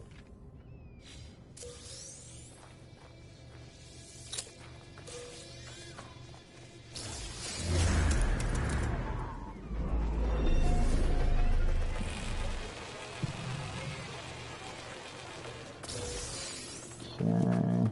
More navigational data, holy shit. I just got rid of that. I completely forgot that they give you navigational data. Well, I mean, it's pretty cool that you can more or less directly translate that into exosuit upgrades, though. That's definitely new, I think. Or maybe I just didn't have it unlocked previously.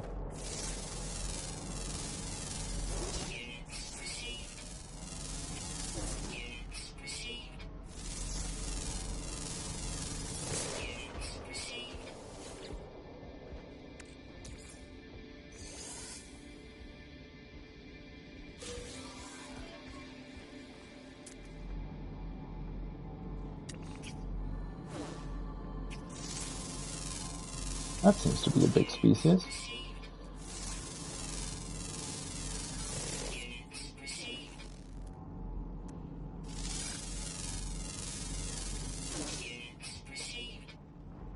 Let's see, what do we have? Cargo drop. Yes, something in the distance as well.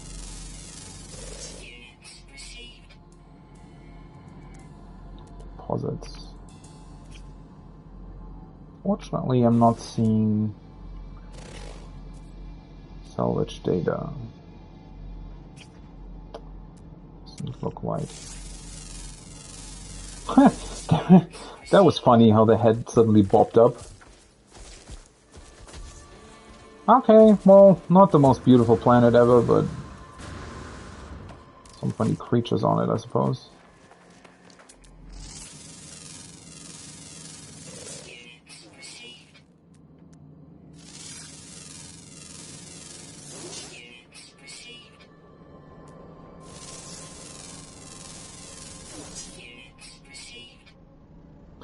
Yeah, the caves are definitely one of the biggest culprits of always looking the exact same on every planet. I really wish they would have, you know, done something about that already. I mean, I have seen some people call for potentially, you know, a better generation. What I didn't realize though is that that would be tied to essentially wiping the universe, or potentially wiping the universe, because it would mean that they would have to re-roll or reseat the entire thing, right? Which I get that would probably make people anxious that have big bases and whatnot. Though I've also seen that some people were suggesting that they could, because there are multiple universes in this game, right? You have or galaxies rather, and apparently they do count as different. Like they have different seats essentially, different values for generating planets. And the way it works is that, well, you start in the Euclid galaxy where I'm in right now, and you can potentially enter other galaxies by reaching the galaxy's core, right? So not a lot of people will even be in those galaxies, in those other ones. I mean, I'm certain there are a couple in the second and third one maybe, but not really beyond that. So people were suggesting that maybe, you know, they could then keep the current one, but change the later ones. Yeah, I don't think there are any currently interesting things for me here. Yeah.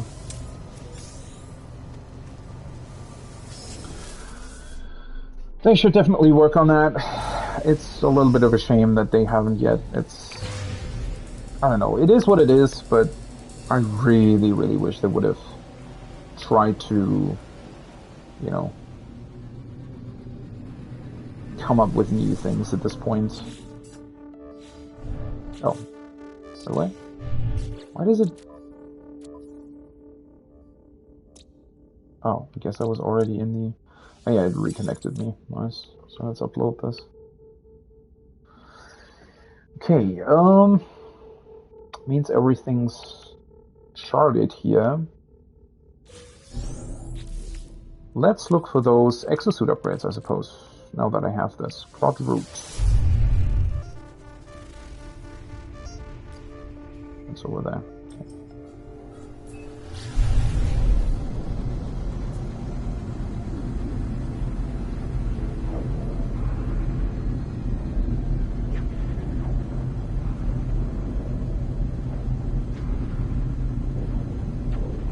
I could collect sodium on that planet. If it's not too much trouble.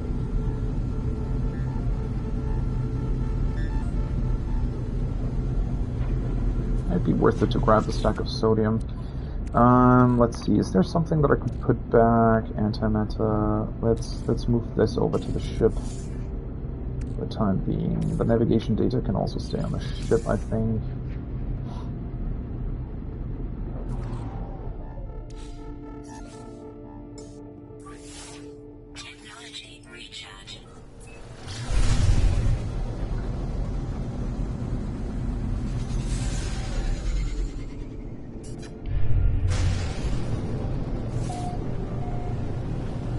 Honestly, this does almost feel like overkill, though. I feel like it's a bit strange that you can find drop pods for, what was it, 3 navigational datas? I feel like that should require more, but difficult to say sometimes. Because the thing is, right, these drop pods are always next to these beacons anyway. So you already get another navigation data, I think. You basically get 1 back anyways. So in theory it only costs 2, and that's really, really easy to get, so... Okay,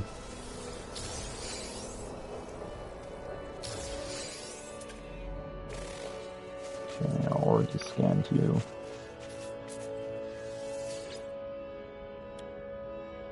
One carbon nanotube, sodium hydrate, and antimatter housing. Product constructed.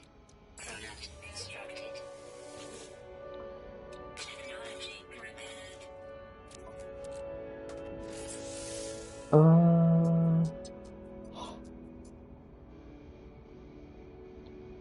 Well, let's maybe go with the inventory slots first now. Do I have... Let's see. Oh, let's stash it. Because I did buy a couple of these, right? Where I now have the blueprints for them. Toxic resistance, heat resistance, cold resistance, radiation resistance. Why does this have plus 50? How does that work?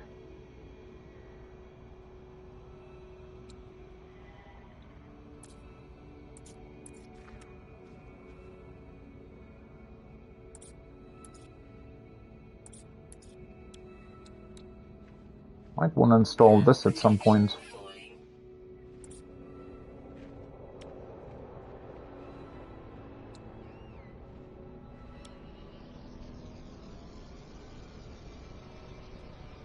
So if it says words translated 3, does it mean that it automatically translates 3 of the words that I don't know yet? Or how exactly does that work?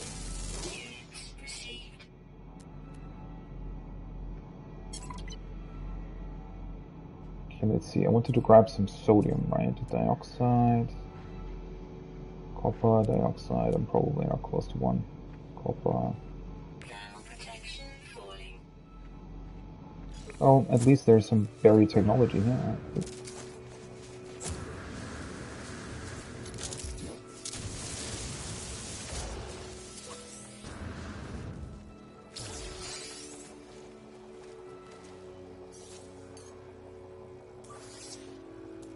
Technology recharge. Units received. More buried technology, nice. Protection falling. Oops. Units received.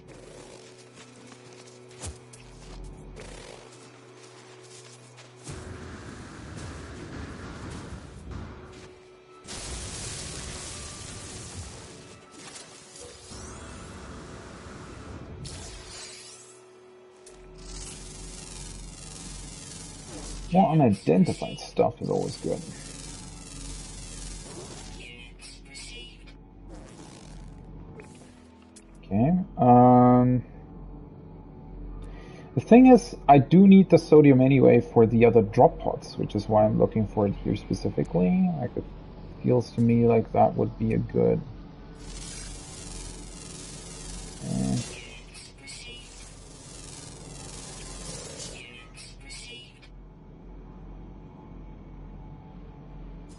Let's just keep looking. It is somewhat annoying that I don't have better cold protection, but oh well. I'll live through it.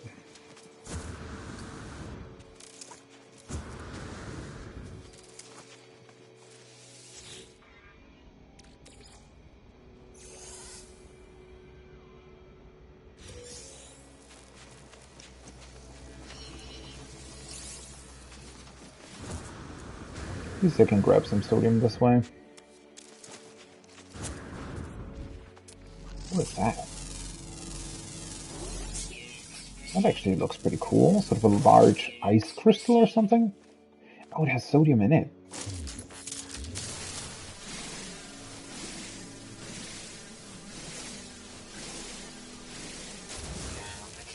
That's perfect. I always forget that these planets do have, you know, these things sort of in other structures as well, if it's on the planet already anyway.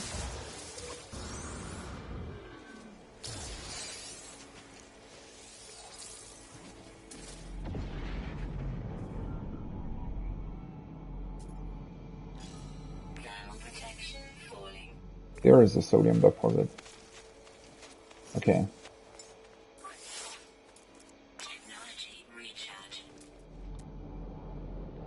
Wait, which one was this one?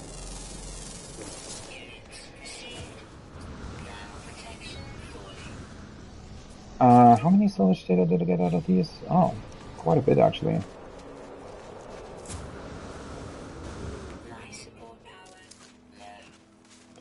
Yeah, it might definitely be worth it to go for those other, like the salvager and whatnot. I don't know. It's still, well, it just does seem to be fairly complicated to me. Oh yeah, I completely forgot. I could also, like, it's just go into chaos, right? Don't have to recharge my stuff. Where was it? Dioxide. That one.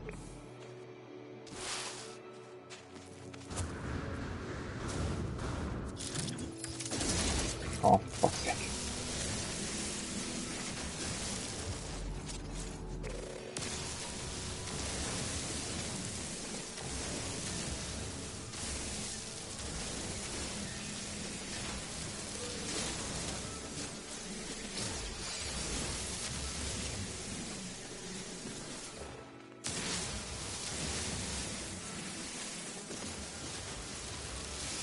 Well, I feel like getting these drop pods alone to work and, you know, getting all the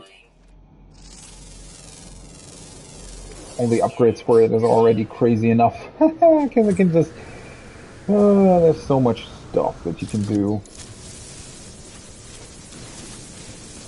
A whole bunch of sodium.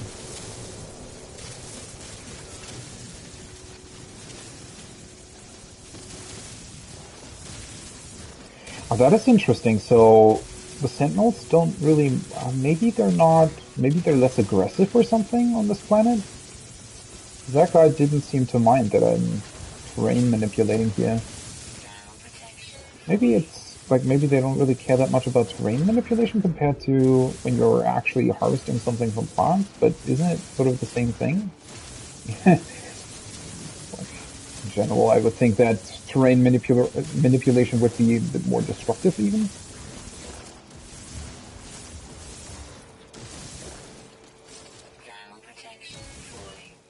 Yeah, I think I got everything. How much sodium is that?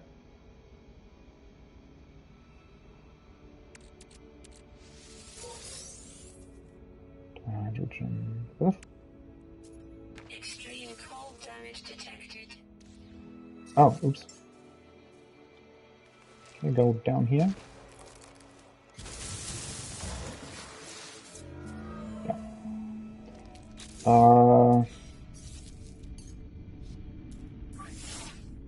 Technology recharge. Oh, is it not deep enough to actually... Oops.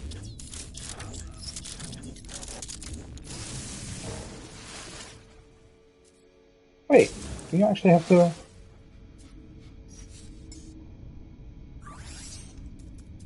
Oh, well.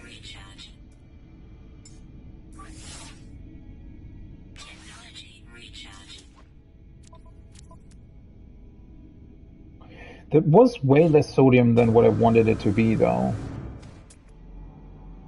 I kind of hoped that it would be more than that.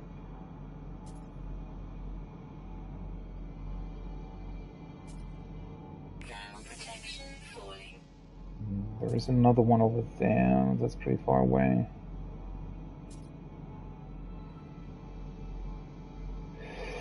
Oh well. Well, the problem is, if I'm constantly using my batteries, then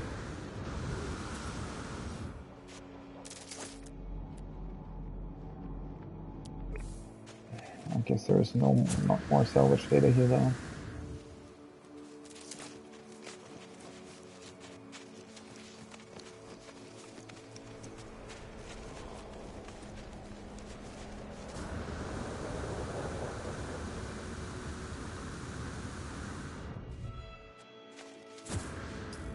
Oops. Oh. I'll scan those.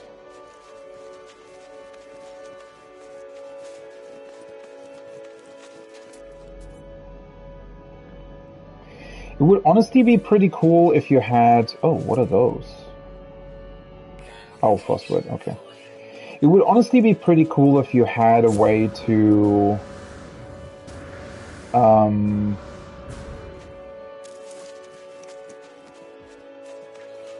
Shit.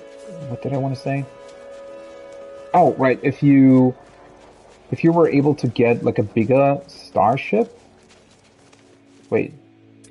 Did I accidentally mark the wrong thing? No. It's over there. Oopsie.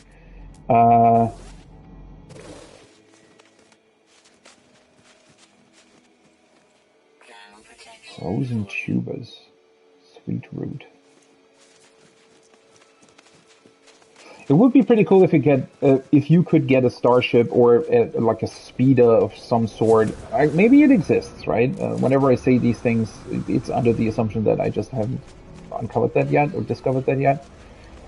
But to be able to have like a... Oh, give me a second.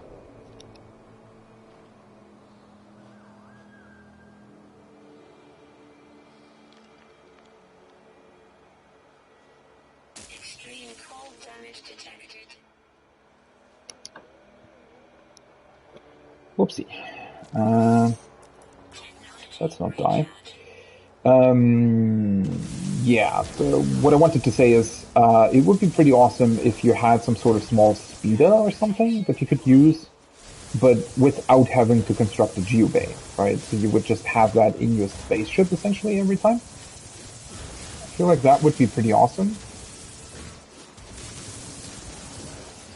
Because I think I can't actually, get rid of the rest here. I think I can't actually summon anything, right? I can't summon in any vehicles. Oh wait, I can? Wait. Why can't I do that?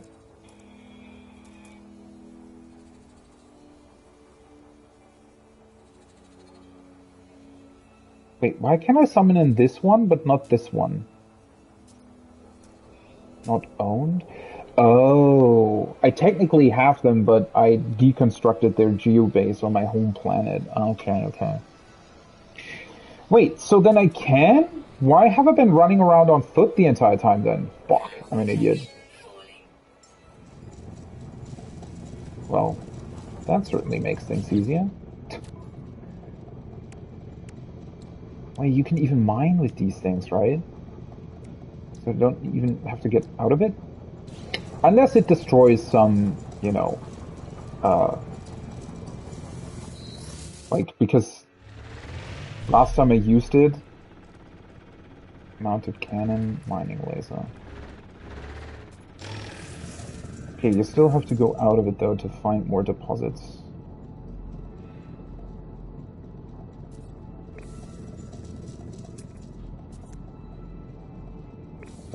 How much sodium do I have now?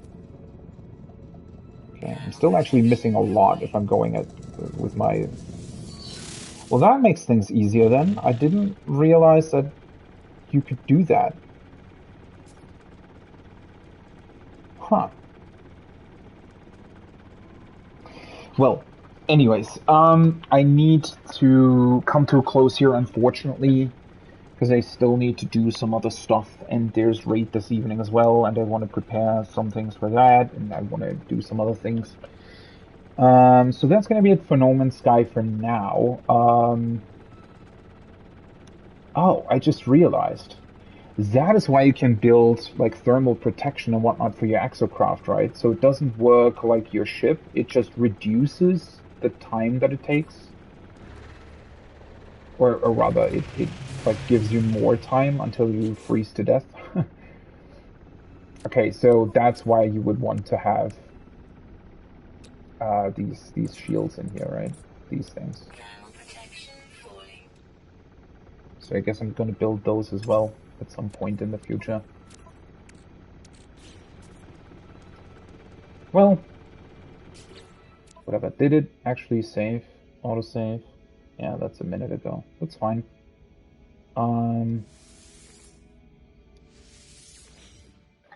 Cool.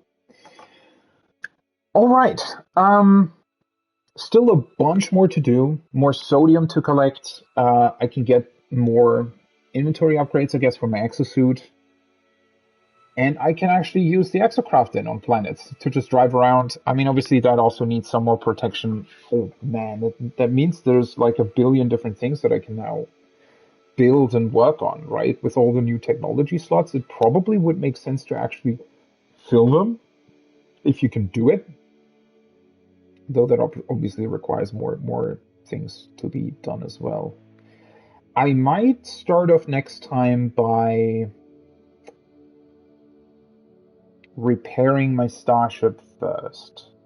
Because now that I've explored this particular system, or at least have been to all the planets, it might make more sense to do that first, and then go back and look for more drop pods and whatnot. I mean, I can look for the drop pods in any given system. I've explored this one now, so I can always come back to this system, and from this point then go and continue the base mission. Yeah. So I think next time what I'm going to be doing is, and there's so much stuff. I very much like that everything takes a while. Like, I don't have anything against that. So it's pretty cool because obviously you have so much stuff, right? I could install upgrades on my exocraft. I could build bases that farm materials now, right? I could do all that stuff, and maybe I should even do it. Like, maybe I should try to now build. I need more salvage data for that, though. Right? Bases that extract like materials and whatnot. Because in a way, if you can get that up and running, then every time you need something, you just quickly teleport over to whatever base it has and extract that from your mineral, from your mining thing. I don't know. I might do that with cadmium, for example, because it seems like cadmium is very often used, especially in spaceship repairs. So maybe I'm going to try to set that up. So maybe that's what we're going to start with next time. Well, I do realize that I still need more salvage data for that. I can get. I'm missing three, right? There's like a gas extractor, a mineral extractor, and then there was another thing for some reason. And then I also still obviously need switches to actually connect the cables and whatnot. And then I need to come up with a cool system of what kind of bases I need to essentially come up with an idea of what a base is supposed to look like, right? Sort of my base blueprint, if you will. And then I can just construct it every time I land somewhere. That'll also give me the chance a chance to make it so that I can know what kind of materials I will need for that. Oh boy. That's a lot, right? That's really a lot. But the thing is, the goal of that is to automate mineral extraction, if you will. If it truly works like that, which is why I wouldn't want to try it next time, right?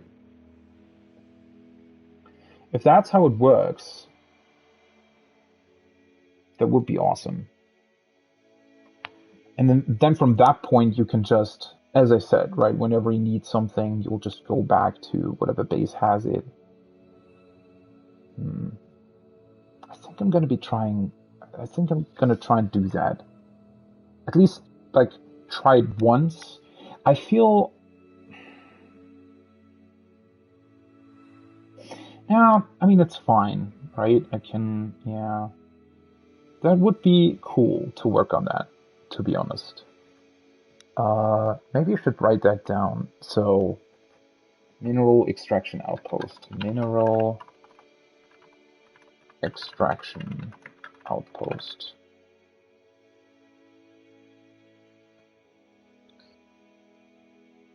Yeah. I'm going to try to build one for cadmium, because I do know that I've already discovered planets that have it. So I'm just going to go back to one of those and then try to build that.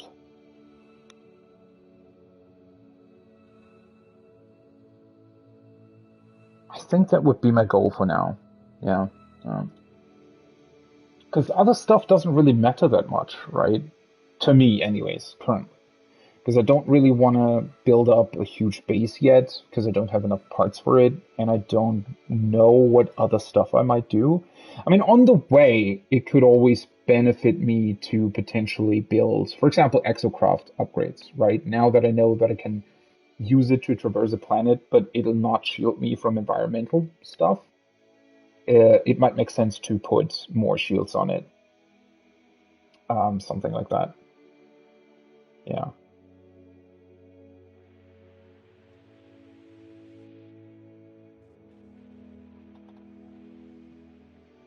Let's see.